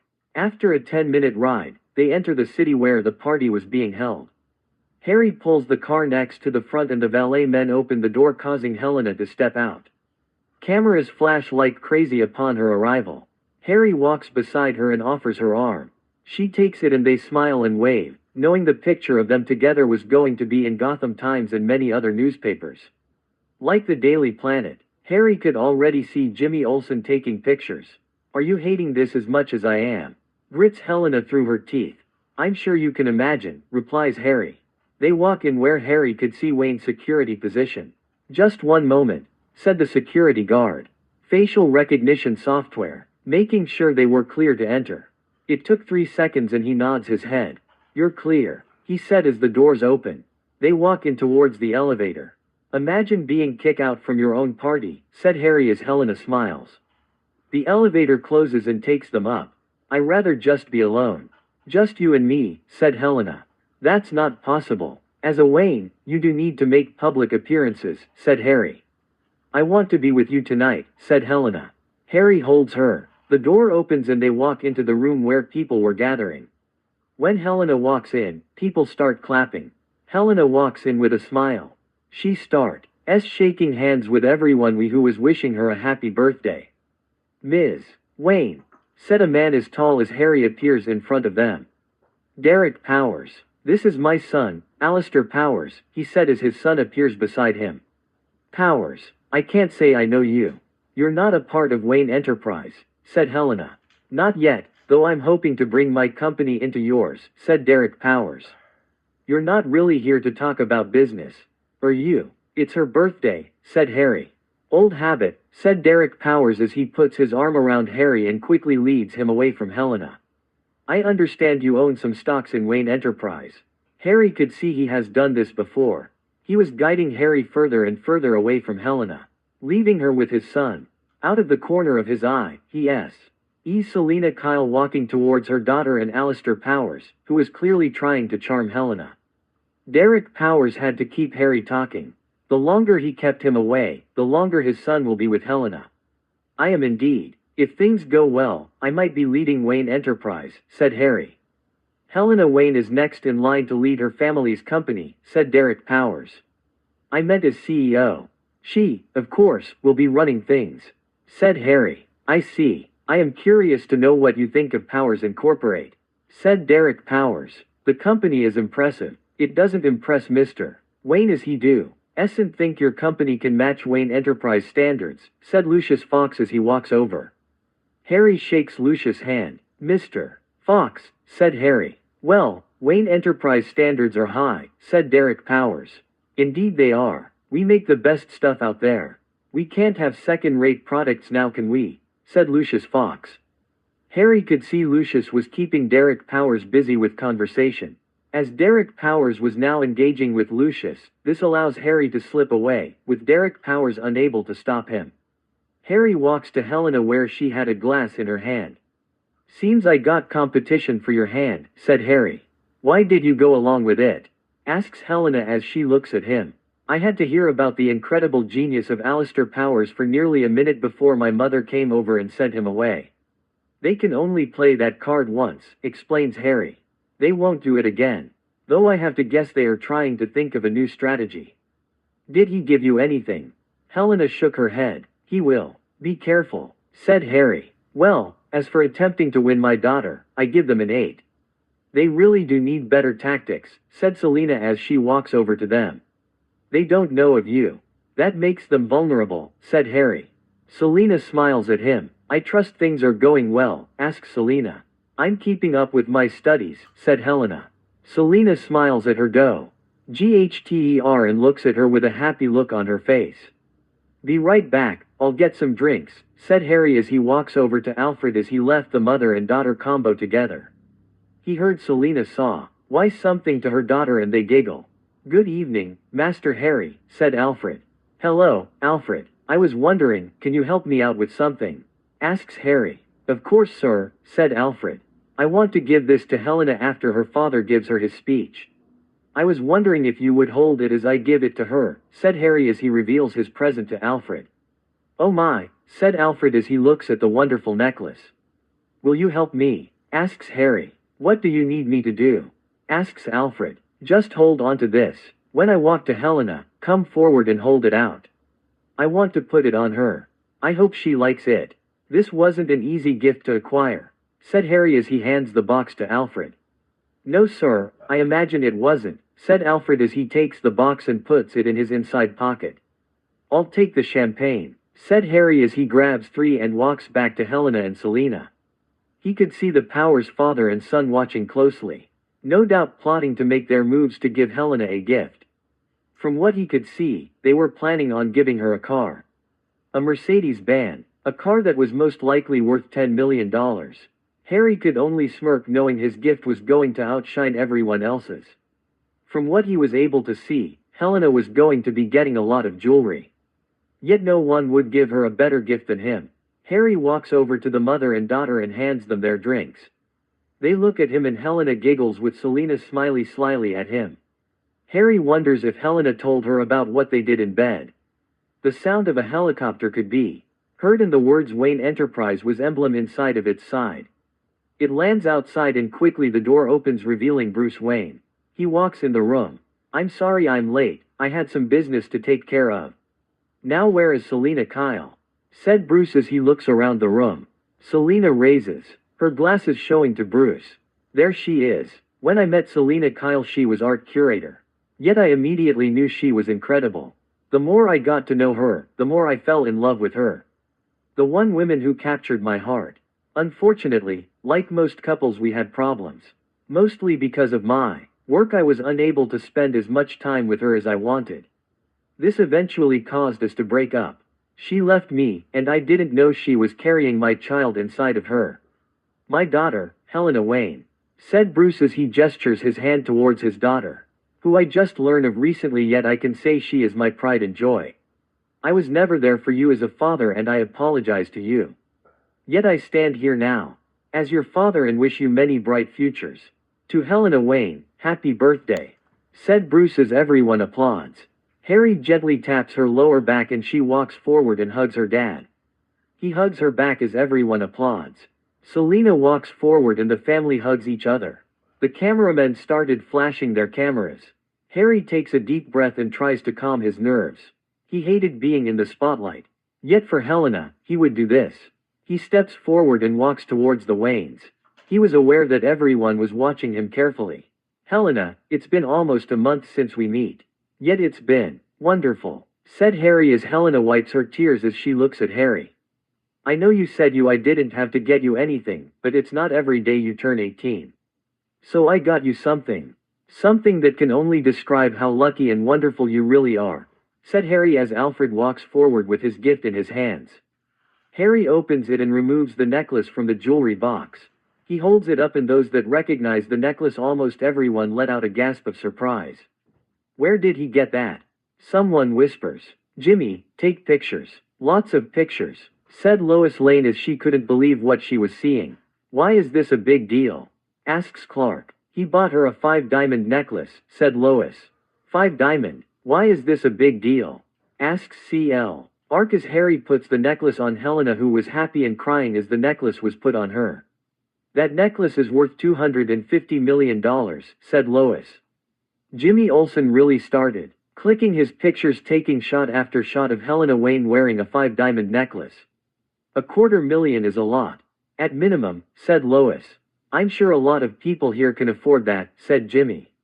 Not really. They're very rare, very hard to put together. From what I can see, pure silver and dozens of diamonds. Not many jewelers can make one. He must have spent close to $1 billion for this necklace. He really did think of a perfect gift for her, said Lois as the diamonds were shining as Helena Wayne gives a smile. Alistair Powers clutches his fist in anger as he watches Harry Potter give Helena Wayne perhaps the greatest gift of all. He knows of the 5-diamond necklace. His gift would be most likely useless now. His gift was worth around $2 million. He wouldn't even come close to Potter's gift. Helena hugs Harry and kisses him on the lips. Bruce had a smile on his face, but inside he was concerned. Selena hits his stomach. Photos. Do this for your daughter, said Selena in a low voice so he would hear. The photos went off as Helena was being held by Harry as Bruce holds Selena.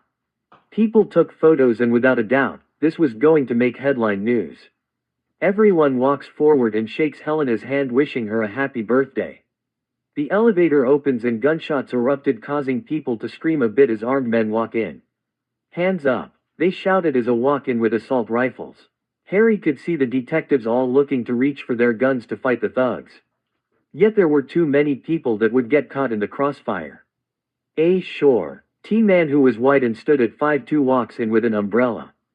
Greetings, ladies and gentlemen. Oswald Cobblepot is here, he said with a large smile on his face. Cobblepot, you have nerve showing your face here, said Gordon. Cops. I hate cops. Someone kill this pig, shouted Penguin. One of the men walks towards Gordon and was prepared to kill him. He had his gun pointed at him and was ready to shoot. Stay here, whispers Harry to Helena. She nods her head as he lets go of her hand. Harry presses a button on his wrist and all the lights immediately went off. Huh, Penguin said as Ari immediately puts on his outfit. Come on, and he jumps up and lands on the upright. The sounds of someone moving above could be heard.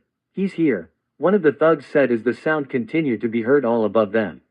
Not the bat. Why can't he leave me alone? Shouted Penguin. A figure drops down and quickly attacks several thugs before he went to the wall and quickly goes up it with lightning speed. His cloak masking his body perfectly. The thugs see him and open fire, hitting the wall before he disappeared. Did you get him? A thug asks. The sound of a cloak swishing in the air was heard. Penguin grabs his umbrella and opens fire all above him. The sounds of his machine gunshots echoing on the ceiling could be heard.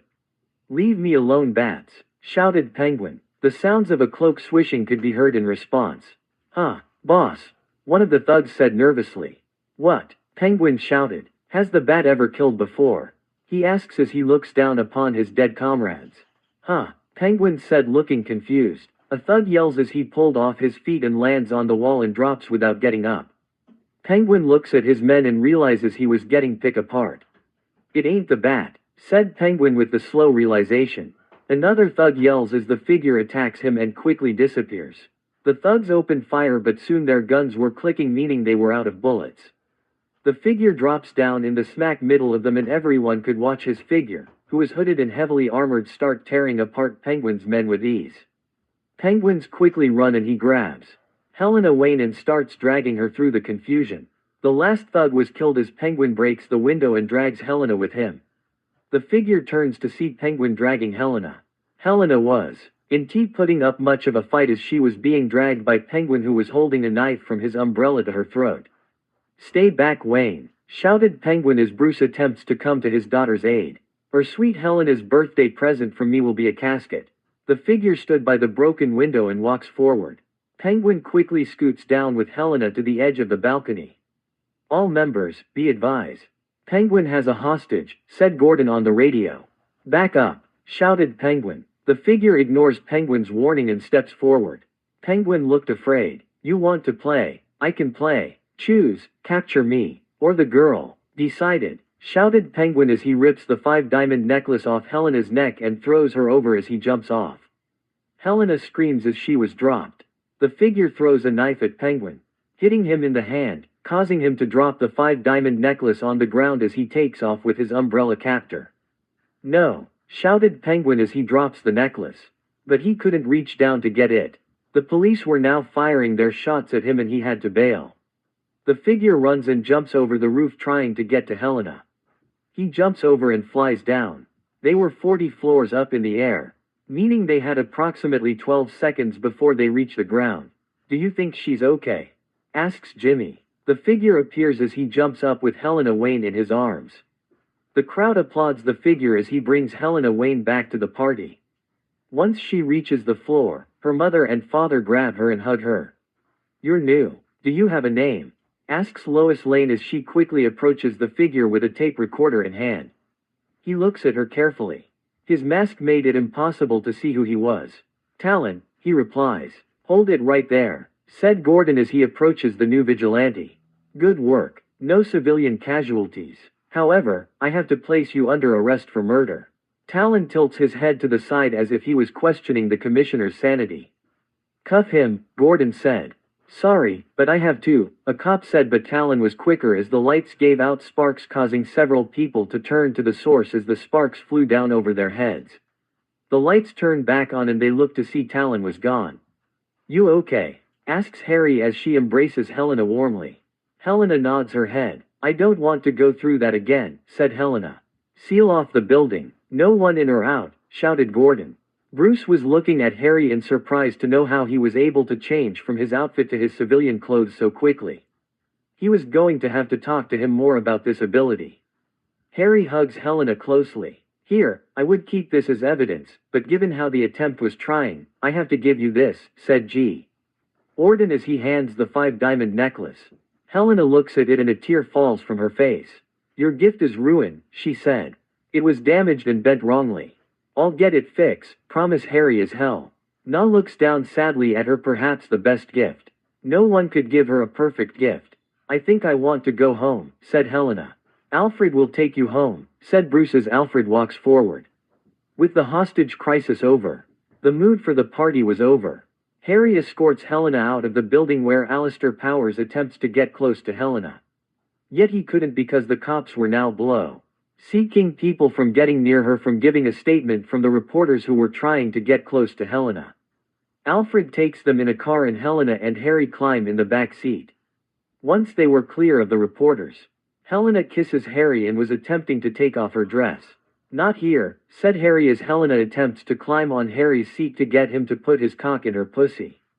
I need some action. I'm so wet, said Helena in between breaths. Even if you're the billionaire princess, best we don't get attraction from the cops. We're also being followed, said Harry as he points to the cars behind them. Don't give them scandals. Helena pouts and she instead of trying to have sex in the car on their way home, snuggles up with Harry and smiles as she lays on him. Talon Ma did a debut but failed to kill the penguin. Yet it would make headlines news all over the place. Harry's phone rings and he answers it. Yeah, said Harry. It's done. We now have tapped into Black Mosque's communications. The light can hold no secrets from us no longer, said Talia from her end. Good, now let's start picking them apart, said Harry as the call ends. Everything okay? Asks Helena. Yeah, things went well on Talia's end. You play your part well, said Harry as he hugs Helena. Not normally the damsel in distress. I just hope everyone bought it, said Helena. You're a rich girl. You're not meant to know defense tactics. Though with this experience, we could use this as an excuse for your father to teach you some defensive tactics for protection. Though you can't imply all your tactics against common thugs. All it takes is a stray shot to bring you down, said Harry. Helena kisses Harry on the lips. Harry holds her in his arms.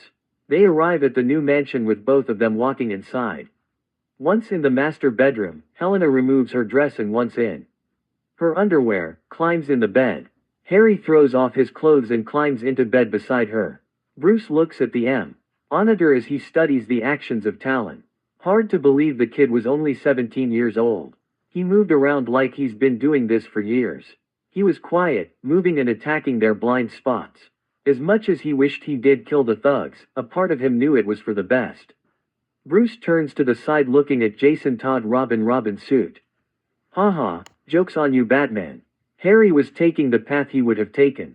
He killed his opponents without question yet not without remorse. Yet he did so without losing himself. It is true, he's been harder and more violent with criminals, but he still couldn't cross the line. Helena was all over Harry and he feared if their relationship got serious. Helena was spending more and more time with Harry. At the party, just going over the pictures. The two were side by side and look happy together. Master Bruce, perhaps you should stop trying to stop these two from having fun. They are still young, said Alfred as he walks in. Weren't you supposed to be with Helena? Said Bruce without turning to Alfred, his longtime friend. She is with Master Harry and they are doing quite all right, said Alfred. Bruce didn't like that. Why didn't you bring her here? Asks Bruce. She wants to be with him. Perhaps if you stop trying to control her life and accept her choices. She doesn't see him as a bad guy, Master Bruce. Perhaps if you stop seeing him as an enemy, you would see him as an invaluable ally, said Alfred. We hardly know anything about him. Alfred, what happens when the day comes he betrays us and attempts to rule the world? Said Bruce. That is only you thinking that. The truth is, Master Bruce, you're only seeing him how you wish to see him. If you could look past your pride and ego, you would see, he isn't so different from you, said Alfred. Bruce said nothing as he looks at the pictures. Talon moved perfectly in the shadows, striking without warning. He used the darkness as his ally and was able to turn the Penguin's men fear against them. They were all dead, save Penguin who escaped. The chances were he wasn't coming out soon. Penguin was now going to be very afraid to step out of Iceberg Lounge for some time. Bruce hated to admit it, but this would send levels of fear throughout the Gotham underworld, one that has not been seen since his own start as Batman. Now criminals were going to be so scared they would be afraid to step out of their homes. This would spread like wildfire all throughout Gotham. Already Bruce could hear chatter from the usual crime families as the word spread. They were now afraid that a killer was on the loose, one who was hunting them. Many of them were reaching out to their contacts in Gotham City Police Department to find out more about this vigilante and what he was after. Bruce puts on his mask and prepares to talk to Gordon. It was going to be a very long night. The tumbler rose up and Batman got inside of it. He quickly takes off to Gotham City in the middle of the night. Now he was wondering just how to stop and neutralize Harry Potter before he becomes too much like his enemies. Harry woke up feeling happy. He gets up and walks to his table where the Gotham Times was on the table. Harry opens the front page and sure enough, his story about saving the hostages was on the front page. The police wanted him for questioning for his killings Penguin's men. Even though the public was applauding his approach to the situation, the main question they had was if he was a vigilante like Batman or a menace. Harry pulls out his phone and looks at reports. For the first time in 20 years, criminals were scared, unlike before, where Batman would beat them to a pulp and brand them that would scare them. Many of would be too scared to go to county jail. The brand was a death sentence. Many of them did not live long after being branded. Now they would get branded. They were going to die. Harry looks at the police reports and criminals were turning themselves in for fear of Talon coming after him. His appearance and actions caused many to question if many were safe. His theatrics left an impression and it was causing many people to pause with wonder. The police were unsure what to think of him. His actions were so un-Batman-like. Helena's birthday was also posted. Her 18th birthday went well and with many wishing her a bright future. Harry could tell, now that she was 18 and legal, many would be seeking her hand in marriage. Harry knew through her, they would be able to control vast resources under their control. Harry's phone rang and he could see it was a private number. "Hello," said Harry. "The light is showing interesting in your appearance," said Talia. "Not unexpected. They say anything interesting?" asks Harry. "They are putting pressure on the senators to take action. From what I've understood, they want Superman to intervene, as Batman is unable to get in touch with," said Talia. "Anything else happen?" asks Harry. "There is a warrant out for your arrest. Gotham PD is looking for you. A massive manhunt is being put underway," said Talia. "They can hunt me in all corners of the earth. They will never catch me," said Harry. "No, they won't. If this works, then so many people are going to be afraid of you," said Talia. "That is the plan," said Harry. Harry's phone rang and he looks at it. His vehicle was ready. It didn't have the materials he wanted, but it would do for now. "Assassins from Black Mask is going to be looking for you," said Talia. "If they have someone who could take me down, then I'll send Black Mask flowers." "Phase 1 is done. Let's move to Phase 2, said Harry. "Helena Wayne isn't ready," replies Talia. "We'll have to make do," said Harry. "I pray we're not being hasty," said Talia. As does Harry. He was safe from anyone guessing he was Talon. For one, he was a billionaire investor and stockholder. People like him aren't usually thought of as vigilantes. 2. No one has evidence to support their claim to him as Talon. For one, the League of Shadows did a splendid job in creating his background. So he was covered. Second, the question was where he learned to fight and kill. It raised questions since the official papers claim he was born in England and raised mostly in Scotland. So no jury would convict him.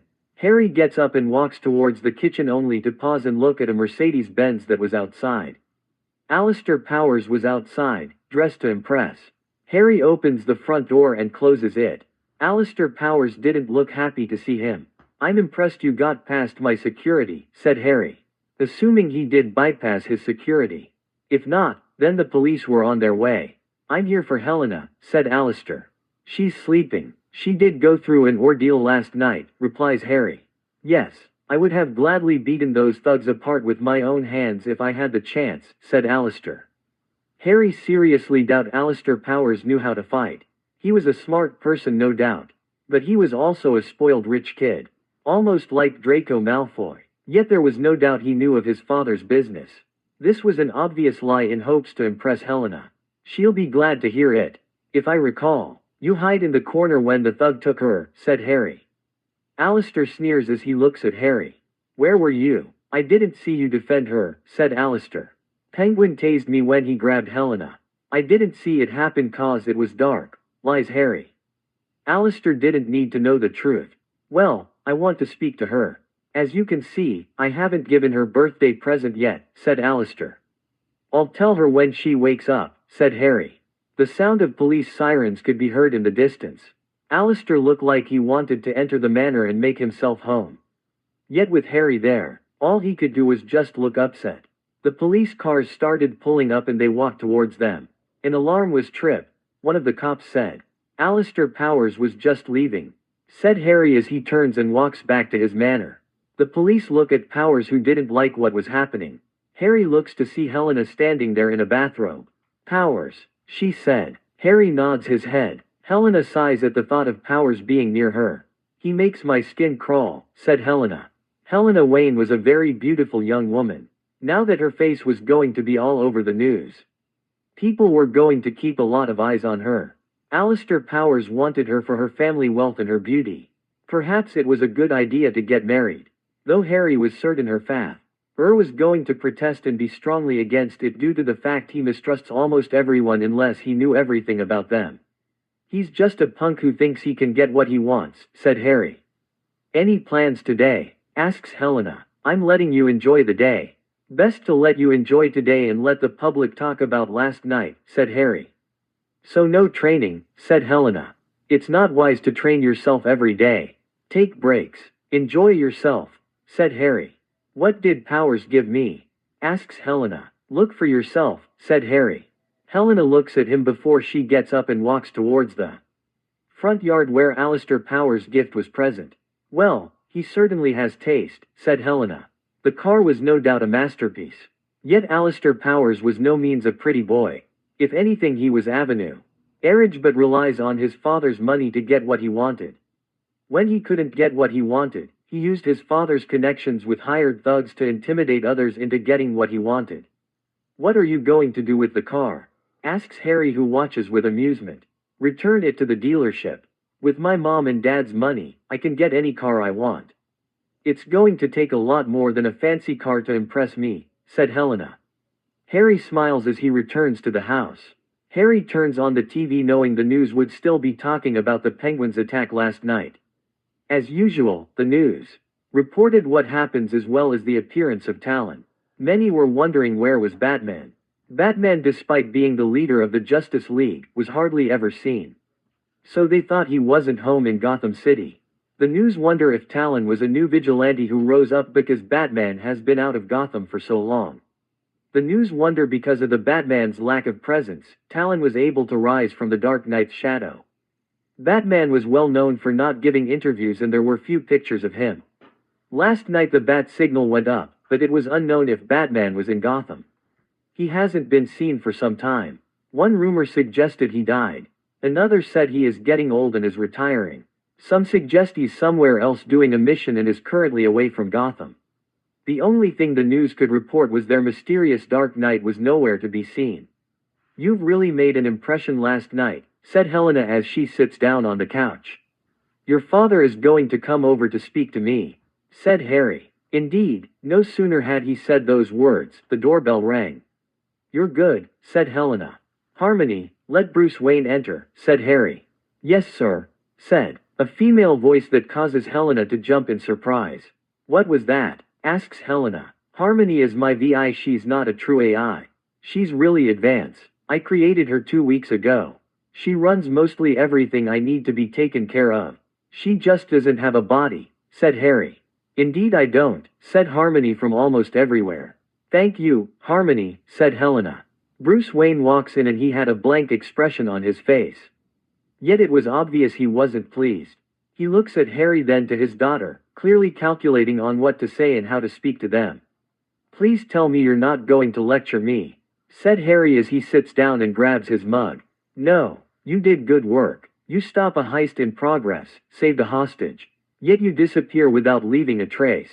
I want to know how, said Bruce. Harry smiles at Bruce. It amazes you, doesn't it?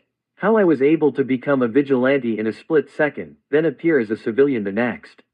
The answer are these, said Harry as he reveals his watch on his left wrist with a metal bracelet on his right. A necklace with a sharp dagger shape was on his neck. Nanotechnology, said Bruce in amazement. Harry nods his head. Indeed. Watch, said Harry as he presses a button on his watch. In an instant, as if sand itself was moving and crawling around his body, Talon soon emerged in exactly 2.5 seconds. New tech. You realized if your left wrist watch is damaged, the suit will break apart, said Bruce. Not exactly. The bracelet will hold it together. It's my backup. Besides, even if they could damage my suit, then I'll give them $10 billion.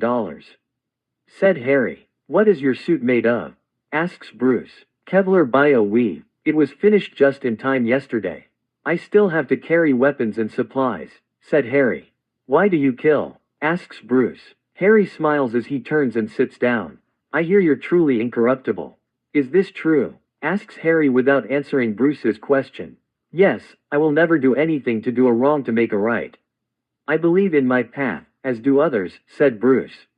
Harry nods his head. I will not force you to change your path or decisions. Truth be told, the world needs a Batman. Yet it also needs talent. You are like a shadow, ever present, yet invisible. I am a darkness. The one thing you need to understand, darkness is not an enemy. Your mistake is thinking it is. The true enemy, Mr. Wayne, is chaos, ever present yet undetectable. It is forever changing, adapting, evolving. That is why the world needs warriors who are shadows and darkness, said Harry. I wish you wouldn't kill. It best not to become our enemies, said Bruce. To an extent, I agree with you. It is wise to never become like our enemies. That is why we're so alike, yet so different. Another way of comparing us is to that of a saint and a knight, said Harry. Saint and a knight, repeated Bruce. Indeed, you live your life like a saint. You do good things, follow your own belief, and try hard to not fall off your path. I'm sure there have been many times you've come close to breaking your own rules. Yet you've always stayed on the path you walk on. No matter how dark it gets. No matter how much the light fades. I am a knight. To protect the people, I will not hesitate to kill the enemies of the people. Yet I will never stain the blood of the innocents, said Harry. Bruce looks surprises at this explanation. It was clear he never thought of it like that before. What do you want? Asks Bruce. If you're worried I'm scheming something, don't bother, I'm not. I may not tell you everything. But I'm pretty straightforward and honest. I will not lie to you. In fact, no matter how much Talia and Ra's al Ghul tried to get me to lie, I always failed. So you'll always know, my plan with Wayne Enterprise is to improve it. That's why I bought the stocks. Wayne Enterprise and LexCorp are two of the world's leaders in almost everything. I, however, do have some things LexCorp doesn't have. Things they haven't seen before. My plan is to buy enough of Wayne stocks and ownership, then hand it. Helena, said Harry. You'll just give it to, said Bruce in surprise as well as skeptical. Yes, this may find it hard for you to believe, but the League of Shadows have been active for over 6 centuries. You are a billionaire, yet since I lead the League of Shadows, I'm a trillionaire, said Harry. Bruce's eyes opened so wide he was in shock. Trillionaire, said Bruce in shock. The League of Shadows has their pocket in almost every type of economy there is. They control most if not all the stock markets. I have over a dozen accounts with hundreds of billions of dollars in it. There are 4 trillionaires. Myself, Talia al Ghul, Nyssa al Ghul, and Vandal Savage.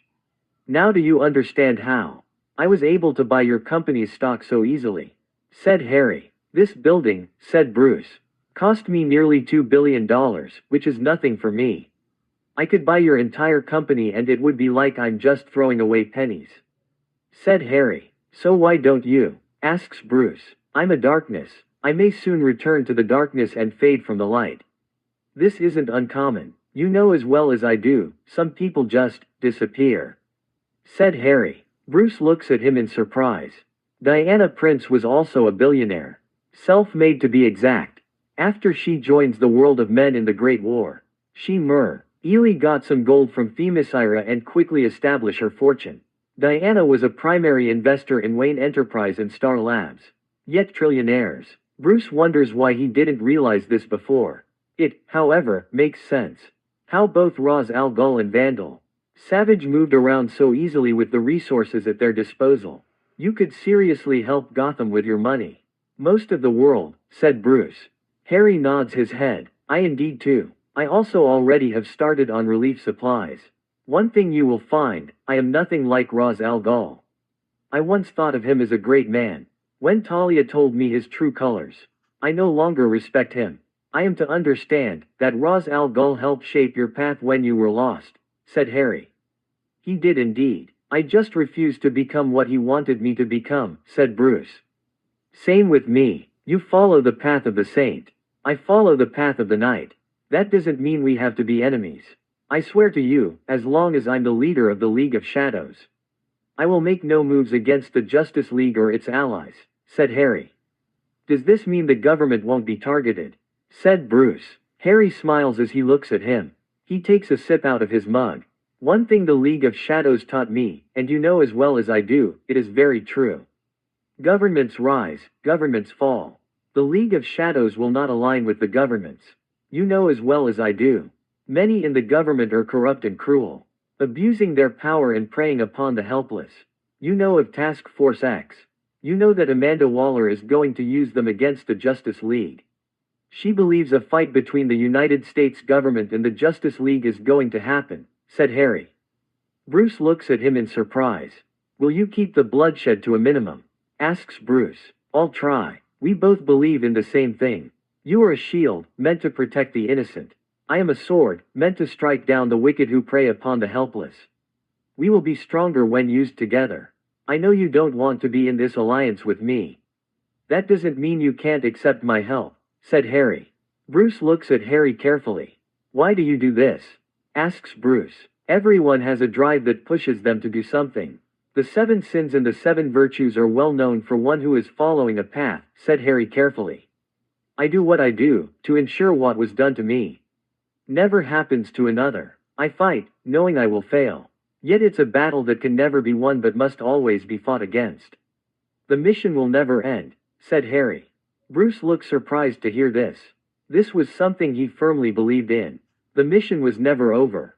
When he first started as Batman at the age of 20, he did so in hopes he could hang up the cape. His one-time love interest, Rachel Dawes, died. During the time, he also showed interest in Selina Kyle. It really tore his heart on whom to choose. His childhood friend, or a thief who stole his heart.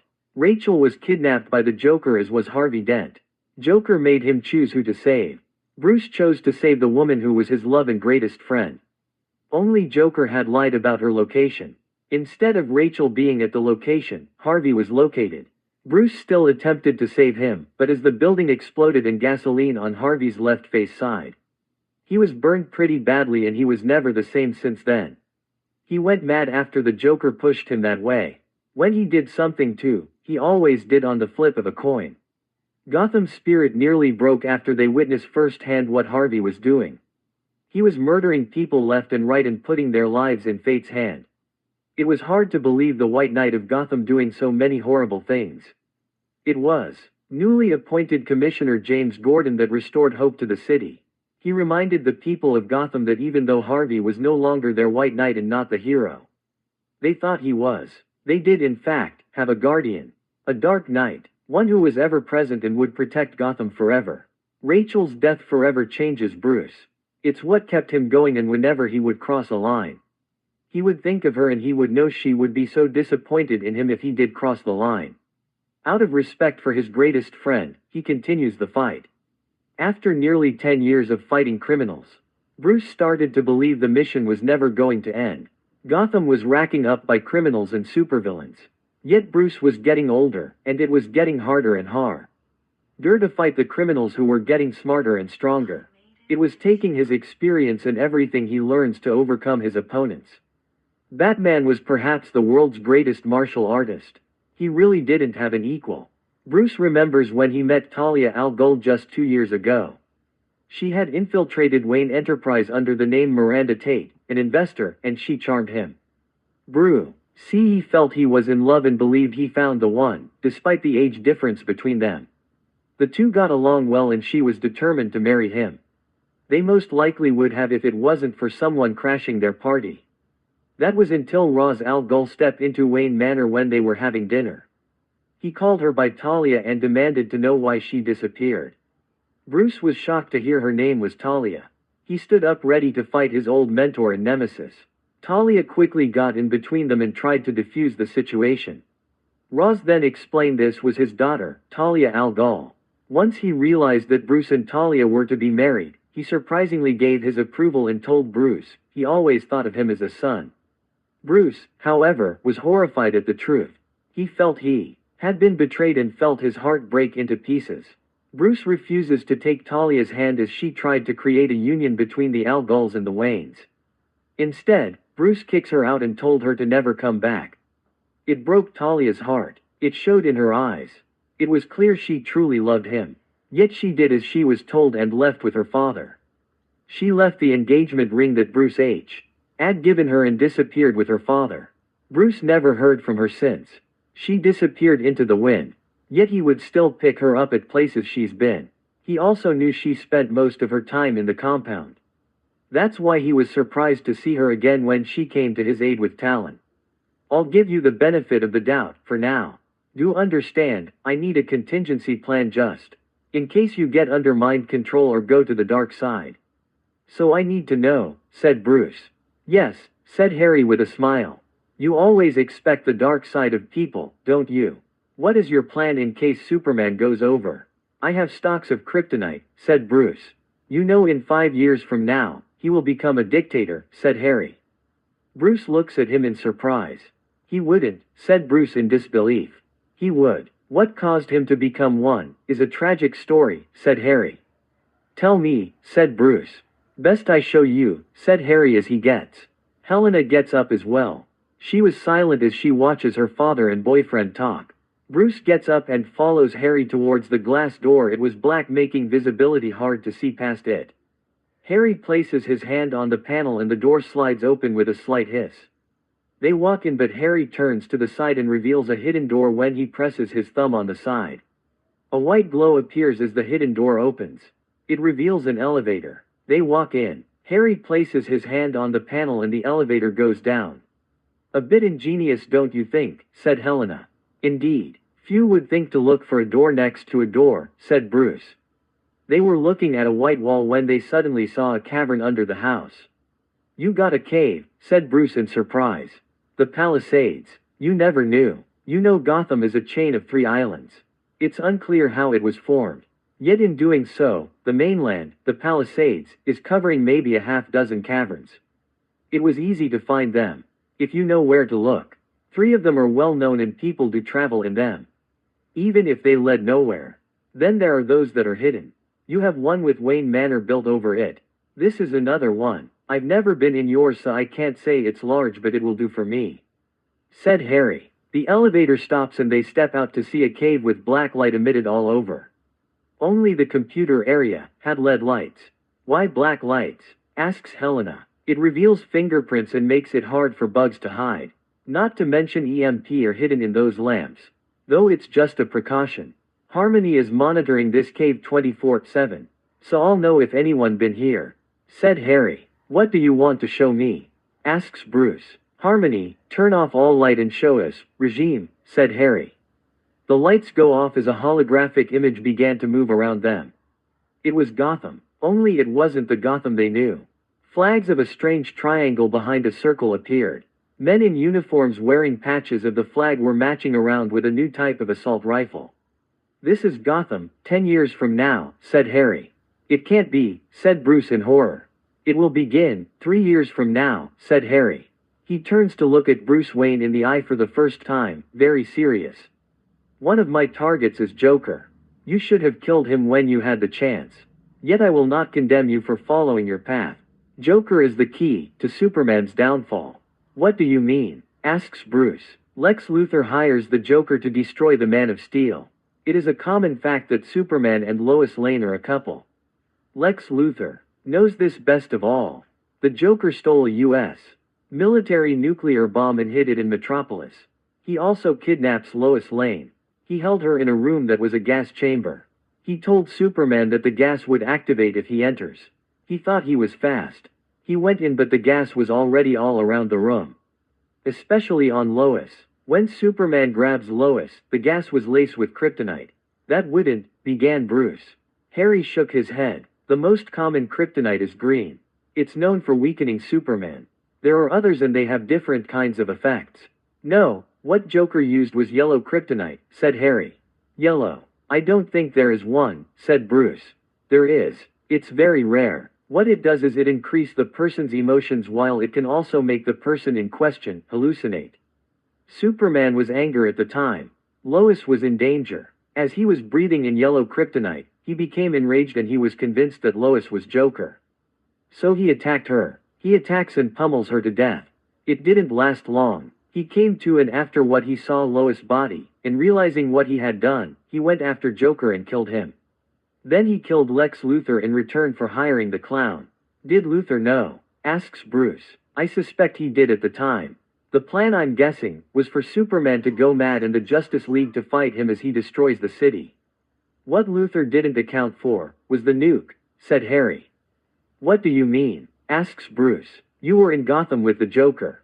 You brought him back to get answers out of him. The League was in Metropolis attempting to locate the bomb. Superman arrived and killed Joker before you could answer out of him. Unfortunately, the nuke went off, taking out Metropolis, as well as half the Justice League. This day became known as Armageddon. Superman began killing his opponents. You tried to stop him and reason with him, but in the midst of fighting you, he broke your back, crippling you. He killed Helena in front of you when she refuses to follow his path. This became the world's darkest hour. He kills me, said Helena in surprise. Harry nods his head. You refused to kill Mr. Wayne, yet you knew a new enemy had emerged. With Superman at the front, the regime was formed with Superman as Supreme Chancellor of the Earth. Only a handful of League members fought his rule, believing he was becoming no better than the enemies he fought. Vandal Savage becomes his right-hand man. With Savage and the Light beside him, he became nearly unstoppable. Superman went to the United Nations and told them of the regime and told them they were to disband their governments. They refused, so he killed them. Everyone who stood against him, he killed them. Despite being a cripple, you quickly formed the resistance, made up of former League members, supervillains, former military, and cops. There was a time you were winning. Your tactics were beating the regime. You had most of the Lantern Corps by your side. Until Superman gained new allies as well, said Harry. Allies, repeated Bruce. The holographic image changed into two figures. One was a red-skinned alien with a yellow glow. The other was gray, tall, nearly 8 foot 9 inches tall. He was big and very bulky. Sinestro I recognize. Who is the other? Asks Bruce. Superman allies were the Yellow Lanterns. Yet his greatest ally came from this person. I don't know who he is, I only know that he is very powerful and dangerous. More so than Superman, said Harry. More, shouted Helena in shock. How? Asks Bruce. From what I was able to understand, he has no weaknesses. He took on the entire Green Lantern Corps, remnants of the Justice League, the team. The battle ended quickly. Only 3 lanterns survived his onslaught. Most of the team were killed. The only survivor of the Justice League is Wonder Woman. She surrendered and agreed to be Superman's chief enforcer. In return, her island would not be attacked. This caused war between the Atlanteans and the Amazons, said Harry. This was a nightmare. It had to be. There was no way their future was so bleak. You are from the future, aren't you? Said Bruce as he looks at Harry. The holographic image disappears. No, I'm from another world. A world where there is no Wayne or Superman. I died, I was offered a second chance and I took it. That's why, no matter how hard you search, you could never find a Harry Potter of this world, said Harry. Then how do you know these things? Asks Bruce. When I was sent here, I was given information on key events that would happen in this world. I was sent to Ra's al Ghul, all where he could teach me to be a weapon. It's what I need to be, in case this world does face its darkest hour, said Harry. Can you go back? Asks Helena. She wonders when he said he would disappear he would return to his world. Harry shook his head. No, the realm of my world is closed to me. I am stuck here. I can never return, said Harry. How should we prepare? Asks Helena. I have to find the Joker and kill him. He is safety lock away in Arkham at the moment. I'm not about to break into Arkham so I can kill the Joker. When he escapes again, I will kill him.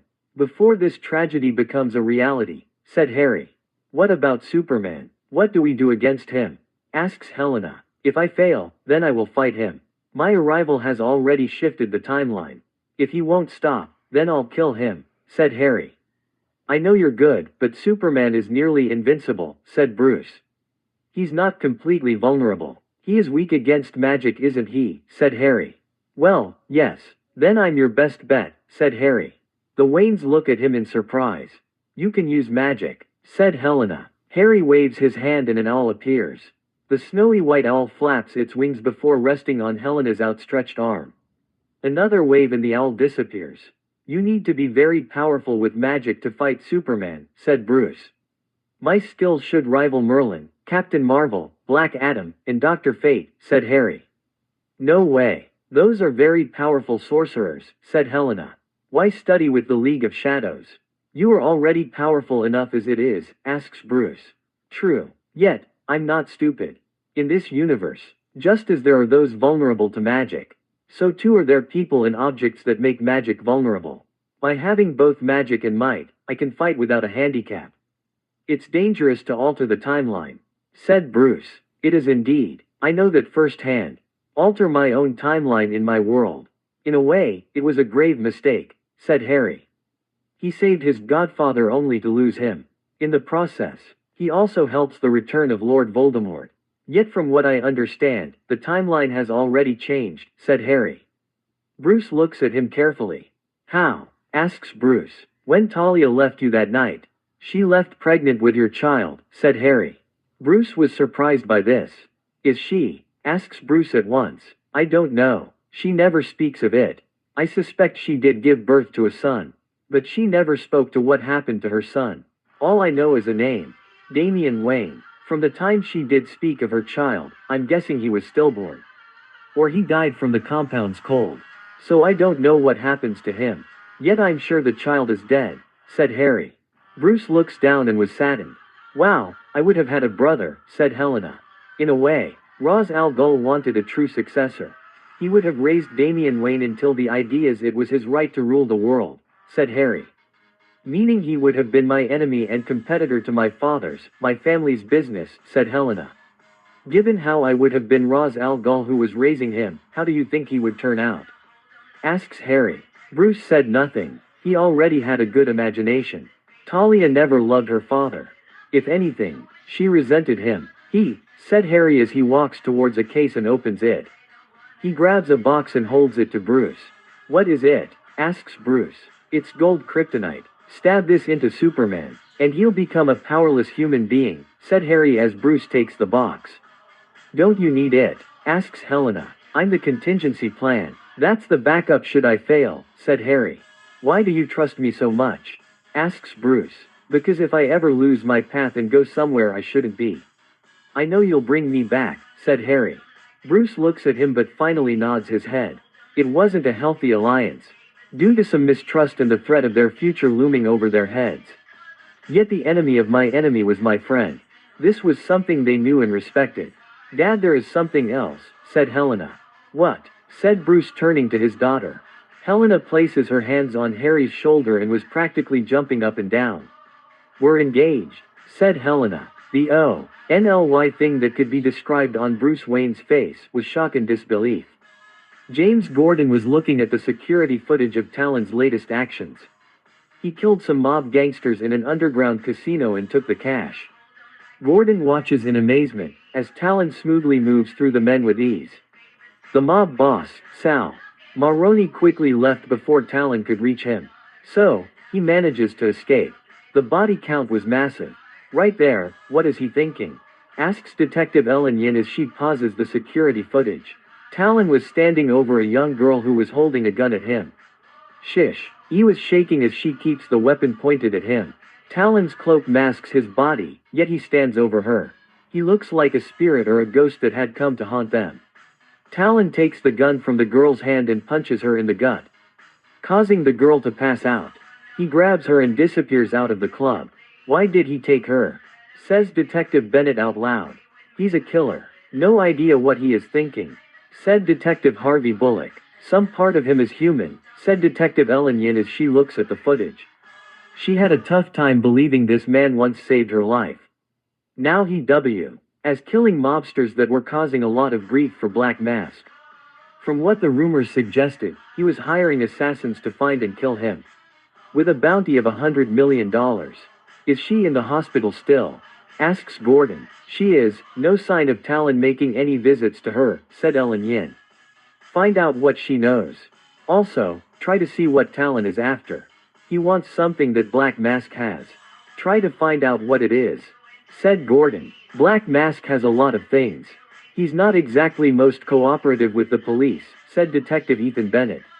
Ellen Yin could feel her phone, phone that Talon gave her in her pocket. She wasn't exactly stupid. She had a high IQ, 180, and a Harvard graduate. For the light of her, these vigilantes always seemed to be a step ahead of her. The Batman was a mysterious vigilante who terrorizes the crooks and villains. Now, Talon had emerged, and unlike the Bat, who beat criminals to a pulp, Talon kills his opponents. Ellen Yin couldn't help but wonder if he was a vigilante or just a killer making excuses for his actions. Ellen Yin wonders if she should call Talon to see what he was up to, as well as to see if he could help with some of her cases. The Black Mask case was defiantly in question, as Gotham PD was determined to bring down the most significant crime lord ever. "We need the Bat," said Detective Harvey Bullock. "If we can find the Bat," said Detective Benedict. Detective Ellen Yin mind also went to the Batman, wonder where he was, as no one has seen him in months, and he has once again disappeared into succession. He tightened her grip on her phone and knew she would end up calling Talon tonight. "See what you can find. I'll message the Bat tonight," said Gordon. Ellen Yin knew the only way he could contact the Bat was with the signal. They walk up to the roof and turn on the Bat signal. They hope the Bat would respond. He hasn't lately. It wasn't uncommon for them to wait a couple of hours for him. Sometimes, he would approach them, and they would talk right away. It was just impossible to tell with the Bat, and quite frankly it was hard to predict when the Bat would show up, if he would show up. "UK, now I can smell a trap coming from a mile away," said a new voice from behind them. Ellen Yin, along with her colleagues, turn around to see Talon standing there. He was fully dressed and standing ready. His cloak is covering his body, making it hard to see what he was having. "I was expecting the Bat. Why are you here?" asks Commissioner Gordon. Several of the officers would reach for the guns, unsure if they were going to use it. "We didn't exactly get started on the right foot. I do understand you were doing your job, but I think it's best we finally talk before you dig yourself a deeper grave," said Talon as he stood there calmly. Commissioner Gordon said nothing. He looks at Talon carefully with a dark look. "What do you want?" asks Commissioner Gordon. "Are you upset I killed the Penguins gang?" asks Talon. Commissioner Gordon looks at him. "No, but I trust you have to understand that I have to bring you in." "You could be a serial killer," said Gordon. "From your point of view, I can respect that. But we both know you won't bring me in. From what I did with Penguin and his gang, you know it's the kind of thing that will control the Gotham's underworld. I know things that not even Batman knows. That is why I will cooperate with Gotham Police, for the time being. Let me warn you now, there will come a time when you will need my partnerships." "Something is coming that is devastating," said Talon. "What?" asks Commissioner Gordon. "It's best you don't know, not yet anyway. You have too many eyes and ears around you. Once it's safe to say, I will tell you, only you need to be on a need-to-know basis." "I'm sure the Bat will tell you more about me," said Talon. With that he steps back and disappears into the shadow. "Not subtle, that guy," said Batman. The officers turn around to see Batman standing there. Talon knew moving around Gotham at night was no simple task. For one, most of the streetlights weren't even working. Only in particular areas did streetlights work. Most of Gotham was dark with no street lamps, meaning you had to know the city and the people. Talon was driving around in the tactical vehicle. It was painted black to match the darkness as it drives down the street. It didn't use headlights, but that didn't mean Talon couldn't see. His vehicle was more advanced than most military sensors. Expected to see even the darkest places in the world. There were no windows in his vehicle. He uses sensors to see where he was going and intense high monitors. The cameras were ridiculously small, but they were not an only ultra-high definition, but they could see anything. And that was better than most sensory equipment. Harry stops his vehicle next to the alleyway, and sure enough, a figure walks out towards him. Catwoman walks towards him with a seductive walk. Harry pops open top as Catwoman jumps into the vehicle in his passenger's seat. Harry closes the top and drives off. "Did you get it?" asks Harry as he takes off the streets of Gotham. "Yeah," said Catwoman as she removes her mask, allowing her long black hair to roam free. She turns to look at Harry and smiles at him. It was clear she was flirting with him. Harry said nothing as she continues to look at him. Then she frowns. "I seriously hope Mr. Dark and Broody isn't starting to influence you," said Selina Kyle. Harry said nothing, knowing that Selina Kyle was trying to distract him. She, of course, would know he was engaged to her daughter. He couldn't even begin to understand why his future mother-in-law was trying to flirt with him. Selena quickly presses a button that causes the vehicle to enter autopilot. Harry attempts to turn it off, but Selena quickly climbs on top of him and straddles herself in her lap. "Don't be like that, even he was like this," said Selene. As she was referring to her former love interest of Bruce Wayne. Harry said nothing as he looks at her. The vehicle was still moving as Harry looks into her green eyes. "I cannot do this to Helena," said Harry. Selena smiles at Harry as she places her hand on his face, his mask preventing her from touching her face. "My daughter knows, and she wouldn't mind. There is something about you which makes me want to purr," said Selena. Harry said nothing, knowing he couldn't drive with Selena Kyle sitting on his lap facing him. The vehicle, which didn't have a name yet, was still on autopilot and heading towards his place. Selena bends down and kisses Harry on the lips. It seemed she was determined to get a reaction out of him, and it was working. Selena breaks off the kiss and unzips her suit down to her belly. She spreads her outfit open, revealing her large melons. Even if her breasts were only partly showing, it was still a remarkable sight. It was clear where Helena got her large melons. Selena returns to kissing Harry while trying to rotate her hips on his groin. Thankful, his suit was thick so that he couldn't feel her that much. Harry grabs her waist and pushes her back. "We shouldn't," said Harry. Selena winces a bit, causing Harry to look at her carefully.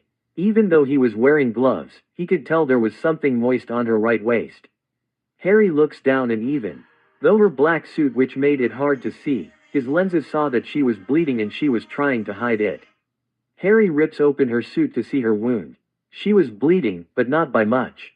It looks like a knife wound got to her. But she somehow manages to avoid a fatal blow. "Why didn't you say you weren't injured?" asks Harry. "It's not the first time I've gotten injured on the prowl. It's not that bad," said Selena. Harry looks up and could see she was smiling at him. It was then Harry realized that her breast had sprung free and she was enjoying the situation. Harry tries not to blush or turn red from embarrassment. But it was hard. He didn't understand why these women were all over him. "You know I cannot agree with you, I'm with your daughter," said Harry as he once again tries to regain his composure.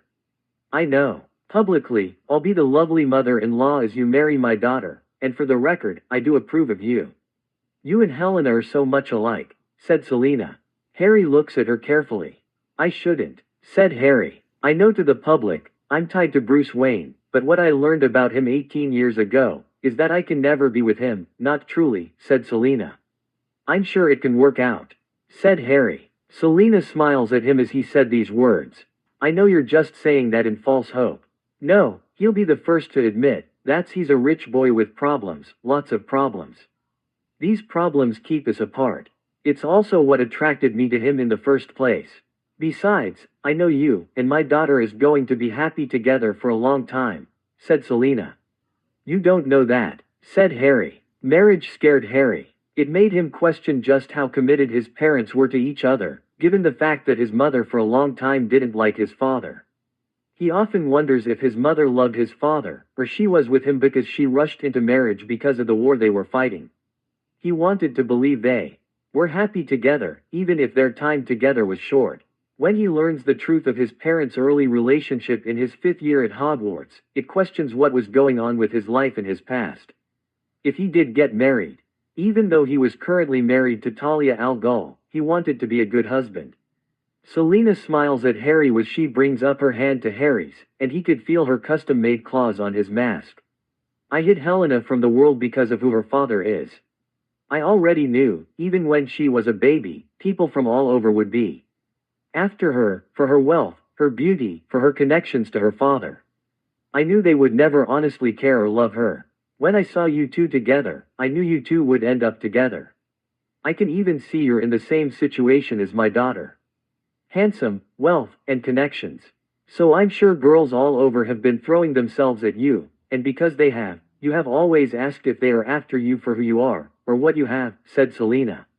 Harry looks into Selena's green eyes and couldn't help but pause as he knew she was speaking the truth. Yes, because he was the boy who lived. Girls have been throwing themselves at him. Worst was his 6th year when girls from the 3rd year and above have been flirting with him and throwing themselves at him. He knew many of them only wanted him because he was the chosen one, rich and a good-looking guy. More so than Ron. It's one reason why their friendship had ended, because Ron was jealous over Harry over something that wasn't his fault. Hermione didn't make things better, she merely thought it was a phase. And they would make up. After her countless attempts to get him to date her, Harry finally dated his best friend's sister, Ginny Weasley. At first, things were going well. And he believed he found the person who wanted to be with. Harry thought he found happiness in his relationship with Ginny. She was a Quidditch player, and a Gryffindor at heart. Harry's relationship with Ginny, however, quickly went downhill as soon as they started dating. Ginny loved the fact that she was dating the boy who lived in the Chosen One and never really spent time with Harry as Harry. Only the most famous wizard in the world. Almost immediately, Harry wanted to end it but didn't know how to break up with Ginny or any girl for that matter without breaking her feelings. Una. BLE to tell Ginny he was unhappy and he wanted to end, Harry was forcing himself to endure the relationship. He finally found the strength of courage to do so and ended things with her the night Dumbledore had died. Harry looked into Selena's eyes and knew she was speaking the truth. He and Helena could get along well because of the fact they shared the same problems. Both rich, gorgeous people and Harry was sure she hardly had any real friends. Harry could only how lonely she was. He knew this because he was very lonely too. So why are you attempting to woo me? Asks Harry. Selena gives him a very seductive smile.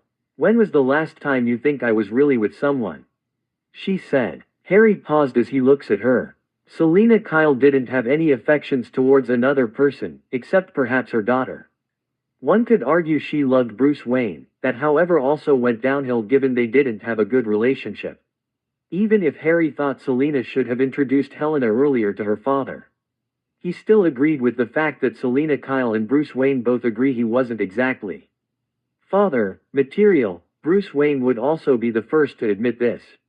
He did help his PTIVE son Richard, Dick Grayson in bringing his parents' murders to justice, by helping him become his first sidekick Robin then later help him to become Nightwing. He still wasn't father of the year or any year for that matter. I shouldn't, repeated Harry.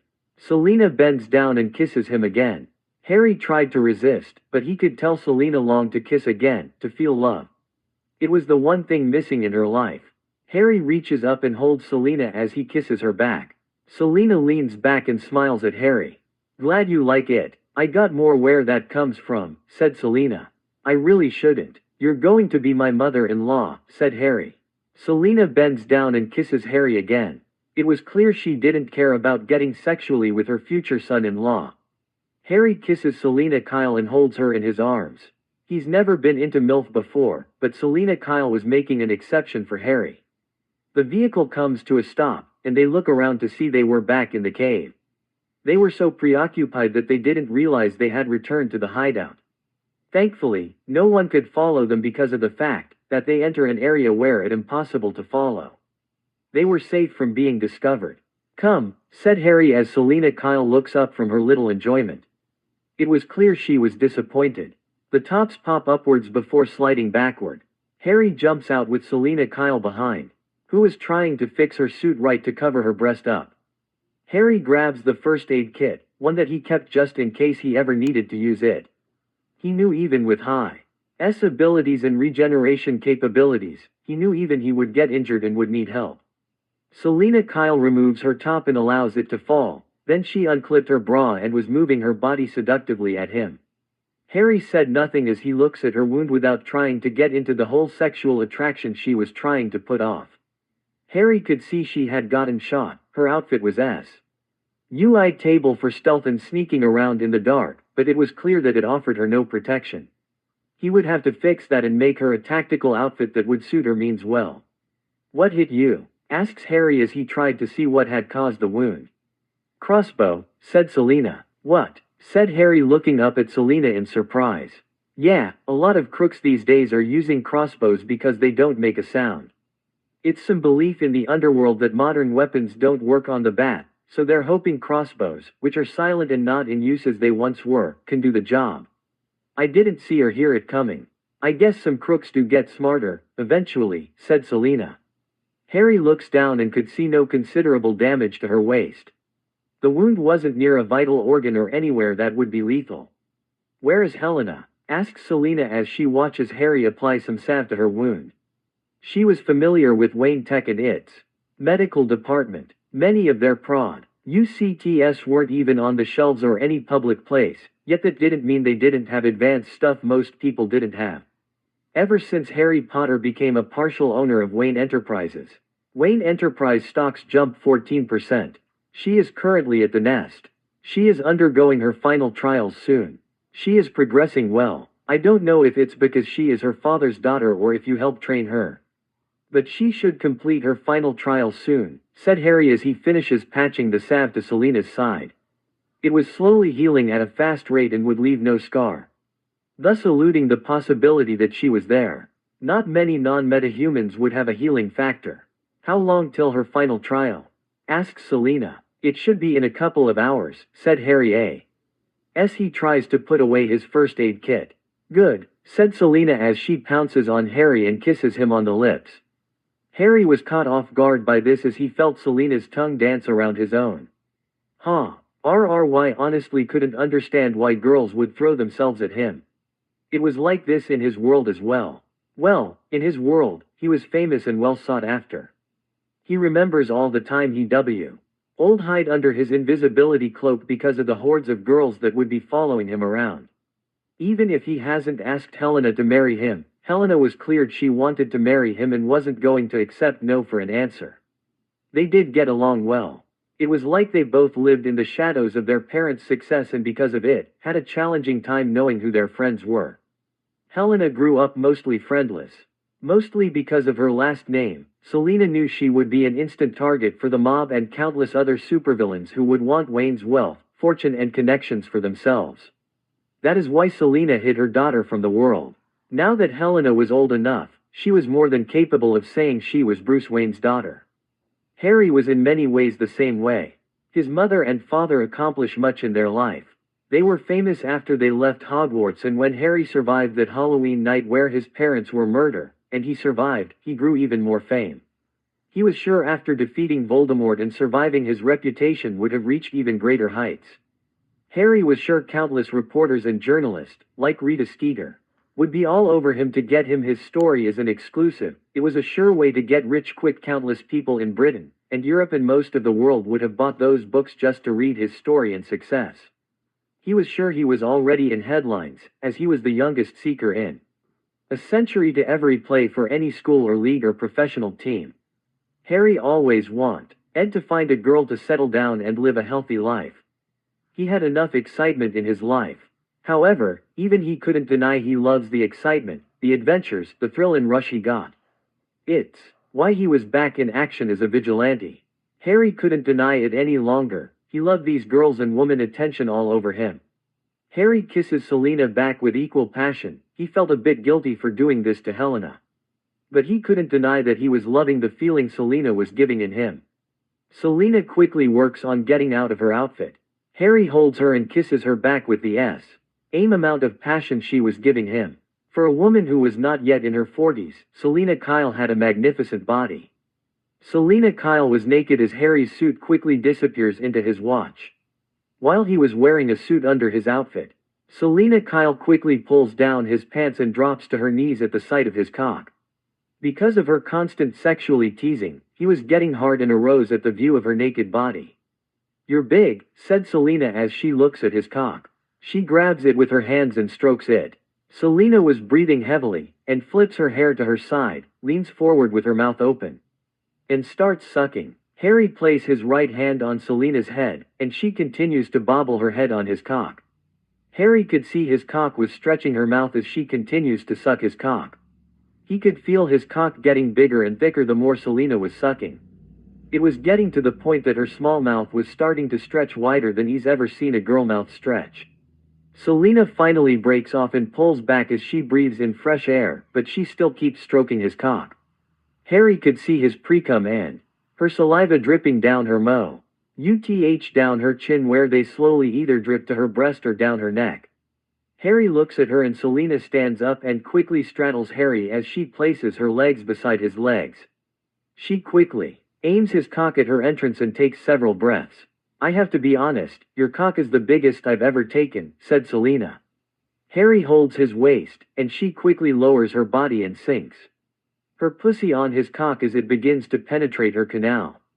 Selena lets out a moan as she continues to drop her body as Harry's cock continues to stretch her pussy. She was very tight. Harry could feel her pussy flex as she tries to adjust to his size. It was clear she's never had a cock this big inside of her. I thought Wayne was big with his 9 inches, said Selena. How big are you? 12 inches, asks Selena. A pair of hands appear and grabs her tits. He's 10.5 inches and about 2.5 inches thick when fully erected, said Talia from behind Selena. Harry felt like now that his League of Shadows wife caught him with Selena. How does it feel? Asks Talia. He's so big, said Selena as she still pushes down in an attempt to get all of Harry's cock inside of her. Reminds me of the first time I fuck him, said Talia with a smile. I screamed. Talia looks at Harry with a smile on her face. Harry couldn't help but shake the feeling he was going to pay for this later. As his League of Shadows wife caught him with his cock in another woman other than Helena. Relax, beloved. Polygamy is legal in the League of Shadows. Anyone who is a part of our order can marry as many as he wants. As long as these women agree to marry him, said Talia. Seriously, why did girls and women throw themselves at him? In his old world, he could understand because he was the boy who lived, the chosen one. The hero who vanquished. So why was it the same in this world? Selena Kyle began to rock her hips, moaning each time she thrust Harry's cock back deep inside of her. Harry Sue. LD feel her cervix with every thrust that sent his cock deeper into her pussy. Harry holds her hips as she begins to pick up her past with each thrust that causes her to moan loudly. Her cries were baying echoed all over the cave. It was disturbing the creatures of the night from her moans. Harry stands up, and Selena Kyle immediately wraps her legs around Harry's waist. Harry quickly walks to where he kept a medical bed in case he ever needed it. It was comfortable, depending on the situation, but it would have to do. Out of the corner of his eyes, he could see Talia beginning to strip out of our outfit with the explicit intent to join them. What the hell? Harry couldn't deny he didn't love sex, and perhaps he should do what he wanted to do because it was fun. Harry lays Selena Kyle on her back, and she looks into Harry's green eyes with her own. Harry begins to thrust into her, and she opens her mouth and moans. Harry starts to pump into Selena Kyle as she wraps her legs around Harry's waist, unwilling to let him get away from her and to have him keep pumping into him. Harry does so, watching her great breast, bouncing with each thrust into her. Have you fucked my daughter yet? KS Selena as Harry begins to pump faster. Talia comes over and lies down next to Selena naked, clearly enjoying her husband fucking the hell out Selena Kyle. Not yet, said Harry as Selena Kyle begins to release his juices all over his cock. It was clear she was having an orgasm. Selena Kyle reaches up and grabs Harry's shoulders and starts to dig her nails into him as Harry pounds away merciless inside her cunt. She's going to love you, said Selena Kyle as she gasps from the pleasure that was rising inside her body. Like you, said Harry. Selena Kyle smiles coldly at him, with mischief grin on her face. More. You're the best fuck I've ever had, said Selena Kyle. Harry bends down and kisses his soon-to-be mother-in-law and could feel her body purring as she kisses him back with a deep passion. She was still so tight, and he could feel her pussy grip his cock as if to suck him deeper inside of her. Selena was panting with each moan she gave out. Harry pushes deep inside of her as he passed her cervix and was directly inside her womb. Selena wraps her arms and legs around him as she cries out and releases her biggest orgasm. The feeling was too much for Harry, and he releases directly inside her womb. Talia pulls Harry's face away from Selena and pulls him into a kiss. Harry leans back up as Selena plumps down from the intensity of her orgasm and Harry releasing inside of her. Talia quickly places Harry on his back next to Selena and promptly mounts him. Harry couldn't even begin to imagine if more girls would want to be with him. Harry was going to get worried if he had too many girls throw themselves at him. He wouldn't have the stamina to keep all of them satisfying in bed. Harry falls asleep with Talia leaning on him as Selena was also having her head rest on his shoulder. Both of them had smiles on their faces as they cuddle with Harry. They were sleeping the night away. Harry woke up, and even though it was still dark in his cave, he knew it was 5 in the morning. Harry sits up and rubs his eyes. Not much sleep again, mutters Harry. If these nights continue to become a part of Harry's lifestyle, then he was going to have to work out a pattern or have lots of coffee. He couldn't understand how Batman can handle sleeping for only 2 hours a week. Then again, Batman shoulders everything on his shoulder and rarely ever shares unless it's on a need-to-know basis. While he does have friends in the Justice League, these relationships are a bit strained. The League respects him as their leader, at the same time knows he would never do anything to put them in danger, but he was very paranoid. Harry opens the drawer from under the table and pulls out one of the clothes and throws it over both Selina and Talia. Harry walks over and quickly walks over to where he kept his spare clothes. He immediately puts on some of his spare clothes but knew he would need a bath. Fucking 2 women would leave a smell, and Harry could only imagine what would happen. And if Helena found out her fiancé fuck her mom. He knew most girls would freak out if they learned their fiancé was also fucking their moms, but somehow, Harry got the feeling he was going to get into deeper trouble, that Helena would somehow get payback on him for being with her mother. He could already imagine what Bruce Wayne do once he learns he was with Selina, was going to flip out. Harry steps out of the elevator and quickly enters his study as the elevator door closes behind him. It was empty, but security around his study, quite frankly, was the most secure part of his house. Mostly because officially, he did a lot of Wayne Enterprise work in there, but also because one of the entrances to his cave was located in his study. Therefore, the League of Shadows kept a close eye on who comes and goes in the study to ensure his secret was kept secret. All his maids and servants were in fact members of the League of Shadows. As his leader, and knowing that they were unable to fight directly, they were happy to serve as mere bodyguards to his home. Harry so far also refused to bathe in the Lazarus Pits. Unlike Ra's al Ghul, the only person who knew the truth behind the Lazarus Pits took the secrets to his grave. Until Harry fully understands the purpose of the Lazarus Pits, he wasn't going to bath in them, even if the pits do restore your cellular structure to your prime. He feared the mental state the person would be in after bathing in the pits for so long. "You doing well, sir?" asks his butler, Jonathan Watson, as he walks in with a tray of breakfast for him. "Somewhat," said Harry. Jonathan opens the lid, revealing eggs, sausage, bacon, with pancakes and cream of wheat.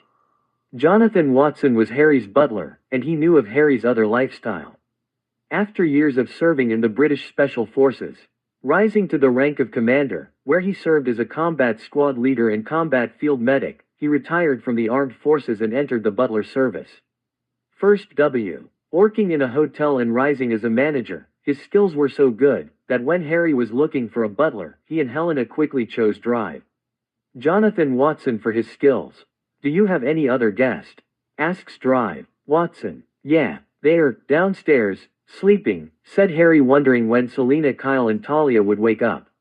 He could imagine they would wake up soon from the session last night.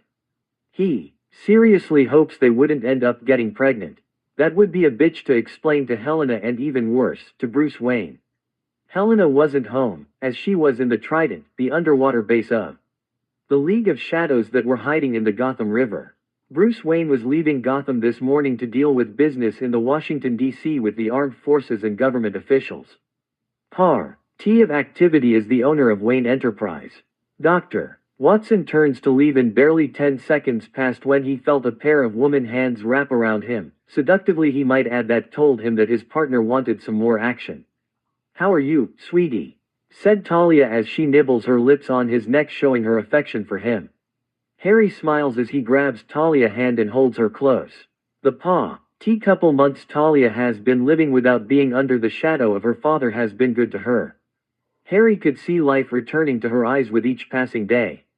She was showing her real characteristics and personal around Harry. Talia still has that strict, no-nonsense attitude, but Talia learns there were a time and place to be the leader and be herself. As Harry was taking the vigilante route and wasn't as active with the members as he should have been, Talia was still leading the charge with the League of Shadows and always took the war against Vandal Savage. She, however, never did anything without Harry's approval. The war was going to pick up soon, and it wouldn't be long before something would happen that caused him to reveal himself. He just prayed it was something he could use to his advantage and wouldn't undermine. The thing about Shadow Wars was it wasn't as much fighting, but more stealth and mind games. You were always on guard, and you had to know your enemy's movements before they made. No one was better at this game than Vandal Savage. Harry would have to wait before making a move. As far as Harry knew, Vandal Savage still didn't know about his existence. Harry was in his shop working on his new suit, designing to suit him as much as possible. His previous designs lightweight and had far too many gaps between his joints, and given Catwoman's recent activities, which showed she needed a new suit that would protect her from gunfire and protect her from bullets.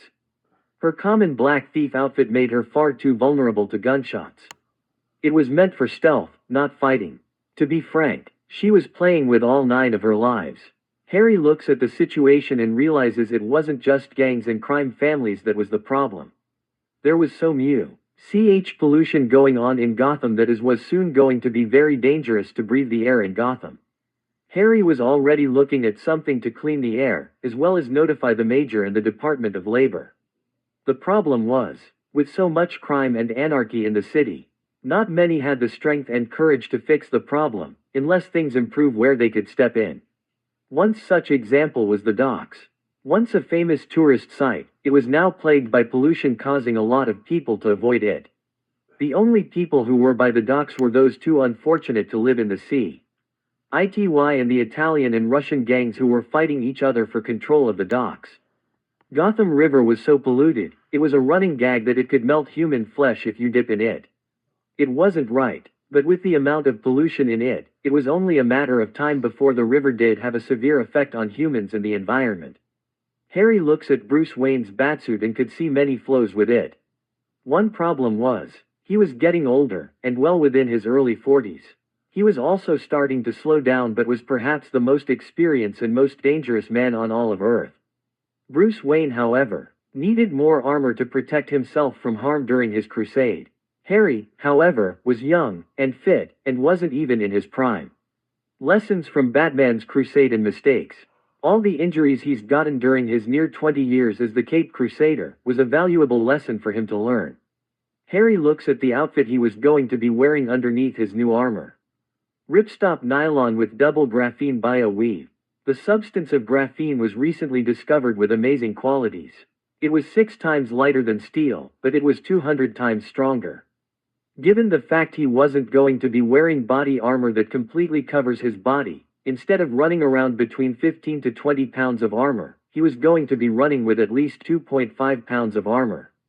And he was going to be better protected. Harry looked at the design and was pleased with himself. He wasn't going to take over the mantle of Batman, but he was a part of the Batman family. His outfit was just as he wanted it. His helmet, unlike Batman's mask, covered him completely, coming with various abilities, a full military HUD display, giving him night vision, bioscanners, radio frequency with quantum crypto technology, full video control, audio control, full eagle vision and zoom qualities, audio control that could hear things from great distances, by removing any background noises, as well as hacking technology to get information, and his new VI Mira. Thanks to Wayne Enterprise producing and making the most technology for the world, Harry had access to almost everything worldwide. Mira was a virtual intelligence, as Harry didn't even want to cross into the boundaries of artificial intelligence. Mira was a problem, but while she was capable of evolving and learning, Harry made sure her protocols were bound to her, and she couldn't become rogue. Harry knew what kind of terror and nightmares she would unleash if she went rogue. Like Batman's outfit, he also has a memory cloth as a cloak. Light, flexible, and with nanotechnology to call it out or withdraw it. It took time thoroughly mix it with nanotechnology. Another critical feature Harry added was a full covered helmet that it covered his body completely, even with a filter to protect him from toxins and other harmful chemicals. He also had a lens on his mask to detect anything but also prevent a thing dangerous from being used on him. "Mira, you there?" asks Harry. "At your service, sir," said Mira. "Is it ready?" asks Harry. "Yes, sir, the suit fully combat operational. Are you going to take it out for a spin tonight?" asks Mira. That's the idea, said Harry. He places his hand on the suit and the nanotech quickly shifts onto his skin and quickly covers his body. Soon he took the mantle as Talon once again. Harry climbs into his tactical vehicle and takes off out of his cave and towards Gotham City. He couldn't be seen traveling the roads that would make people suspicious of him. Fortunately, he couldn't wait to try out this new feature.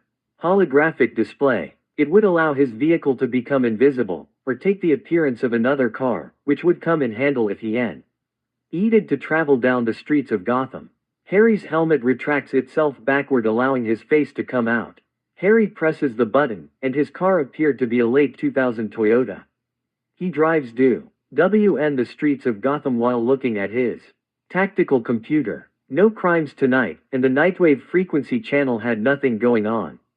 Recent intelligence on the light suggested that Black Mask was going to be looking into this. Talon, wondering what his angle was, and to determine if he was friend or foe. Vandal Savage himself was confused by Talia al Ghul and her sister Nissa al Ghul lack of activity. The team he had gathered were progressing well, but the recent activities had left things dull. Harry goes to the docks and quickly parks his vehicle in the shadows of the alley. Harry looks at his computer trying to pick up something for him to do. Recent activity has caused a letdown on what to do. He was hoping some deals were going on at the docks tonight. That's where a lot of drug deals go down. Then again, the top crime families only did deals during the day while attempting to pay off the police to avoid their areas. Perhaps the three most influential crime lords in Gotham was Black Mask and his crime syndicate, Penguin and his mafia, and the Falcone family. The others who were running rampant were low thugs hoping to make it big. A sudden glow erupted in the night sky, causing Harry to look up. It was orange and bright as if it was the sun, making all of Gotham appear as if it were the day. A sudden loud noise that caused everything to shake as the sky began to vibrate. Harry looks up and could see several fireballs appeared in the night sky and were descending at a rapid pace. A sudden loud crash erupted with the Gotham Bay water appearing higher than most of the buildings near the docks. Harry quickly puts his helmet back on, and the door slides back, allowing him to jump out and run to the piers. The water was crashing into the docks, causing boats all to crash into the streets and buildings. Harry presses a button on his gauntlet, and the holographic display of a menu appeared on his arm.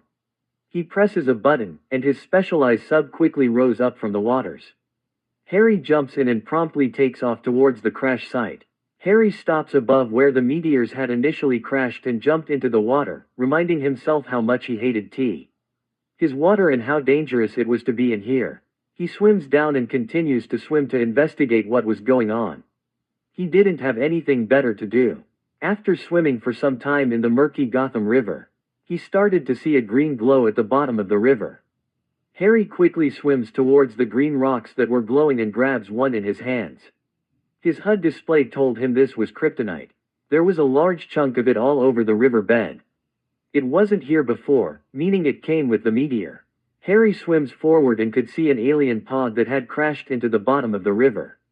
Harry swims over, and his HUD display couldn't detect any bio signs or heat signatures.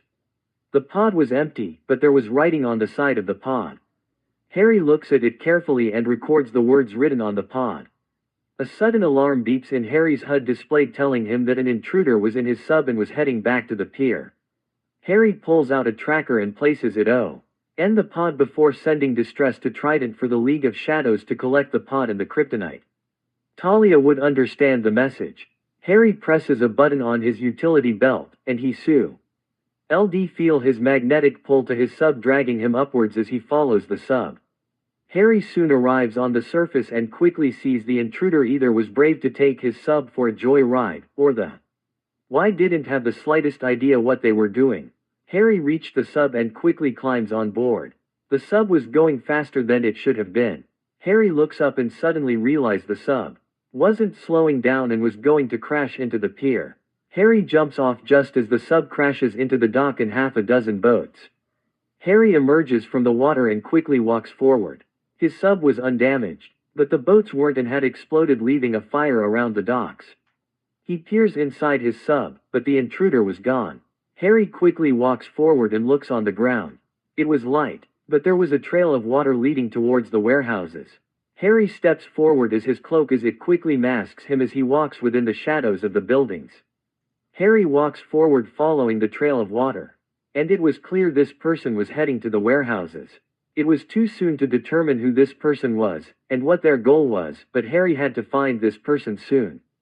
And see if they were human or out of this world. There were few warehouses operational at this time of night. A cry echoed through the buildings and Harry takes off towards the source. He arrived to say, "EA warehouse worker shaking another who was thrown into a crate and was unconscious." Harry quickly stood over them, causing his shadow to appear over them. The one who was unharmed looks up and gasps at the sight of Harry. "What happened here?" demands Harry, making his best impression to imitate Batman. The guy was scared shitless, but he talked. "A girl did this, man. She was strong as hell. As wearing white robes that looked very ragged, and she pushes Gus into these crates when she was standing back there in the shadows. She even broke my wrist just by grabbing it," he said, holding up his right wrist that was poorly bandaged. Harry HUD display X-rays it and could see it was broken.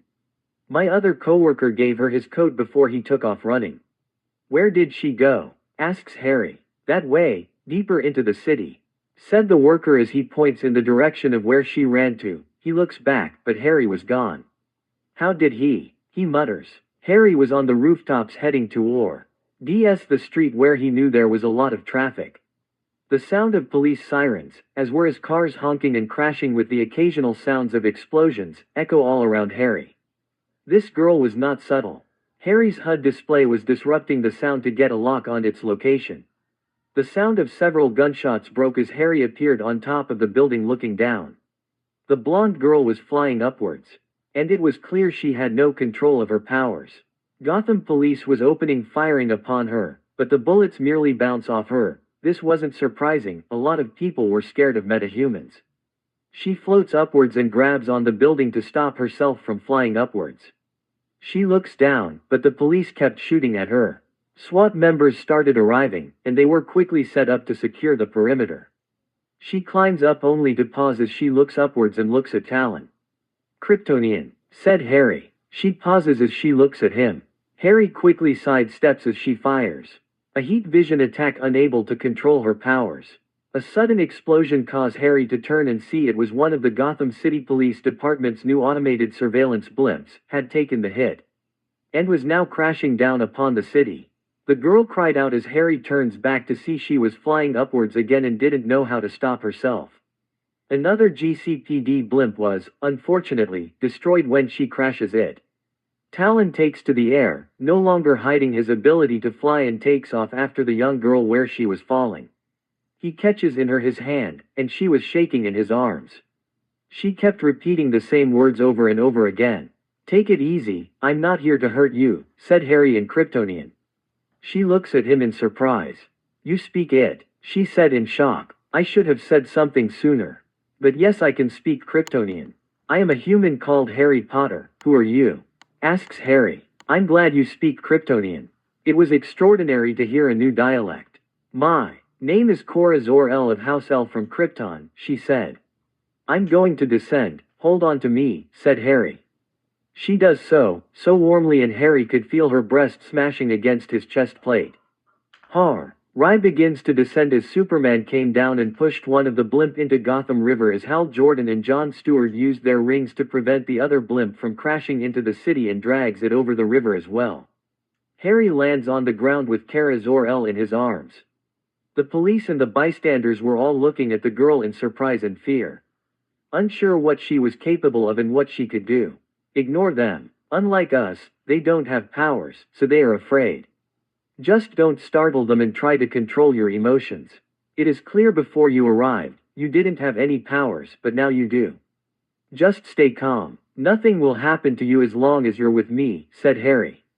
Commissioner Gordon walks forward with several members from the Special Crimes Unit. Detectives Anna Ramirez, Crispus Allen, Ellen Yin, Ethan Bennett, Harvey Bullock, step forward. Should we take her to Arkham, Batman? Asks Commissioner Gordon. I'm not him, said Harry, even though the helmet masks his voice and sounds deep. As the mask change his voice patterns and scramble it to make any voice recognition impossible to identify him. Something many heroes never took into account, only a few did. Even so, it couldn't help that he looks a lot like Batman. Talon, said Commissioner Gordon in realization. Indeed, and to answer your question, no, you don't have the means or the ability to keep her contained. She is no threat, she is merely scared. I'm taking her with me, somewhere she can be safe and won't hurt anyone. I trust you understand, said Talon. Commissioner Gordon looks at Talon carefully. You sure you can handle her? Asks Commissioner Gordon. I can, you also might want to take a step back, said Talon. Commissioner Gordon looks surprised and is so, and no sooner had he done so. Harry's tactical vehicle emerges from the shadows. As it made no engine sound and was as quiet as a cat, it took the officers by surprise. It stops in front of them, and the cover slides back, revealing the empty seats inside the vehicle. Talon picks up Kara and places her in the passenger seat before walking over to the driver's seat as his cloak rises back up to reveal his armor outfit. Harry jumps into his driver's seat and slides the hood over and quickly takes off. He's just like him, said Harvey Bullock as he lights his cigar. Kara was looking at the monitor and surprised to see what was around her. This place is so, said Kara. Gloomy. You can say it, I think so too, but there is a lot of corruption here, and I fight it. You said your name is Kara Zor-El, correct? Said Harry. Yes, said Kara. Any relations to Kal-El? Asks Harry. Kara suddenly became excited. You know him. He's my cousin. He's just a baby boy who laughs when you tickle his feet, said Kara. Harry retracts his helmet and looks at her. It was clear she didn't know the timeline. How old are you? Asks Harry. I'm 17. Why? Asks Kara. Kal-El, Clark Kent, also Superman, was 42 years old. If she was 17 when he was a baby, then that means she was in stasis for over 40 years. This is hard to explain, but your baby cousin is 42 years old. You have been in stasis for the past 40 years, said Harry. Kara looks at Harry in surprise. It was hard to believe that her baby cousin was now older than she was. He was old enough to be her father. You can't be serious, my cousin is, began Kara. You saw the man flying in the blue suit with the red cap. Didn't you see the red S on his chest, said Harry. The sigil belongs to House L. It means, began Kara. Hope, I know, he has said it before. I'm sorry to tell you this, but it's true. I can call him if you wish. I'll meet with him. Don't be surprised if he's taken back by this. I know he'll be glad to see you. But his best friend is going to be skeptical of you, said Harry. Where are you taking me? Asks Kara. My place, said Harry as they enter a tunnel that had an illusion brick and quickly go down the tunnel. Kara was surprised by this and had tried to hide her seat as the wall came close upon them. Instead, she looks back in amazement. The light tactical vehicle slowly came to a stop, and the hood slides back. Harry jumps out as Kara also jumps out. Looking around, in amazement. I see you're back, said Helena from the desk as she was looking over some criminal activities. Any news, other than that strange metahuman who was wrecking havoc in downtown Gotham? Not exactly a metahuman, said Harry as the armor outfit begins to wither away into his watch, leaving him in a suit that resembles a surfer's suit. Helena turns around and looks at Kara in surprise.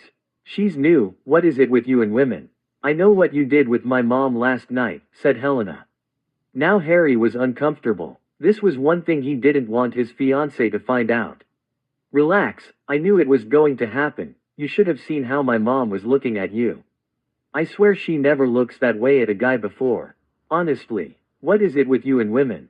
I understand you've barely said any words to Nissa as well, said Helena. It was strange to hear his fiancée speak about him sleeping with other women. Even Talia was okay with it and was doing something that Harry was sure that was going to have Nissa Al Ghul climb in bed with him. Harry was sure if any of the girls he was sleeping with suddenly got pregnant. He really couldn't comprehend the idea of so many children running around. What's your name? Asks Helena towards Kara. Kara again speaks in Kryptonian and Helena looks at Kara in confusion. She's Kryptonian. Her name is Kara Zor-El. She's Superman's cousin, said Harry. Harry turns to Kara. This is Helena Wayne, my fiancée. She's also like me, a vigilante, said Harry. He begins to look back and forth at his fiancée and Kara, suddenly realizing that they were about the same height. The only difference was that Helena had a bigger chest, as she was a 38C cup, Kara looked like she was a B cup. Other than that, both were slim and petite, as well as the same height. Harry looks at Kara again and took notice of her eyes. They were blue, but not blue of any human would have. Much lighter, as if they were cyan. They were gorgeous too. Helena's eyes were a much darker blue. Are you into her as well? Are you hoping for a threesome? Said Helena as Harry breaks out his train of thought. What? No. I realize that you both are the same height and have the same type of body, so I think she could use some of your clothes, said Harry. Helena looks at him as if she half believed him. I'll see what I can get for her. I don't think I got a bra for her though, so she'll have to manage, said Helena as she turns to go back upstairs and get some clothes. Where is she going? Asks Kara. Getting you clothes, come. I have to do a bioscan on you, said Harry. My father was a scientist as well. I wonder how human technology compares to Krypton's, said Kara. I'm sure we're not that advanced as Krypton's, said Harry as he walks over to the computer as Kara stands on the white platform. Blue lights appeared from the side and immediately began to scan her body. Several holographic images appeared in front of Harry on his desk. One was her skeleton, another was her muscles, another was her cellular structure and her body heat. Harry could see her DNA was not human and indeed Kryptonian, this was a given. Seeing how Batman had an in-depth analysis of Superman's DNA. A background check on missing persons and all people who look like Kara Zor-El also threw that out the window as no one came close to her looks or body type. The only thing that could be comment was her blonde hair and her smooth fair skin. A careful analysis of her blood type also revealed that no one on Earth would have it. Extremely high concentration of neural stem cells, said Harry. Can I step off? Asks Kara. Yeah, I'm just analyzing your bio, said Harry, as he types away. Kara steps off, holding her coat as she looks at her information on Harry's desk. Anything interesting? Asks Kara. The key to Kryptonian strength on Earth is how they're able to gather the sunlight in our solar system. Your cousin, Kal-El, is known by his hero aliases, Superman, or the Man of Steel. He is one of the most powerful people on Earth. You share this same capability and will have his strength as well. Strength, speed, durability, invincibility, hearing, eyesight. You will also be able to gather sunlight faster than he can, meaning you could be more powerful than your cousin. Your cellular structure is a bit denser than Kal-El's. You will be able to metabolize sunlight more efficiently. It could be your youth, or it could be the fact that you weren't raised on Earth as a pure Kryptonian. Your cells were dormant as you lived on Krypton. As you enter Earth, your cells blossom for the first time, and you awaken powers beyond anything we can think of. It could be. Harry stops, and his outfit quickly snaps into place as he gets up and looks back towards the entrance of his cave. Relax, it's us, said Wonder Woman as she flies in towards them. Superman flies behind her with Batman trailing behind them. Harry's outfit retracts itself, and he looks at the big three of the Justice League. New outfit, you look like tall, dark and moody. Did he help you make it? Or did you make it yourself? Asks Wonder Woman referring to Batman. I did. While Batman is good at what he does, he still makes many mistakes that keep him down and knock out. This new suit will improve me beyond my limits. As soon I see what else needs to be a tweak, Huntress outfit will be of similar design. What's wrong with my outfit? Asks Batman as he steps forward. Kara quickly hides behind Harry as she looks at the big three. She was scared, and it showed. She grabs the blanket and hides her body. You only wear a partial helmet. You allow your nose, eyes, and mouth are exposed to chemical elements, stated Harry. I tried the mask. It was hard to breathe, and I was sweating so much I need fresh air to cool me off, said Batman. Why don't you add liquid cool with liquid nitrogen in between the plates to keep you from sweating and you cool? Not to mention you can have several fans features to your outfit to help keep you cool off, said Harry. Batman looked stumped as he heard this. It was clear he didn't think of this before. So who is she? Asks Superman. Her name is Kara Zor-El of House L. Said Harry as Superman was taken back by this sudden announcement. She's your cousin. Superman began to appear like he was woozy and had trouble staying afloat. He lands on the ground, and it looks like he misheard what was just said. I have a baby cousin, said Superman in shock. Technically she's older than you. About 17 years.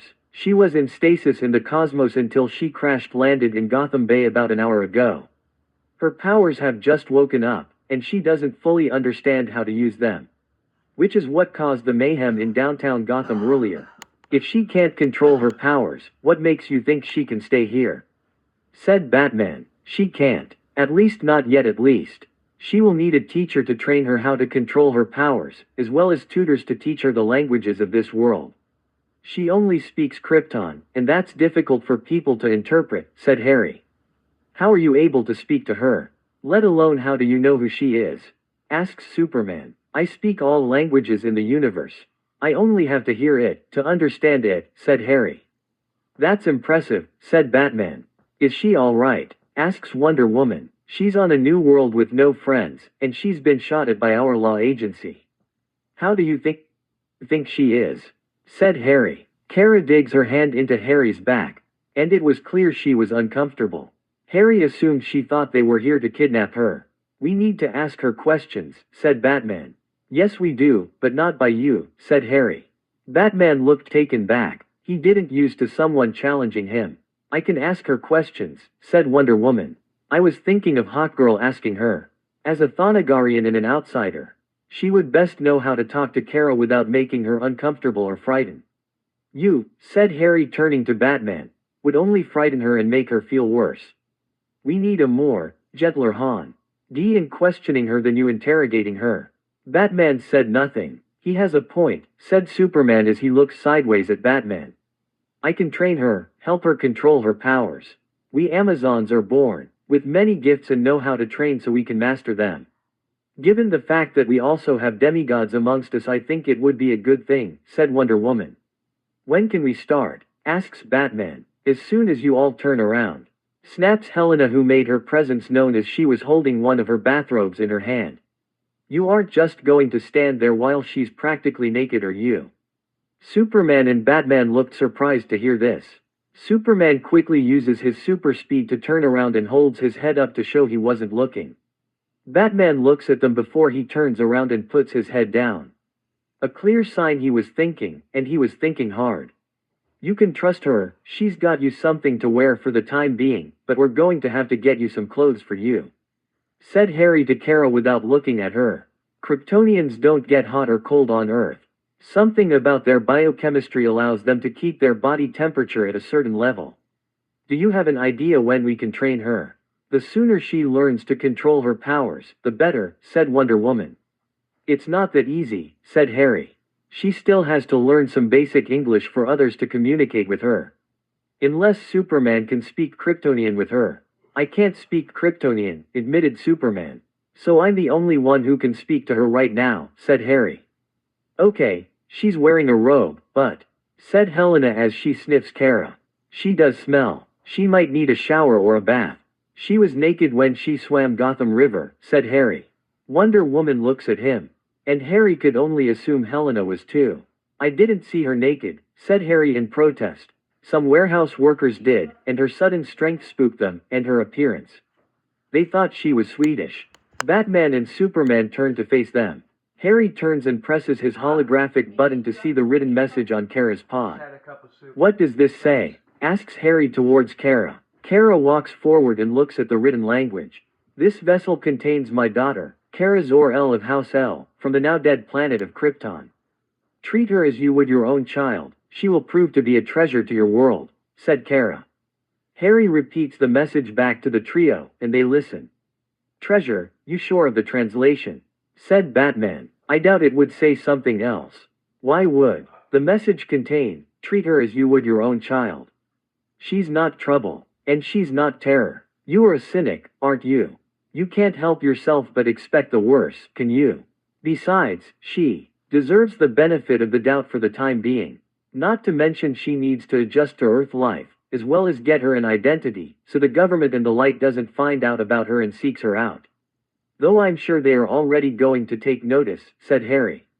I do have an old friend who can help me. She could take Kara in, said Superman.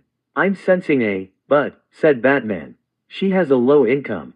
I mean she is doing well to provide for herself, but she doesn't have the money or the resources to take in my cousin, said Superman. Are you referring to your high school flame, Lana Lang? Asks Batman. Why did you have to put it like that? Said Superman, sounding depressed. Lana Lang, said Harry as he appeared in deep thought. 17 years. What is it? Said Wonder Woman. Wasn't there a massive tornado storm almost 17 years ago in Smallville? Asks Harry directly this towards Superman. There was a lot of places that got hit, my parents included. Hey, still owe loans to the bank for getting the farm back up, said Superman. We can pose Kara as the adoptive daughter of Linda Lang, and it was recently discovered that she is your maternal cousin. Which wouldn't be a surprise if she's seen visiting the Kent farm. How soon can you set this up? Asks Superman. Maybe a month. I need to create the background and forge all her background documents. We also have to consider in changing her appearance. She will stick out like a sore thumb on the side of the road. It will take me time, but I can set it up, said Harry. Harry felt someone hug I am from behind, and he could only assume it was Kara as she was giving him a bear hug. In a weak attempt, she speaks. It was a poor attempt, but the words were clear. Thank you. It has been 6 days since Kara Zor-El arrived on Earth. Surprisingly, she was able to pick up English and several other Earth languages with ease. She still had trouble, but she knew enough to hold a conversation. The moment Kara started to carry a conversation in English, Helena began to talk to her. Hawkgirl questioned Kara in one of the League's bases, and true to Harry's words, Hawkgirl didn't make Kara uncomfortable and treated her with respect. Batman was in the observatory room observing, being his usual paranoid self, and was monitoring Kara's vital signs to see if she was lying. Kara told them everything. She refuses to get into details about Krypton, for an unknown reason, only explaining that her planet was doomed from all the mining and the 100 years of civil war with Zod that destroyed the planet Krypton and their resources. Another problem was the Red Star row, which her uncle, Jor-El, believed was going to explode. That is why Jor-El sent his son Kal-El on a spaceship towards a planet he felt his son would be able to blend in without trouble. Zor-El, while he didn't get along with his older brother, also believed the planet was doomed and built a second pod for Kara. He promises that her parents would follow her. But it was too late. The world exploded, and the last thing she saw was the destruction of her homeworld. A bright light, then nothing. Kara was unable to speak about these events any further. And Hawkgirl was wise enough not to push it. Superman was shocked to learn so much about his culture and family. Many members of the League felt sympathy for Kara, all but Batman, who as usual was skeptical and was once again convinced this girl may not be who she says she is. Kara had moved back into Harry's manor and monitored by Harry's security. Harry made her a depower BR, a cellaret, so she wouldn't be using her powers and make a scene. It was mostly a bracelet that releases low levels of green kryptonite that would allow her to walk and appear like a normal human girl, but still be Kryptonian. To further hide her, Harry got some glasses, one that Kara liked, which were rectangular and not goofy like her cousins. Harry placed a spell on it so that she would appear to have brown eyes and brown hair. Her appearance also changes slightly, with freckles on her face now. She was also less attractive, as it would cause people to not stare at her. Harry immediately began working on the documents for Kara to live on Earth. Superman got in touch with Lana Lang, and she, who already knew his secret, having discovered it when they were in high school together, agreed to take in Kara as her adoptive daughter. Her Earth name was now Linda Lang. Harry sent word to Lana Lang, and today they were going to meet. Lana Lang never married, mostly because other than Clark Kent, all her other ex-boyfriends have been jerks and the relationships haven't ended well. So she was just single, moved back to Kansas, and took her family farm after her family passed away. So she was still all alone in that farmhouse.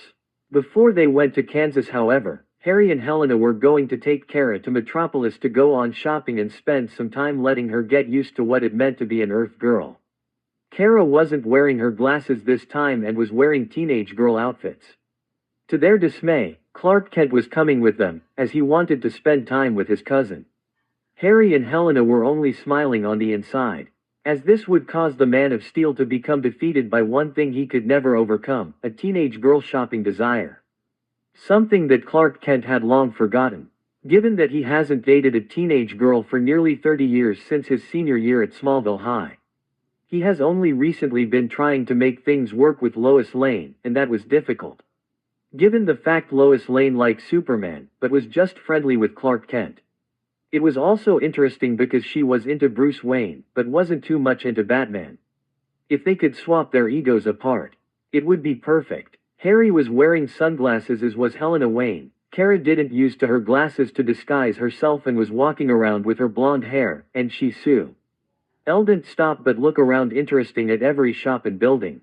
Harry was also wearing a rock outfit with black baggy jeans with a white undershirt and a black shirt with a Rebel star on it. Helena was wearing jeans and a midriff shirt. The same as Kara. Oh yeah, this is more my style. I know you live in Gotham, but I love Metropolis. Much more my style, said Kara as they walked down the street. Where is Clark? Asks Helena as she looks at her watch. He'll show, he's probably stopping a bank robbery, said Harry, but paused as he notices several guys walking their way, or he's getting held up by Perry White or Lois Lane. Helena lets out a small laugh. Yeah, that's true. Perry is going to demand Clark for his article while Lois is going to be digging for information and attempt to squeeze it out of Clark. While the Man of Steel didn't sweat on Earth, it was clear that he was sweating hard around Lois in a way you would have to know Clark Kent to see it. Harry and Helena knew Bruce Wayne didn't want them in Metropolis without an adult to watch them. In this case, who is better than the Man of Steel? Sorry I'm late, said Clark as he walks up to them. They turn around, to see Clark Kent wearing his usual suit with sunglasses. Lois was keeping me occupied. She was trying to get an exclusive on this new superhero team she heard about from a source. Harry looks at Clark Kent with a raised eyebrow behind his sunglasses. The team he had, even if it wasn't an official team, was still new, and they were mostly gathering information and disrupting Black Mask's organizations. That information wasn't public news, so unless there was a new idea for a superhero or the light was attempting to flush them out by leaking the covert hero's activities to the media. So, where do we start? Asks Kara excitedly. She looks around and quickly moves her head back and forth at all the stores. I have an idea, we can go to Metropolis Mall, it's one of the largest malls in the world, said Helena. With that, they head out, and Clark at first was having smiles, knowing how much his cousin was going to enjoy seeing the malls. Harry knew this enjoyment was going to be worries. Miss Kara was going to buy almost everything she could. They went to the clothing store, and Kara immediately started grabbing every piece of clothes she could get her hands on, mostly throwing them on her cousin, who stood there in a pile of woman clothing. Clark Kent watches Kara dresses into several outfits, but when he looks at the price, he nearly leaps back in shock. Can't afford it, said Harry with a smirk. I think we need to shop elsewhere, said Clark in an attempt not to sound like he wasn't broke and destitute. Reporter's salary, huh, said Harry as he brings out his phone. He presses a few buttons and immediately gets to work. He gives his phone to the cashier and pays for everything. You guys ready? Said Kara as she emerges from the dressing room. Ta-da! Kara was in a beautiful black hoochie dress that showed off her body and made her breast appear to be bigger. It was clear the dress was two parts with only a gold ring on her belly, making it seem like it was one dress. It was a very sexually appealing dress. Harry looked sideways at Clark, and it was clear he was thinking of those high-end prostitutes he would see in nightclubs wearing this dress. Well, what you think? Asks Kara. No way, said Clark. Perfect, I'll take it, said Kara as she turns to the mirror to admire herself in her new dress. Clark Kent slams his hand into his face that Harry W. As sure everyone in the area heard the Man of Steel slap himself. Even if Kara didn't realize it, girls her age were always a bit rebellious. This was expected, given the fact that she was now Explorer. In her newfound freedom, and even if she missed her parents and her people, she was after all free to do what she wanted. The sales lady turns to ring up the prices when a sudden loud crunch indicated that something had broken. They look up to see Kara holding the dressing door in her hands. Oops, said Kara as she laughs nervously. I'll speak to the manager, said Harry as he turns to walk with the sales lady. Harry spoke to the manager, explaining that Kara was a farm girl and this was her first time in the city. It was unintentional, and Harry paid for the damage and the clothes Kara and Helena bought. Once they were all done, Kara was talking so fast about her first shopping experience. "Oh my gosh, that was so much fun. I'm so going to love living here," said Kara. "Well, you certainly have the shopping part down right," said Helena. "What you mean?" asks Kara. Helena points to Clark where he was holding all the bags and clothes and shoes. "If a guy is not having fun and you are, then you're doing it right," said Helena. The two laugh and walks ahead. "Are you hungry?" "I'm starving," said Kara. "We can go to street vendors. They are quick, not typically what I would eat, but we can't be beggars," said Helena. "You could help me carry some of this," said Clark to Harry, who wasn't carrying anything. "I paid for everything, and I paid for all the windows, doors, and mirrors." Kara broke during her first shopping trip. "I didn't see you tip in," said Harry. Clark Kent sighs as he looks up to the heavens and wonders why he was being punished and what he did to deserve to watch teenage girls go on a shopping spree. With the Wayne Foundation's entire bank account and fortunate, he was lucky that he didn't have to pay for his cousin's clothes. She was picking out expensive clothing. "This is what it's going to be like if you have kids yourself, big guy," said Harry. "What you mean?" asks Clark. "You act like you were never a handful with your parents. If there is one thing I know, almost all children are a handful with their parents," said Harry. "I was well behaved, thank you very much," protested Clark. "Sure, if you say so," said Harry. "All right, what did they say?" demands Clark. "Who said it was your parents who said anything? I know you used your powers to peek in the woman's high school locker rooms," said Harry. Clark stops short. Harry turns back with a smile on his face. "Lana, she told you," said Clark. "In case you haven't been paying attention, I do have a remarkable way with women.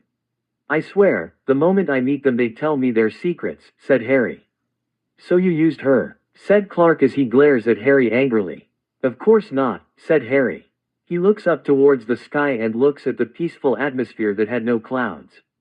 "Then how?" asks Clark. "You could say it's a gift some people are born with," said Harry. "I am a natural-born leader. I have noticed over the years that people follow me without even realizing it unless they want to destroy me. I'm not sure why they do it, only that they do. It's the same with Batman. He's a leader, he knows how to be a leader and how to take charge. He knows how to keep the league in line i.e. the threat that they could clash at one another and could break apart.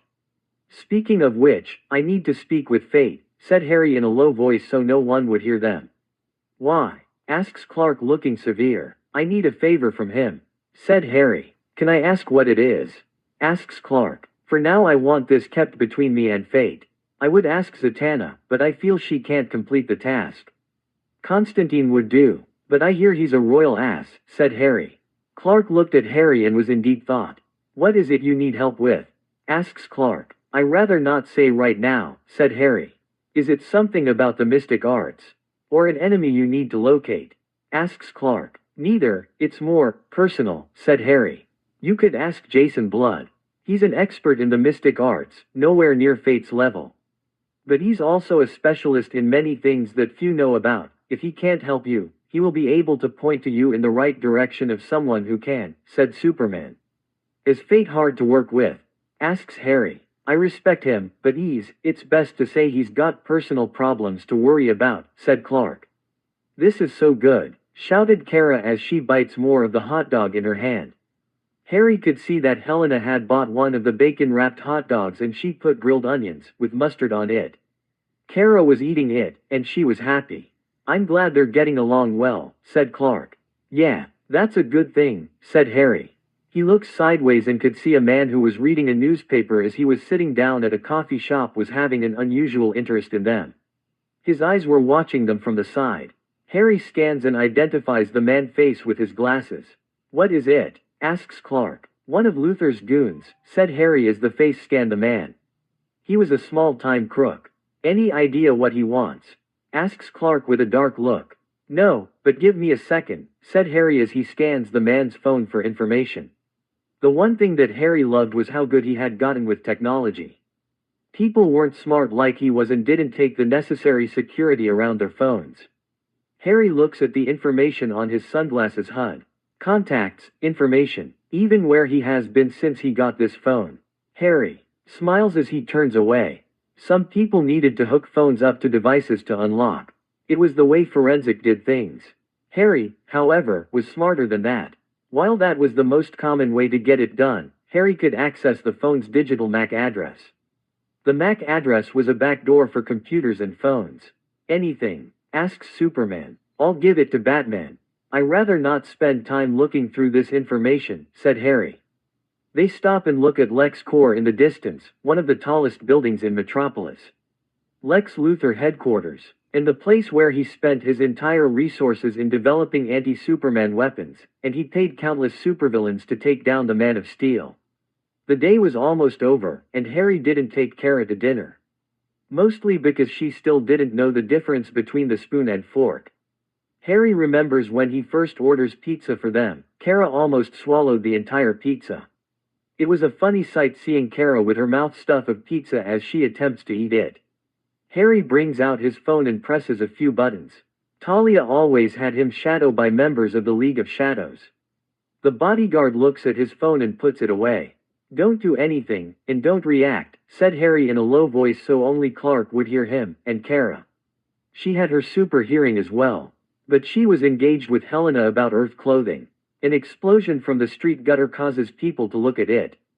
It wasn't a big explosion, and it didn't generate a lot of damage, but it did its purpose in getting people's attention towards the source. Don't, said Harry in a voice as Clark looks ready to step forward. Kara also attempted to step forward to do something, but Helena was holding her wrist from preventing her from doing anything.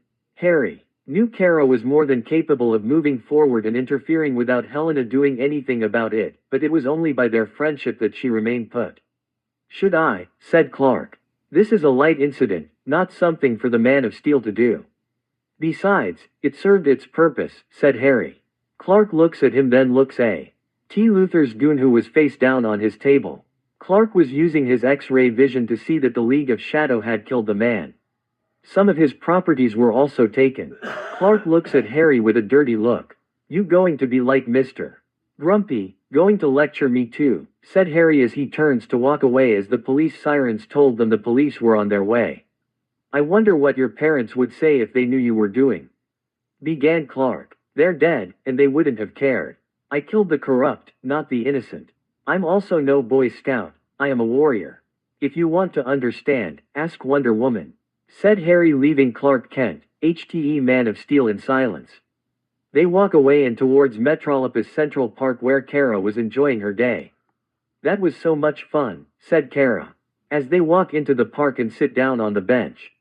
Well, you've got the basics of what it means to be an Earth girl, said Helena. Harry smiles because he knew this had made the Man of Steel miser. Able and he couldn't help but regret having to look after a teenage girl who is his cousin. Suddenly, Helena and Clark disappear. Helena, shouted Harry as Helena just disappeared in front of them.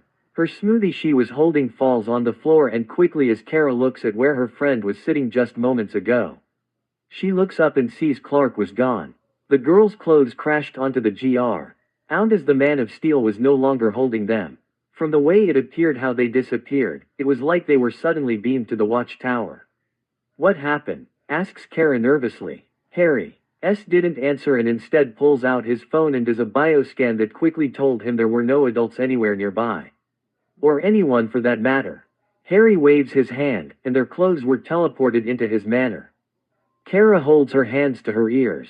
Make it stop, said Kara. Harry knew that Helena and Clark weren't the only ones to disappear.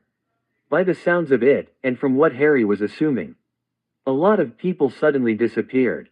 We're returning to the manor, said Harry as he grabs Kara's hand. With a flash, they were back at his manor inside the cave. Once they were inside, there was no sign of anyone inside. Harry knew that something was wrong. That was because the League of Shadows were under the guise of security, maids, and other professions in his manor to keep it secure and safe. Even his butler, Jonathan Walter, was always present inside his estate. Where is everyone? Asks Kara. Harry narrows his eyes as he immediately goes to his computer and does a bioscan on Gotham City. The number of residents had gradually and suddenly been reduced. Mira, you there? Asks Harry. Yes sir, said Mira. Do an accurate on all city population and its inhabitants, orders Harry. At once, sir, said Mira. What's going on? Asks Kara. That's what I'm trying to find out, said Harry. Emergency call from the Titans, said Mira. Harry presses a button, so it was only audio. Hello, said a voice. It was Batgirl. Barbara Gordon was on the comms. She was 17 years old, but very mature for her age and was considered both by Batman and her parents to be a responsible young adult. I read you, Batgirl. What is it? Everyone from Trident Base has vanished. She said. Everyone, said Harry in confusion. Only those who are members of the League of Shadows. They're just gone, said Batgirl. Is the rest of the team there? Asks Harry. Yes, we're here, but we're not sure what to do, said Batgirl. Harry was thinking carefully. Harry quickly presses T. He mute button so Batgirl couldn't hear him. Mira, is everyone around the world that hasn't disappeared under the age of 18? Asks Harry. Yes, sir, I have detected no signs of any adult in the world. Those who are under the age of 18 are the only ones who are present, said Mira. Harry wonders what happened to all the adults. If this was worldwide, then there had to be something behind this.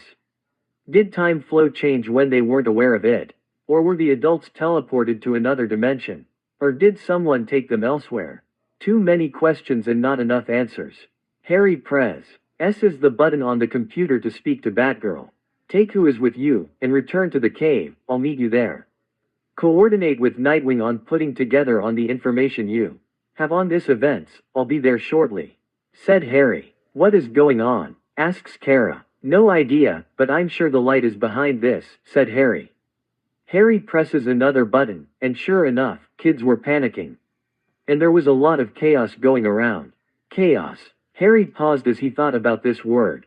Mira pulled up Clarion's profile, said Harry as the holographic image of Clarion the Witch Boy appeared. Harry reads the interdimensional demon who was a lord of chaos. This was something he would do. Clarion was a lord of chaos and therefore a master sorcerer. Only a few had the power to fight him, and the only one who could challenge him was Dr. Fate himself. Clarion had the appearance of a 14-year-old boy. It would make sense he was trying to rid the world of adults. It did suit his style. Another problem they faced was locating where Clarion was. It would be easy to track him, but the problem was fighting him. Physical and gadgets don't work on Clarion. The only way to defeat him was with magic attacks. The only one among the team who could use magic was Zatanna, but she wasn't strong enough to overpower Clarina. There was another, but she was seriously antisocial and preferred to stay alone and in mediation, hoping her nightmare would never come to light. Mira, scan all networks and security cameras, tag all known light associates. Priority your search to all STAR labs and Wayne Tech buildings, said Harry as he gets up. What's going on? Asks Kara again, completely confused. I know it's not how you wanted, but I got to head out and fight Clarion. He's a master sorcerer who loves creating chaos, said Harry. A punch to the mouth will teach him some manners, said Kara. Afraid not, said Harry. You know how strong I am. I'm stronger than my cousin, protested Kara. Exactly, which is why you're not ready. You have no training, and you're not ready. Also, remember what Kal-El said to you about your weaknesses, right? Said Harry. Yes, I'm weak against kryptonite, said Kara. You're also weak against magic and all magic-based attacks. If you go out there, Clarion could kill you. Also, it is night, not day. The sun is not out, meaning your strength and powers will soon disappear. You can only do so much, said Harry. Kara looks at him determined. So what do I do? Asks Kara. Harry teleports them again to his cave and Kara looks around in amazement. When you told me how you wanted your outfit to look, I had it made. Unlike your cousin, you don't need many materials as he does. I still can't believe he merely wears tights. I designed your suit to be more solar absorbent. This should help you with your powers. You be stronger the longer you wear this suit in the sun. You'll heal faster, become stronger and faster. I've also designed it, so for you'll be more resistance towards kryptonite. You'll be able to get near it, but it will still affect you, not as much as before, said Harry. Kara looks at her outfit and smile at it. It was beautiful. So what you want me to do? Asks Kara as she looks at her outfit. Go around and see who you can help. There is going to be a lot of kids scared and didn't know what to do. Mira will help you. She can guide to areas where people need help. This would also be practice for you to help others. I have to go after Clarion, said Harry. I can help, said Kara eagerly as she once again attempted to come with him. You have no experience with magic, and you have no idea how terrifying magic can be against you. Magic users have defeated your cousin, even Captain Thunder has defeated him with a single punch because his power is magic, said Harry. Captain Thunder, repeats Kara in confusion. His old name is Captain Marvel, but he's starting going by Captain Thunder. Mostly because of his attacks are like thunder. It's solely based on magic. Trust me, even Superman has a tough time against him. I need you to fly around looking for those in need of help. If I take you with me, then you will be exposed to dangers you aren't ready to handle, said Harry. Kara didn't like the idea of being left behind. She however quickly steps into her new uniform and stood before Harry. Harry couldn't help but wonder why Kara changes in front of him. She didn't even bother to use her speed to improve. Where do you want me to go? Asks Kara. Head mostly to Metropolis. Help who you can, said Harry. Kara nods her head and takes off at high speed, disappearing where she stood. Harry didn't have super speed but knew at once she was doing as he asked. Harry quickly uses his magic to locate the source of the spell that was causing this.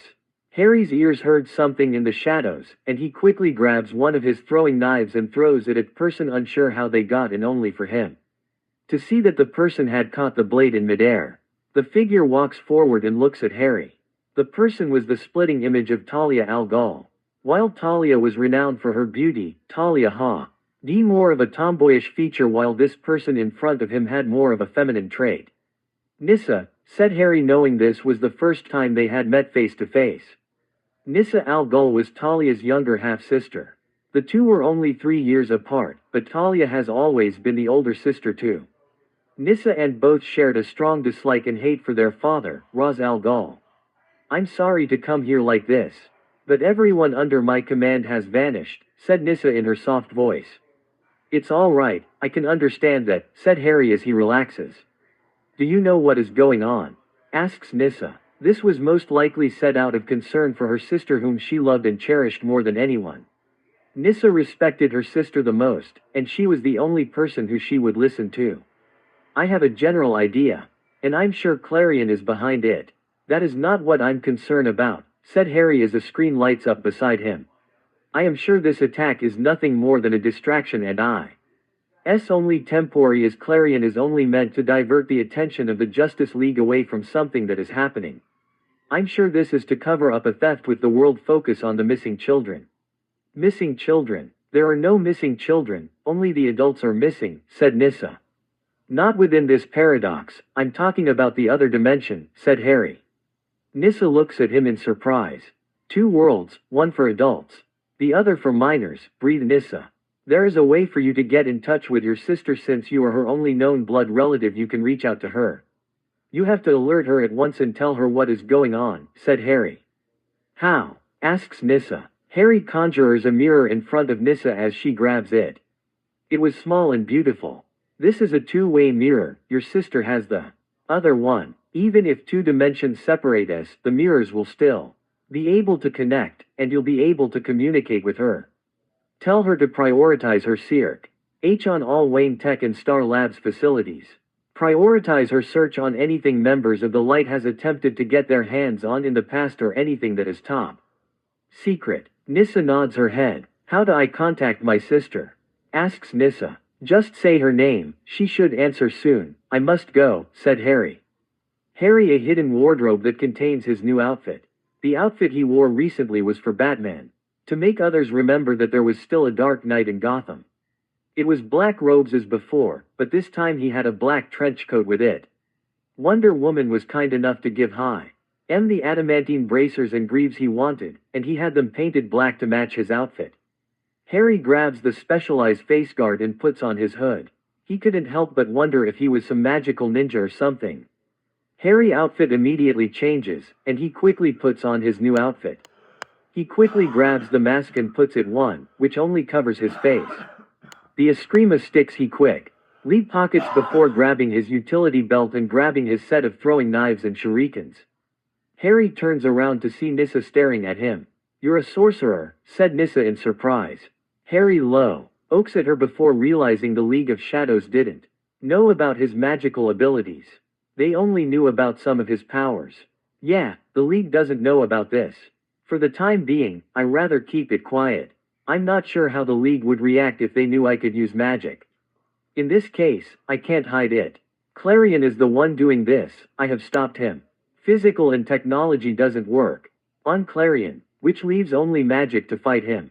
That's much easier said than done given the fact that Clarion the Witch Boy is one of the top 5 sorcerers in the world.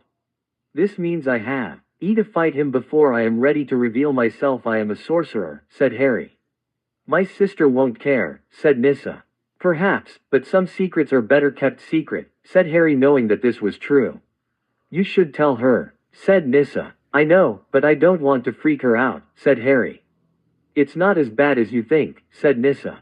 Harry said nothing as he towards the holographic display of the world map. "Are you unsure how she'll react to you being a sorcerer?" asks Nissa. "It's not that," said Harry. "I'm sure Savage still has ways of keeping tabs on her, and if he wants information on me, he will use Talia to get that information. My father trained my sister and me to be ghosts. I doubt Savage has a way of keeping track of us," said Nissa. Harry turns to her. "Ra's al Ghul has never defeated Savage, only stalled him. Just as Ra's kept tabs on Savage, I'm sure Savage also kept on Ra's. I have no doubt he even has eyes on you both. Fortunately, you were able to escape his eyes when you came here.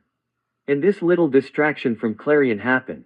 If you wish to tell her, you can, but I rather talk to her when about my powers, and we're safe, not where others can report on her.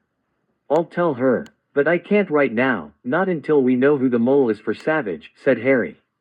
Nissa looks at Harry carefully, as if trying to calculate the best course of action. Finally, she nods her head. "You know she'll most likely find out after this is over, right?" said Nissa. "I know, hopefully, I'll be able to tell her what I can after this is over and we can use this distraction to share the right information," said Harry. Nissa nods her head and immediately gets on the computer to begin her work as she sets the mirror down to get to work. Harry could see from the comms in the encrypted League channel that the team was already engaged with Clarion. Harry, however, apparates to a location few knew about, one that he had recently set up for a powerful individual, one who could give Clarion a run for his mouth and ego. The only question was, will this person fight after they have shut themselves out from the world? Harry appears in the empty hallway that was dark lit. Several broken ceiling utility lightning lamps were broken with their lights flicking on and off, making the hallway even more creepy and disturbing. This would be a good Halloween theme if Harry didn't know what the dangers of the person that lived at the end of the hallway. "Turn back," said a raven from the top of the broken door. Harry ignores the raven knowing this was a security measure to ensure that no one would bother the person that lived in this abandoned place. In most cases, the flock of ravens that were present would have attacked. Harry's magical presence was so strong that the ravens knew it and merely kept their distance, just repeating the same words over and over again. Harry walks forward, walking silently and carefully. "Turn back," said another raven as more started to appear. All the ravens were now repeating the same words to turn back. Harry said nothing as he walks towards the door at the end of the hallway and phases past the door and enters the room. Unlike the rest of the broken-down building, the room was dark, making it almost impossible to see anything in the apartment.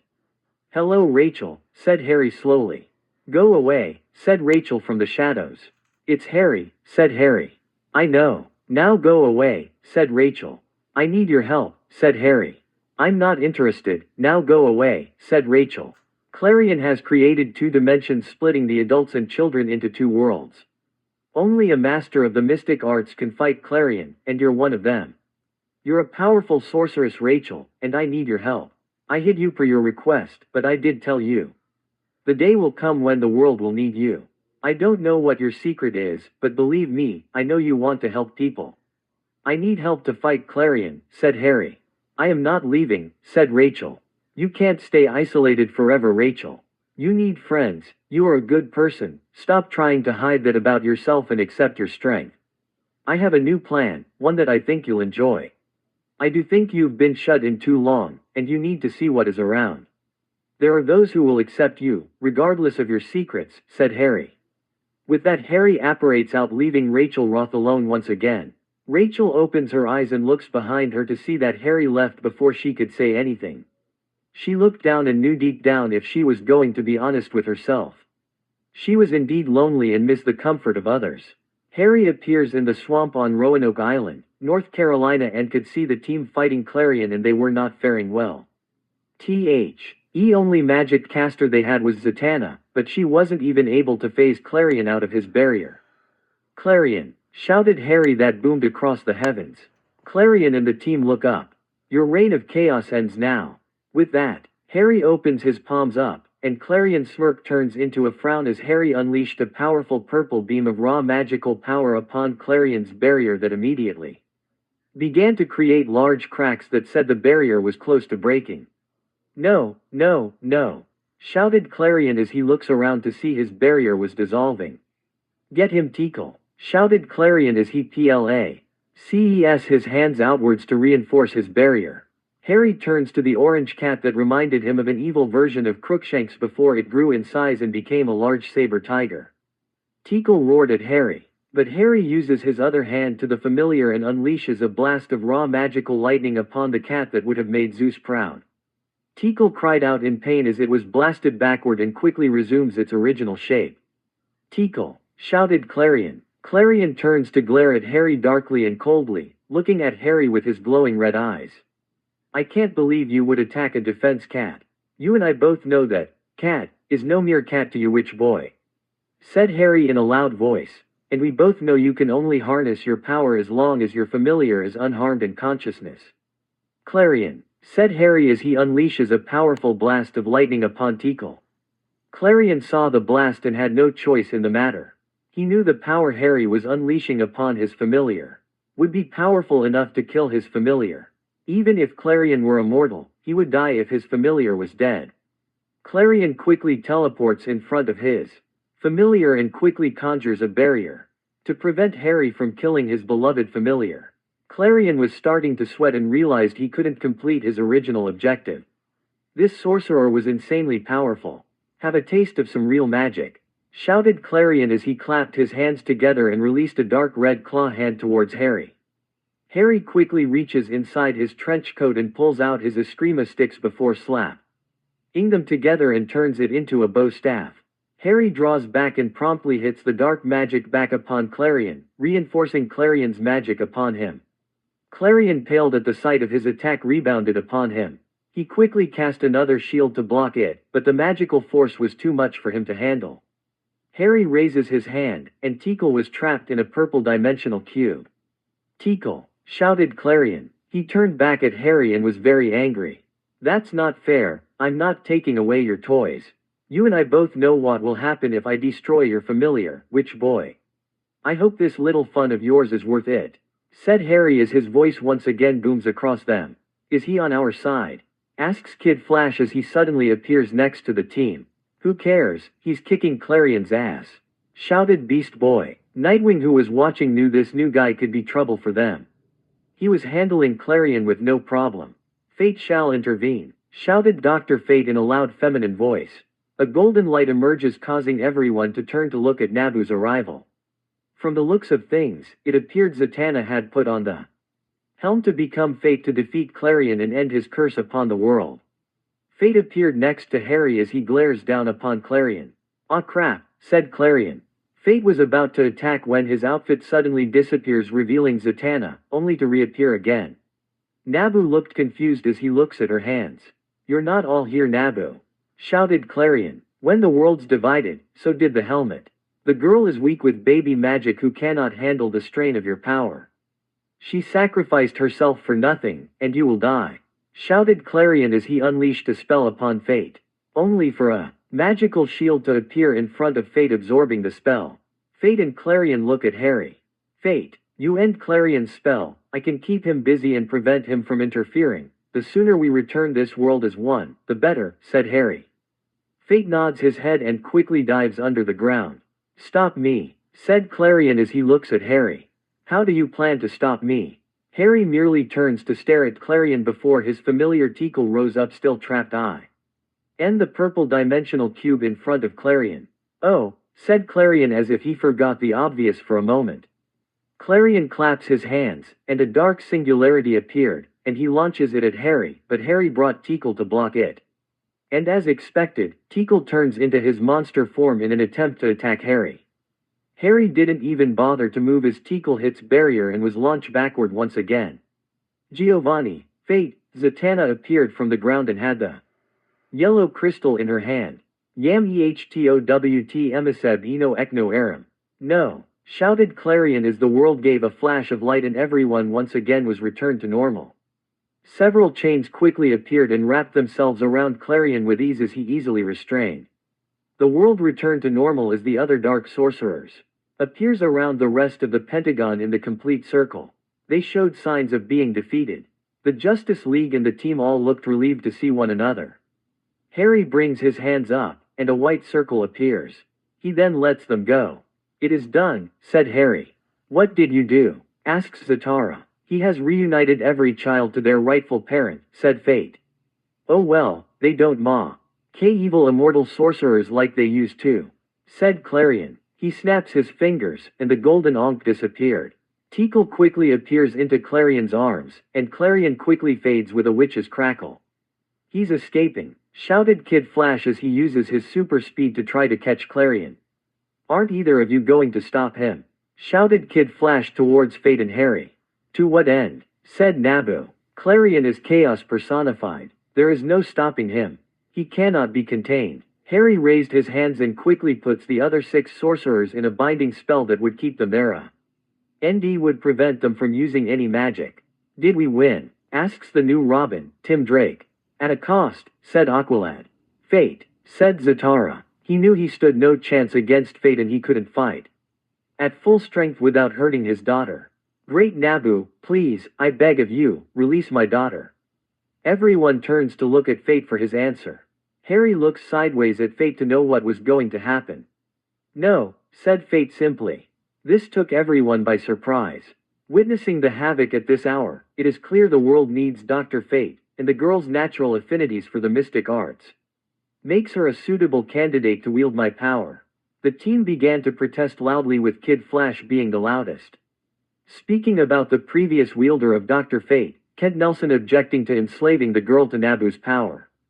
Kent Nelson did object, strenuously, so I release his spirit to the afterlife. He is gone, said Fate. Fate was immediately thrown to the ground by a suddenly magical attack. Release her, said Harry in a loud and commanding voice. You dare intervene with Fate, shouted Fate as he raises Zatanna's hands and releases his Anku blast upon Harry. Harry raises his hand, and the barrier appears once more. This time with the symbol of the Deathly Hollows was on his shield that blocks Fate's attack. That symbol, it cannot be, said Fate loudly and in shock. That symbol, said Captain Thunder in confusion. How is this possible? Demands Fate. There is more to magic than the simple laws of order and chaos. You of all people should know this, Nabu, said Harry. Now, release the girl. I'll destroy you and make sure there is no more Dr. Fate. Even if I wanted to, the girl is a suitable candidate to wield my power. The world needs me. Threats are coming, and I am needed, said Fate. So be it, said Harry as he raises his hand and prepares to destroy Fate. Fate glowing white eyes narrow as he prepares for the fight of his life. Wait, said Zatara. Everyone turns to look at him.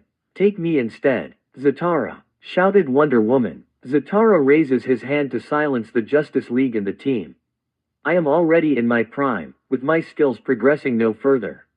And my body is also much physically stronger. Better let O handle the strain of your power, more so than any other candidate you've had since Kent Nelson, said Zatara. You don't have to sacrifice yourself, John, said Harry. I'll destroy the helm, and you'll have your daughter back. I know, I'm sure you do have the power to defeat Fate. Not many can overpower Clarion the Witch Boy so easily. There is the chance that you could injure my daughter, and I cannot take that risk.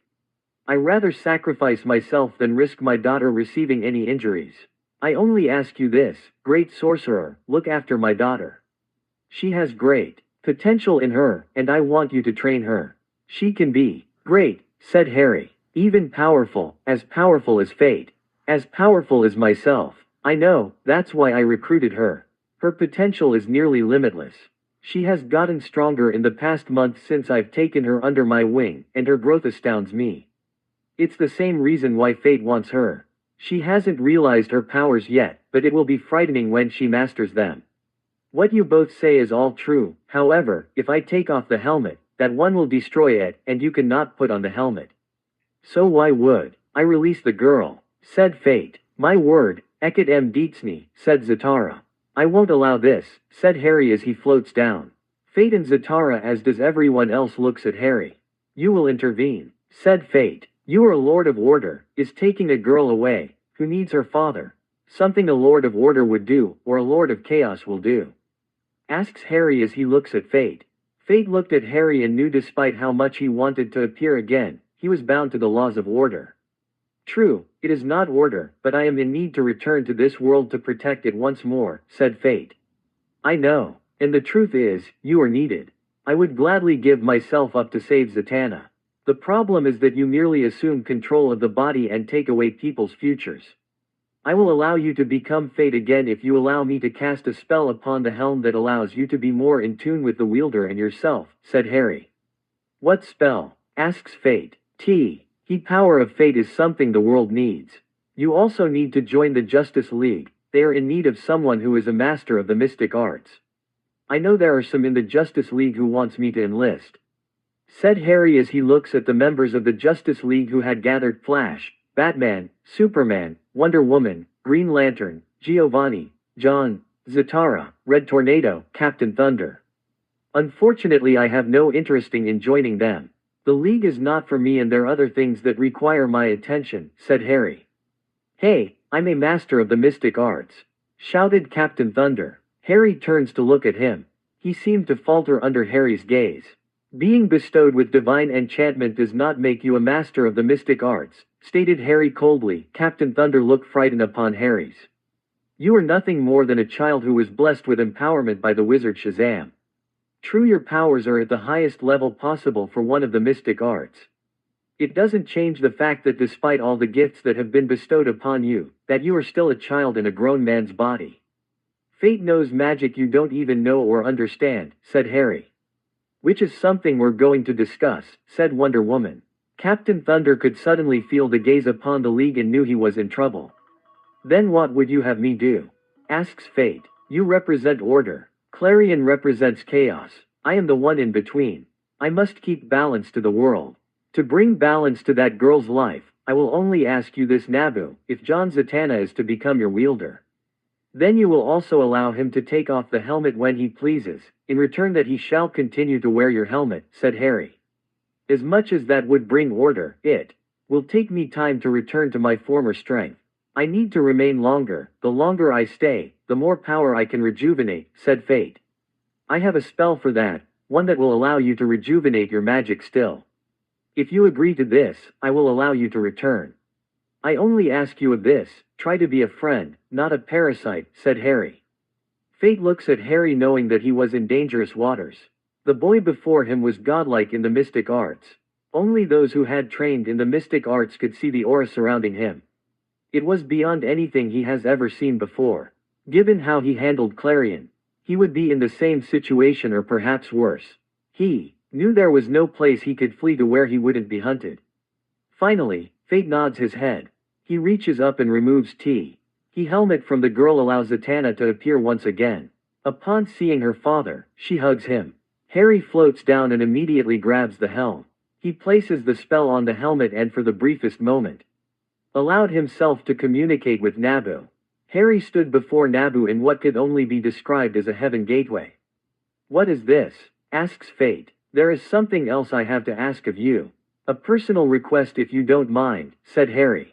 Why would I agree? Said Naboo. Because I'm not sure how this affects me or the world.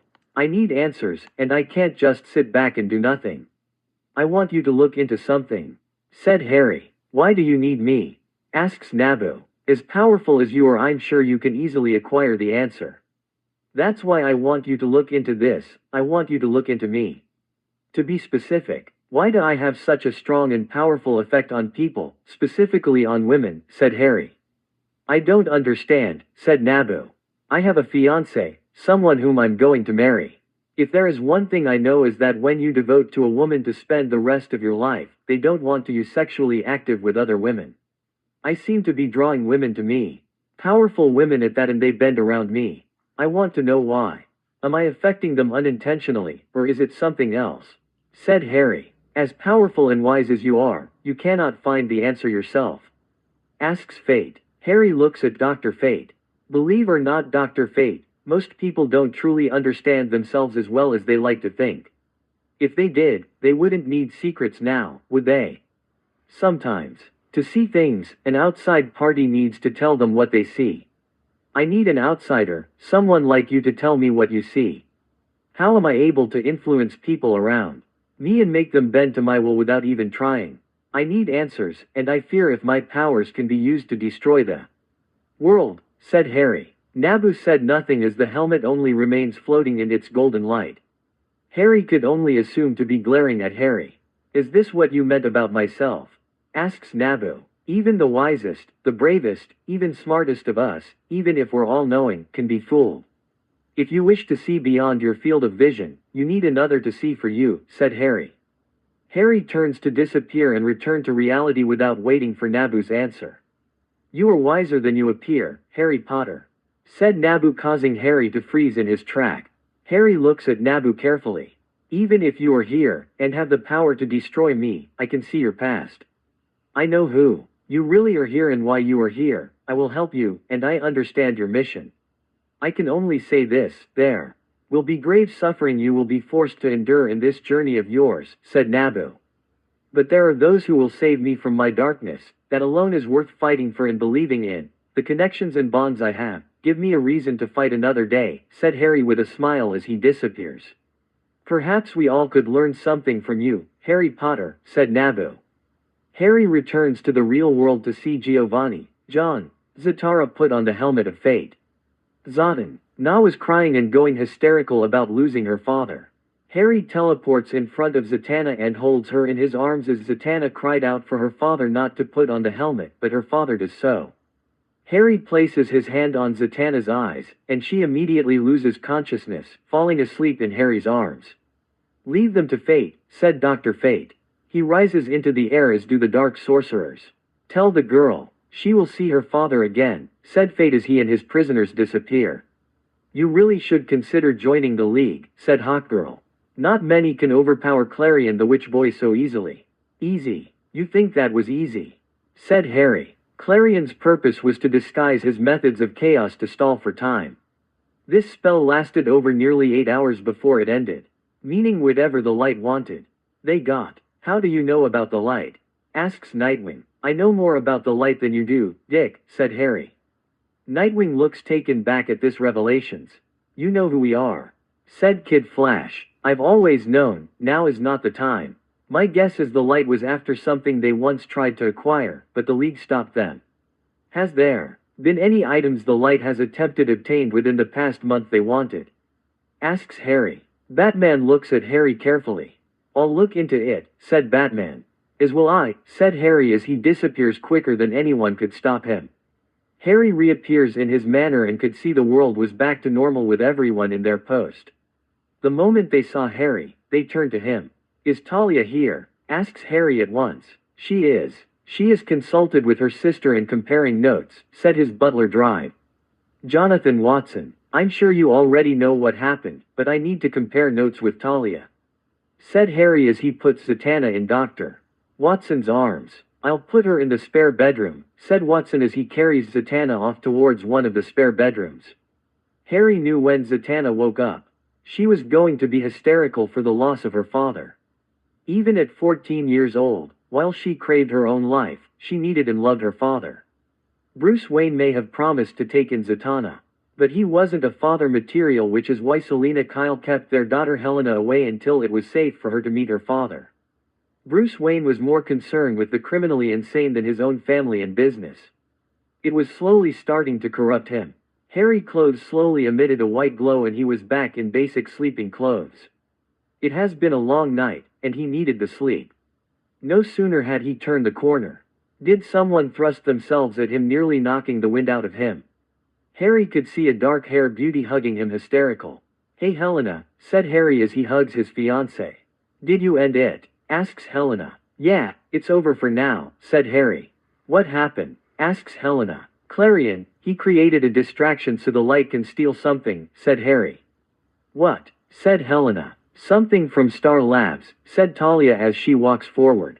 "Do we know what?" asks Harry. "Not yet. I think you need to use your connections as the owner of Wayne Enterprises to see what was taken."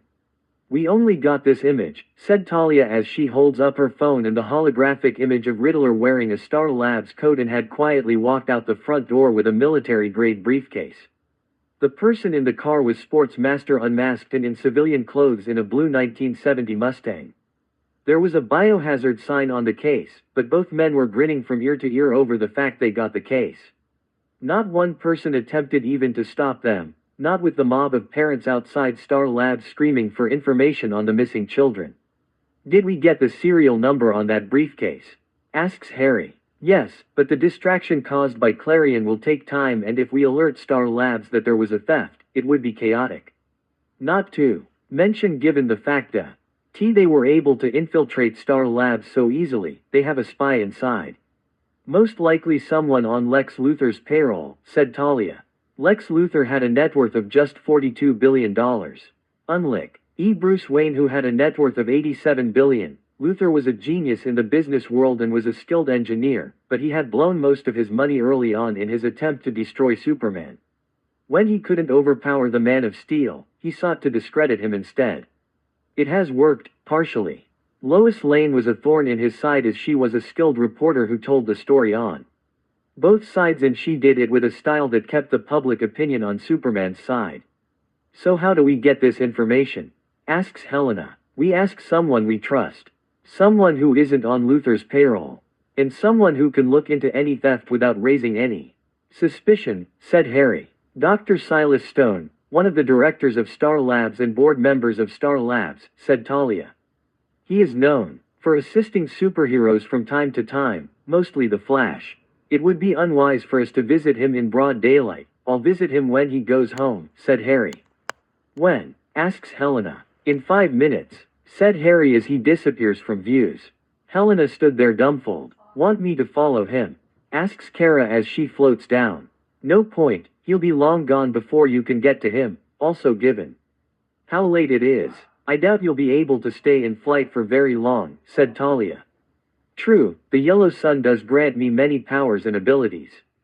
At the same time," said Kara as she flexes her hand, "my strength seems to disappear under Earth's moon. You powers are simple to understand. You have a high concentration of neurostim cells, with denser cellular structure. The less you use your powers, the more you can use it at night. The faster you'll drain yourself. Winter days will be murder for you, as you can't use your powers for long," said Helena. "That sucks," said Kara. "Then again, it might not be so bad. How did he do?" "We don't know, but from the chatter we learned from the enemy communications, Clarion is venting and wants payback against the unknown sorcerer who ruined his fun. The Light is also aware of him, partially, so they will be looking into him now," said Talia. "Did you know he was a sorcerer?" asks Helena towards Talia. "Not until recently," said Talia as she shook her head. "He is keeping secrets, more than the Bat. Then again, from I've seen, he is keeping these secrets for a reason. Possible for our safety, or because of something. Either way, he'll tell us soon enough." "How do you figure?" asks Kara in confusion. "Please, one look at us in our underwear, with us begging him to tell us his secrets, may cause him to spill the beans faster than a hippo in water," said Talia. This caused the 2 teenage girls to grow mischief grins on their face. Harry suddenly reappears in Star City in his warlock outfit. The shadows were concealing his FACE with his voice modulator on as he walks inside the home of Dr. Stone. Usually, Harry wouldn't be the one who just merely broke into someone's house, but he wasn't here to harm or steal anything. He was asking for a favor from a friend of the League. Dr. Stone was inside throwing in a TV dinner as he tried to relax from a long day at work. He was unaware that Harry in his house. Then again, Harry could bypass any security with no one knowing he was even there. You know those are terrible for you, said Harry in his mask voice. Dr. Stone turns around and sees a figure in a black outfit standing in his home. Who are you? How did you get in here? Demands Dr. Stone. There is no security I cannot bypass. As for who I am, you can call me Stygian, said Stygian. That's a name referring to the river Styx, isn't it? Said Dr. Stone. It is, but I'm not here to burst on your parade or intrude your time any longer than necessary. I trust you understand the recent crisis that has happened, said Stygian. It's a mystery and a wonder. I got a call from the United Nations asking for an explanation. That's hard enough to explain when we don't know whatever happened in the first place. There was no warning of any kind. It just happened, said Stygian, finished Dr. Stone's statement. It was Clarion the Witch Boy who created the two dimensions that split the adults from the children. It's his style. The true purpose behind this attack, however, was to cover up the theft at Star Labs. Dr. Stone looks at Stygian before he sighs and sits down in his chair. I guess I should be surprised. With so much chaos and confusion going on, a theft would have gone unnoticed. Do you have anything to go on? Said Dr. Stone. Everything I have is on this flash drive. Look into it, I'll keep in touch. Said Stygian. The front door opens, and Stygian and Dr. Stone turn to see a tall young African American walk in. Hey Dad, I'm home. I just got a scholarship offer too. Oh, said the young man. I see you got company. I'll leave you, I'll see you again soon, said Stygian as he disappears in a wisp of smoke. Batman enters the Watchtower conference room where the rest of the Leaguers were present. I trust everyone had a good night's sleep, said Batman. No one answered, they knew it was a rhetorical question. The attack by Clarion left a lot of unanswered questions. Now a new one has popped up. A new person appeared with abilities that scared the living crap out of both Clarion and Dr. Fate. I know this is not how we want to start our day, but before any of our civilian lives get in the way, it's best we get this out of the way while the rest of the world is distracted, said Superman. What do we know of this attack? Asks Aquaman. Clarion the Witch Boy along with several other sorcerers on our watch list, created the two-dimensional that split the world into two parts, one for adults and one for children, said Batman. That's not the worst part, said Superman. No, it's not. This person with powerful mystic abilities has appeared and easily overpowered Clarion with ease. While he has appeared as an ally, that could easily change given the situation, said Batman. Batman was well known for expecting the worst in people and assume when dealing with an unknown person they could be an enemy. I doubt he would go over to the other side, said Dr. Fate. How can you be sure? Asks Batman. Because he's a guardian, said Dr. Fate. What? You mean like the Guardians of Oa? Said Green Lantern aka Hal Jordan. No, he is a guardian. One of the first heroes and warriors in the universe. As he said, he is the one in between order and chaos. He is balance. The Guardians disappeared nearly 500,000 years, said Dr. Fate. Sounds like there is a story there, said Batman. Dr. Fate was silent as a statue, but he finally turns and floats towards the window looking out to the stars. It is a story long before I was created and born, said Dr. Fate slowly. Before order and chaos existed, there was only the nightmare. The nightmare went from planet to planet, system to system, and devour everyone and everything in its path. Until one day, a single person manages to escape the nightmare, avoid it and manage to survive, when no other civilization could. He saw something as the nightmare consume his world and system, and he wasn't the first. But what he saw he would pass on would create the myth of the Guardians. This is their symbol, said Dr. Fate as he turns around and raises his hands. A golden triangle appears in front of him with lines inside of it. I don't understand, it's just a triangle with lines in it, said Green Arrow. Haven't seen and studied this symbol for thousands of years, I see and understand how a first-timer doesn't see it, then let me show you, said Dr. Fate as the images inside the triangle began to glow. Now I see it, said Batman. See what? Said Captain Thunder baffled at the symbol.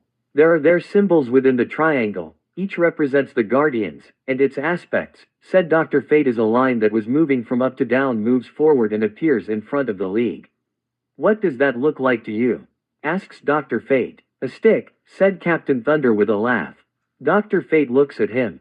Though Captain Thunder may have sounded disrespected, he does raise a point. It does just look like a stick, said Black Canary. Let's try this again, said Dr. Fate. This time one of Green Arrow's rose up from one of his quivers and appeared inside the line. What does this look like to you? An arrow, said Wonder Woman. Indeed, said Dr. Fate. The hunters of the Guardians, they are the unseen who have never missed their marks, and no prey has ever eluded them. A way to think them is like Batman and Green Arrow is one as well as the villains Deadshot and Deathstroke all combined in one package. Batman looks at Dr. Fate. He was a master martial artist and a skilled marksman with unparalleled stealth skills.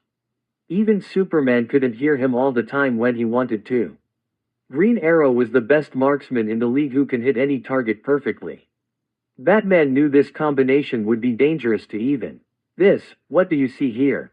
Asks Fate as the circle moves forward as the line disappears. A circle, said Hawkwoman. A shield, said Wonder Woman. Indeed, the Titans of the Guardians, the Unstoppables and the Unbreakables. They can take punishment like no other, and give out their own. They also have incredible strength. More strength than Wonder Woman and Superman have combined. Their punch alone can level an entire city like Metropolis, said Dr. Fate. No way, said Superman in shock. Yes, the Titans can easily overpower you in a fist fight. You won't win against one. The reason they earned the shield is because they're generally used for defensive purpose as well to keep the enemy's attention on them, said Dr. Fate. What's the triangle? Asks Batman as this was already sounding bad. The last one, the triangle is what our friend was last night. A sorcerer of the Guardians, said Dr. Fate. You mean he uses magic? Said Captain Thunder bewildered. Yes, but magic far more advanced and 1,000,000 times more powerful than what you have or what I can produce, said Dr.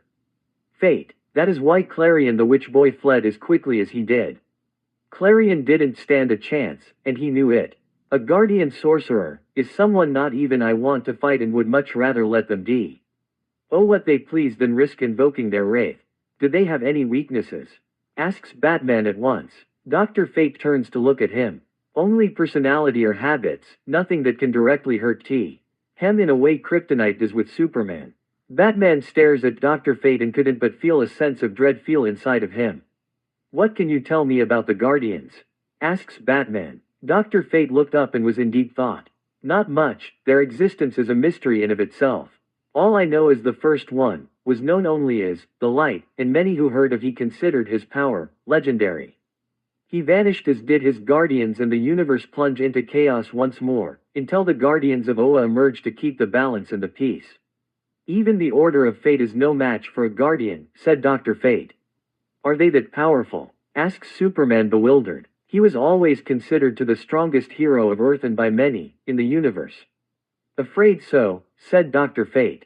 You are considered to be the greatest hero on the planet. Guardians have the power of the cosmos in the palm of their hand. Some would say their power is greater than that of God himself. The raw magical power I sense from him was like I was standing before a supernova itself while being turning into a crisp, and I was nothing before him. Batman frowns at these words. If he needed to create a count, or measure against his soon-to-be son-in-law, then this was going to be harder than he initially thought.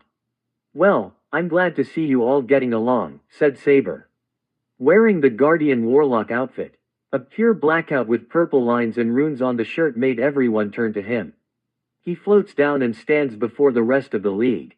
Several looks at Sigian and quickly took a defensive posture. How did you get in here? Asks Superman. I've been here the whole time, said Saber. As for how I enter the watchtower, I teleported myself inside, before I hacked into your systems to allow me passages. Speaking of which, your security system sucks. Batman made no physical motion, but he just merely glares at Saber the same as he would glare at the rest of the league for when they were out of line. That easy, said Wonder Woman. Fate seemed a bit uncomfortable, but he stares at Saber carefully. I should have expected Fate to reveal I was a Guardian. Clarion is going to be spilling the beans as well, said Saber. What do you want? Asks Batman. I can do whatever I please. I can conquer the planet. Rule as a beloved dictator, or even retire on some planet and relax. My goal is quiet, to bring balance. I'm not a Boy Scout like the rest of you who have this rule in no killing. At the same time, I cannot stand by and let evil do its might. That means in some cases, I will kill my opponents, said Saber. I can't be allowed that, said Superman. Is it because in your eyes everyone deserves a second chance? Said Saber. I believe in second chances, and for those who seek should try to learn what they can do with their second chances, said Superman. Even Lex Luthor, said Saber. Superman's eyes widen as he clutches his fists in frustration. Superman was the perfect Boy Scout, but even he had a hard time accepting and forgiving Lex Luthor. Harry didn't understand the reason why, but he knew there was bad blood between the two men. You have no problem with killing, said Red Tornado. Not pointless killing, not like a serial killer. You have to understand this one simple philosophy: violence can be used for good, said Saber. What are you talking about? Said Flash. We go in, kick the bad guy's ass and save the day. The people love us. As he kicks back his feet and enters his layback mode. That is your biggest failure, said Saber. Flash looked bewildered at this as he sits upright and looks at Saber. Every League member suddenly listens and pays attention to what Saber was now saying. You're not making much effect as you think, and you all need to change your approach before it's too late. What are you talking about? Said Superman. One of my abilities and powers is to look forward or past in time. I can see events unfold, of possible outcomes. This, said Saber as the room suddenly changed as they all stood up in a world with white ash on the ground and in the air. Every metropolitan city was in ruins with no sign of the human race. Is your future? What happened? Said Captain Thunder in horror. Looks like a nuclear war, said Green Lantern aka John Stewart. Superman bends down and picks up the ash in his hands. It's real, said Superman in surprise. How? Said Wonder Woman. He merely traveled you all forward in time, said a new female voice. They all turned to see a dark gray-skinned girl wearing a black custom-made amaze. On battle armor with a lasso around her waist. She had long black hair with red eyes. Grail, shouted Wonder Woman in anger. Hello punching bag, it's been many years since I've seen you, said Grail with a smile. Punching bag, said Batman in confusion. This was a very unusual nickname for Wonder Woman. Don't bother trying to fight me, you know what will happen anyways, said Grail. Yeah, B.U.T. This time I got the entire league at my side, said Wonder Woman. The results will remain the same, said Grail. She's right, even if you fight together, the results of the fight will not change, said Saber. What happens here? Asks Flash. The war happened, said Grail. The war you lost, because of your inability to kill your enemies. What war? Said Hawkwoman. The war that is already upon you, said Grail. The light is moving, and they are going to strike hard. There are few humans left, and they are in hiding. The roaches now control the planet.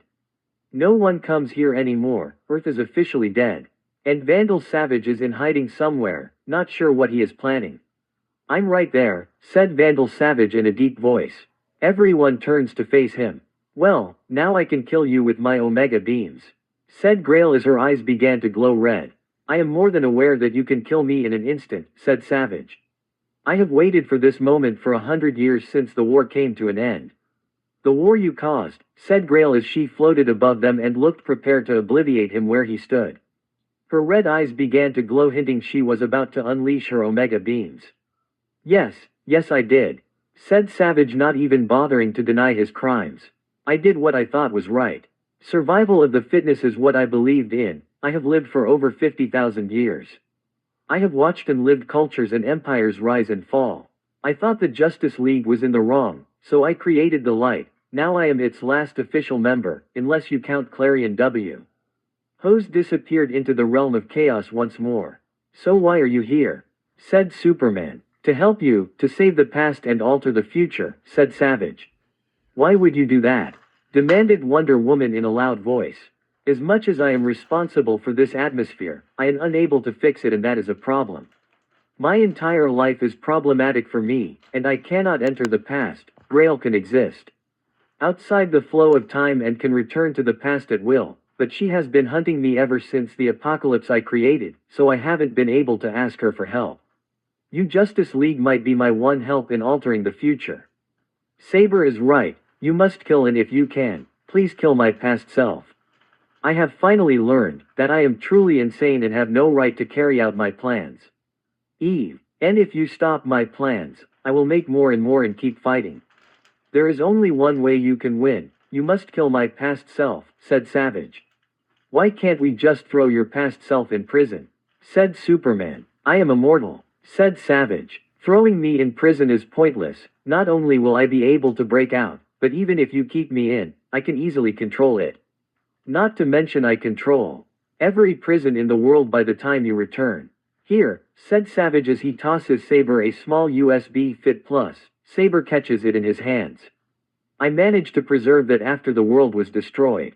It contains all of the light's intelligence, or at least the events that led to this moment. The League will never be able to kill me, but you will. What happens to you? Asks Superman. Don't worry about me, said Savage.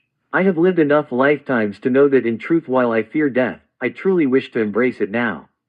My past self won't understand, but I do understand now. I was never me, and to rule the world, merely preserve its history. Stop me, no matter what it takes. Wait, said Batman. Everyone looks at Batman. What did the light steal from STAR Labs during Clarion's diversion? That's where you're at, said Savage in surprise. Then it's not too late. What we stole was a large alien starfish from Atlantis, the one Black Manta was sent to retrieve. We learned this STA. Our fish had a remarkable ability to control any living host it could attach itself upon. Its name is Starro, and the creature is very dangerous, best for it not to wake up. They love to latch themselves onto any living being in person. Their only goal and desire is to control anyone and anything they came across. Professor Evo, the brain, and Clarion worked on it endlessly to create what we called Starro Tech. Is that bad? Said Flash. Starro Tech took you all down without any of you giving a fight. The moment that will happen, I learned everything about each of you. I acquired all your memories, your every secret and your every move, as well as all possible outcomes in the battles to come, which caused this, said Savage as he looks around and sees the world. Is there a way to counter Starro Tech? Asks Batman. Yes, the team called it Cure Tech, said Savage.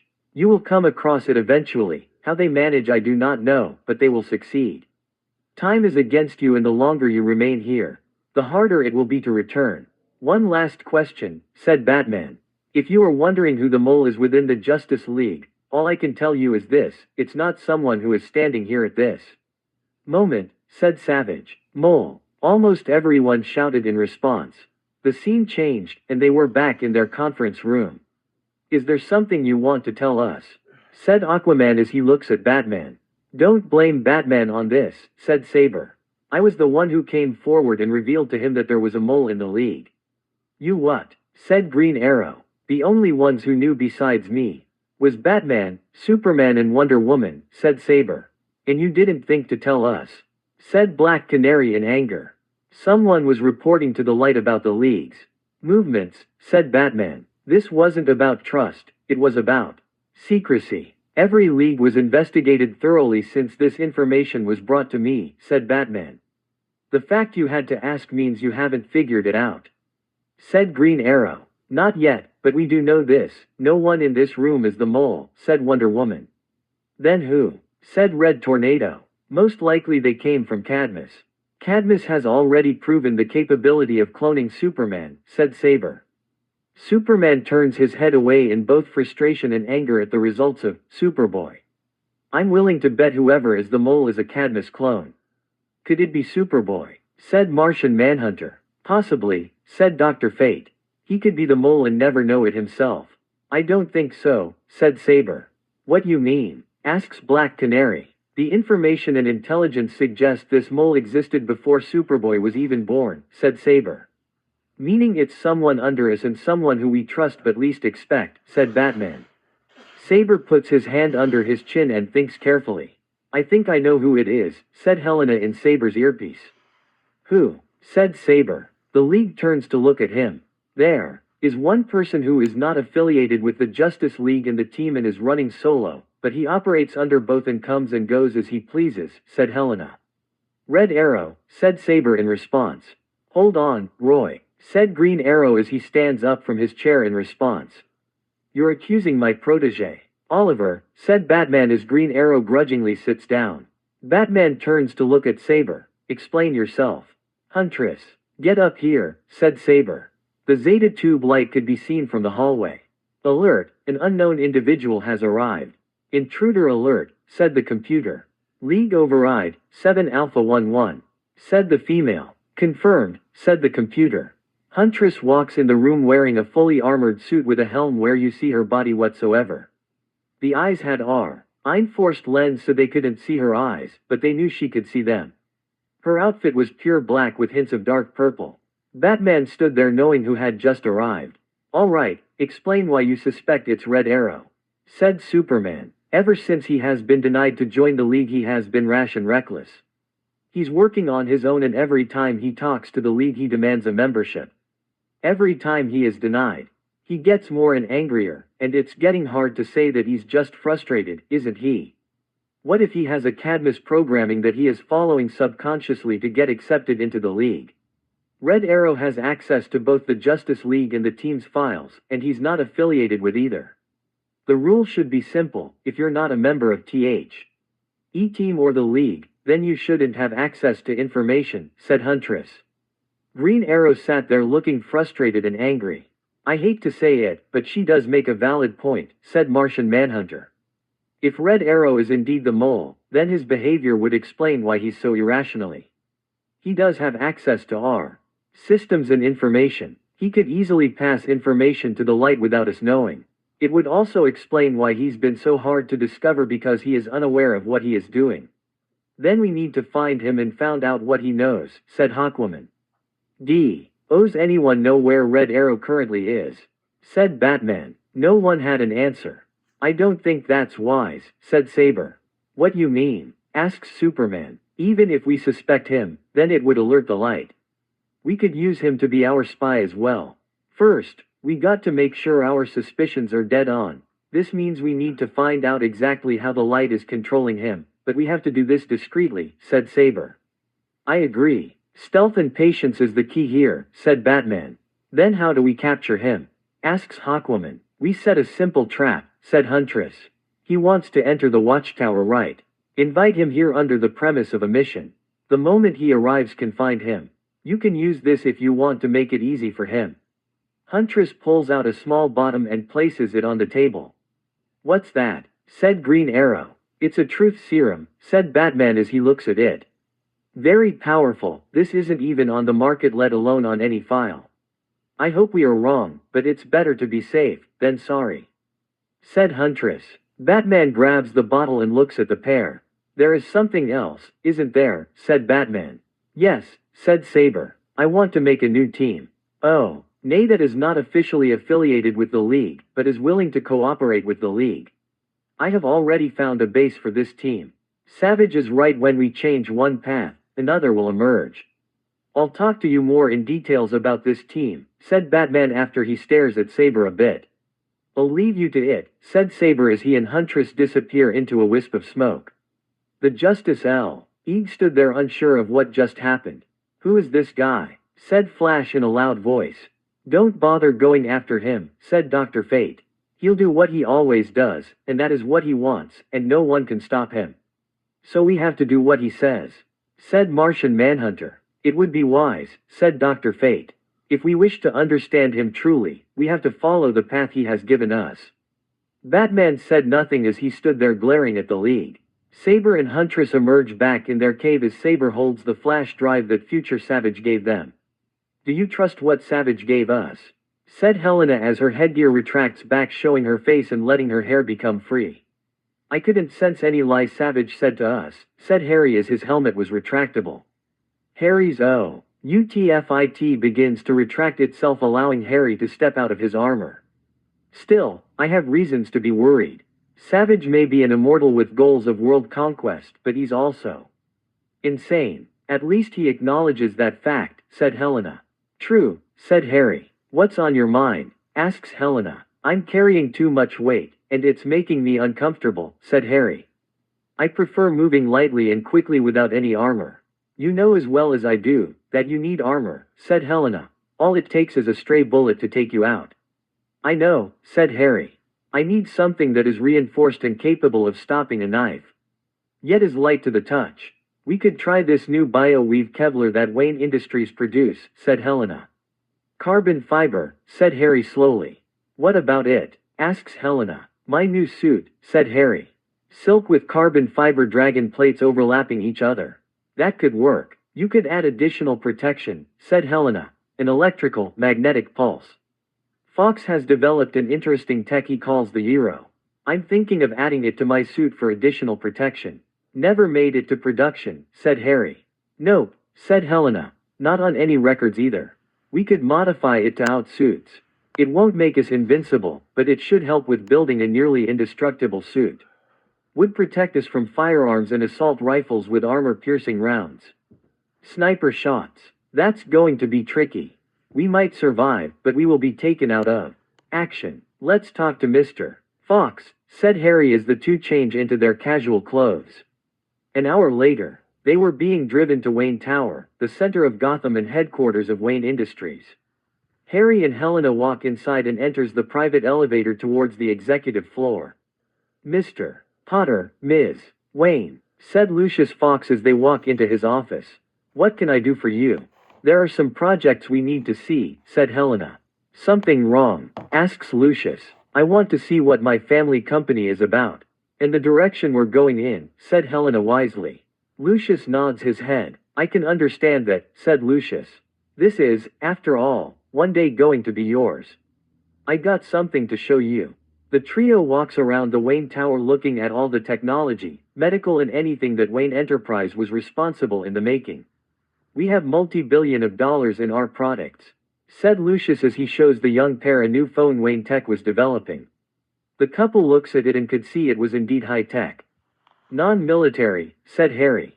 Non-government, said Helena. That's right, said Lucius. One corporation we're currently partnered with Star Labs, who is a government corporation that works with the civilian sector. Our technology is meant for civilian life. Star Labs turns our technology into a more military aspect. We're also one of Star Labs' primary funders. Give to Star Labs to further fund their research. Though we have strict guidelines about how our technology should be used, our relationship has been good. Well, we wouldn't want to disrupt our business partners now, would we, Mr.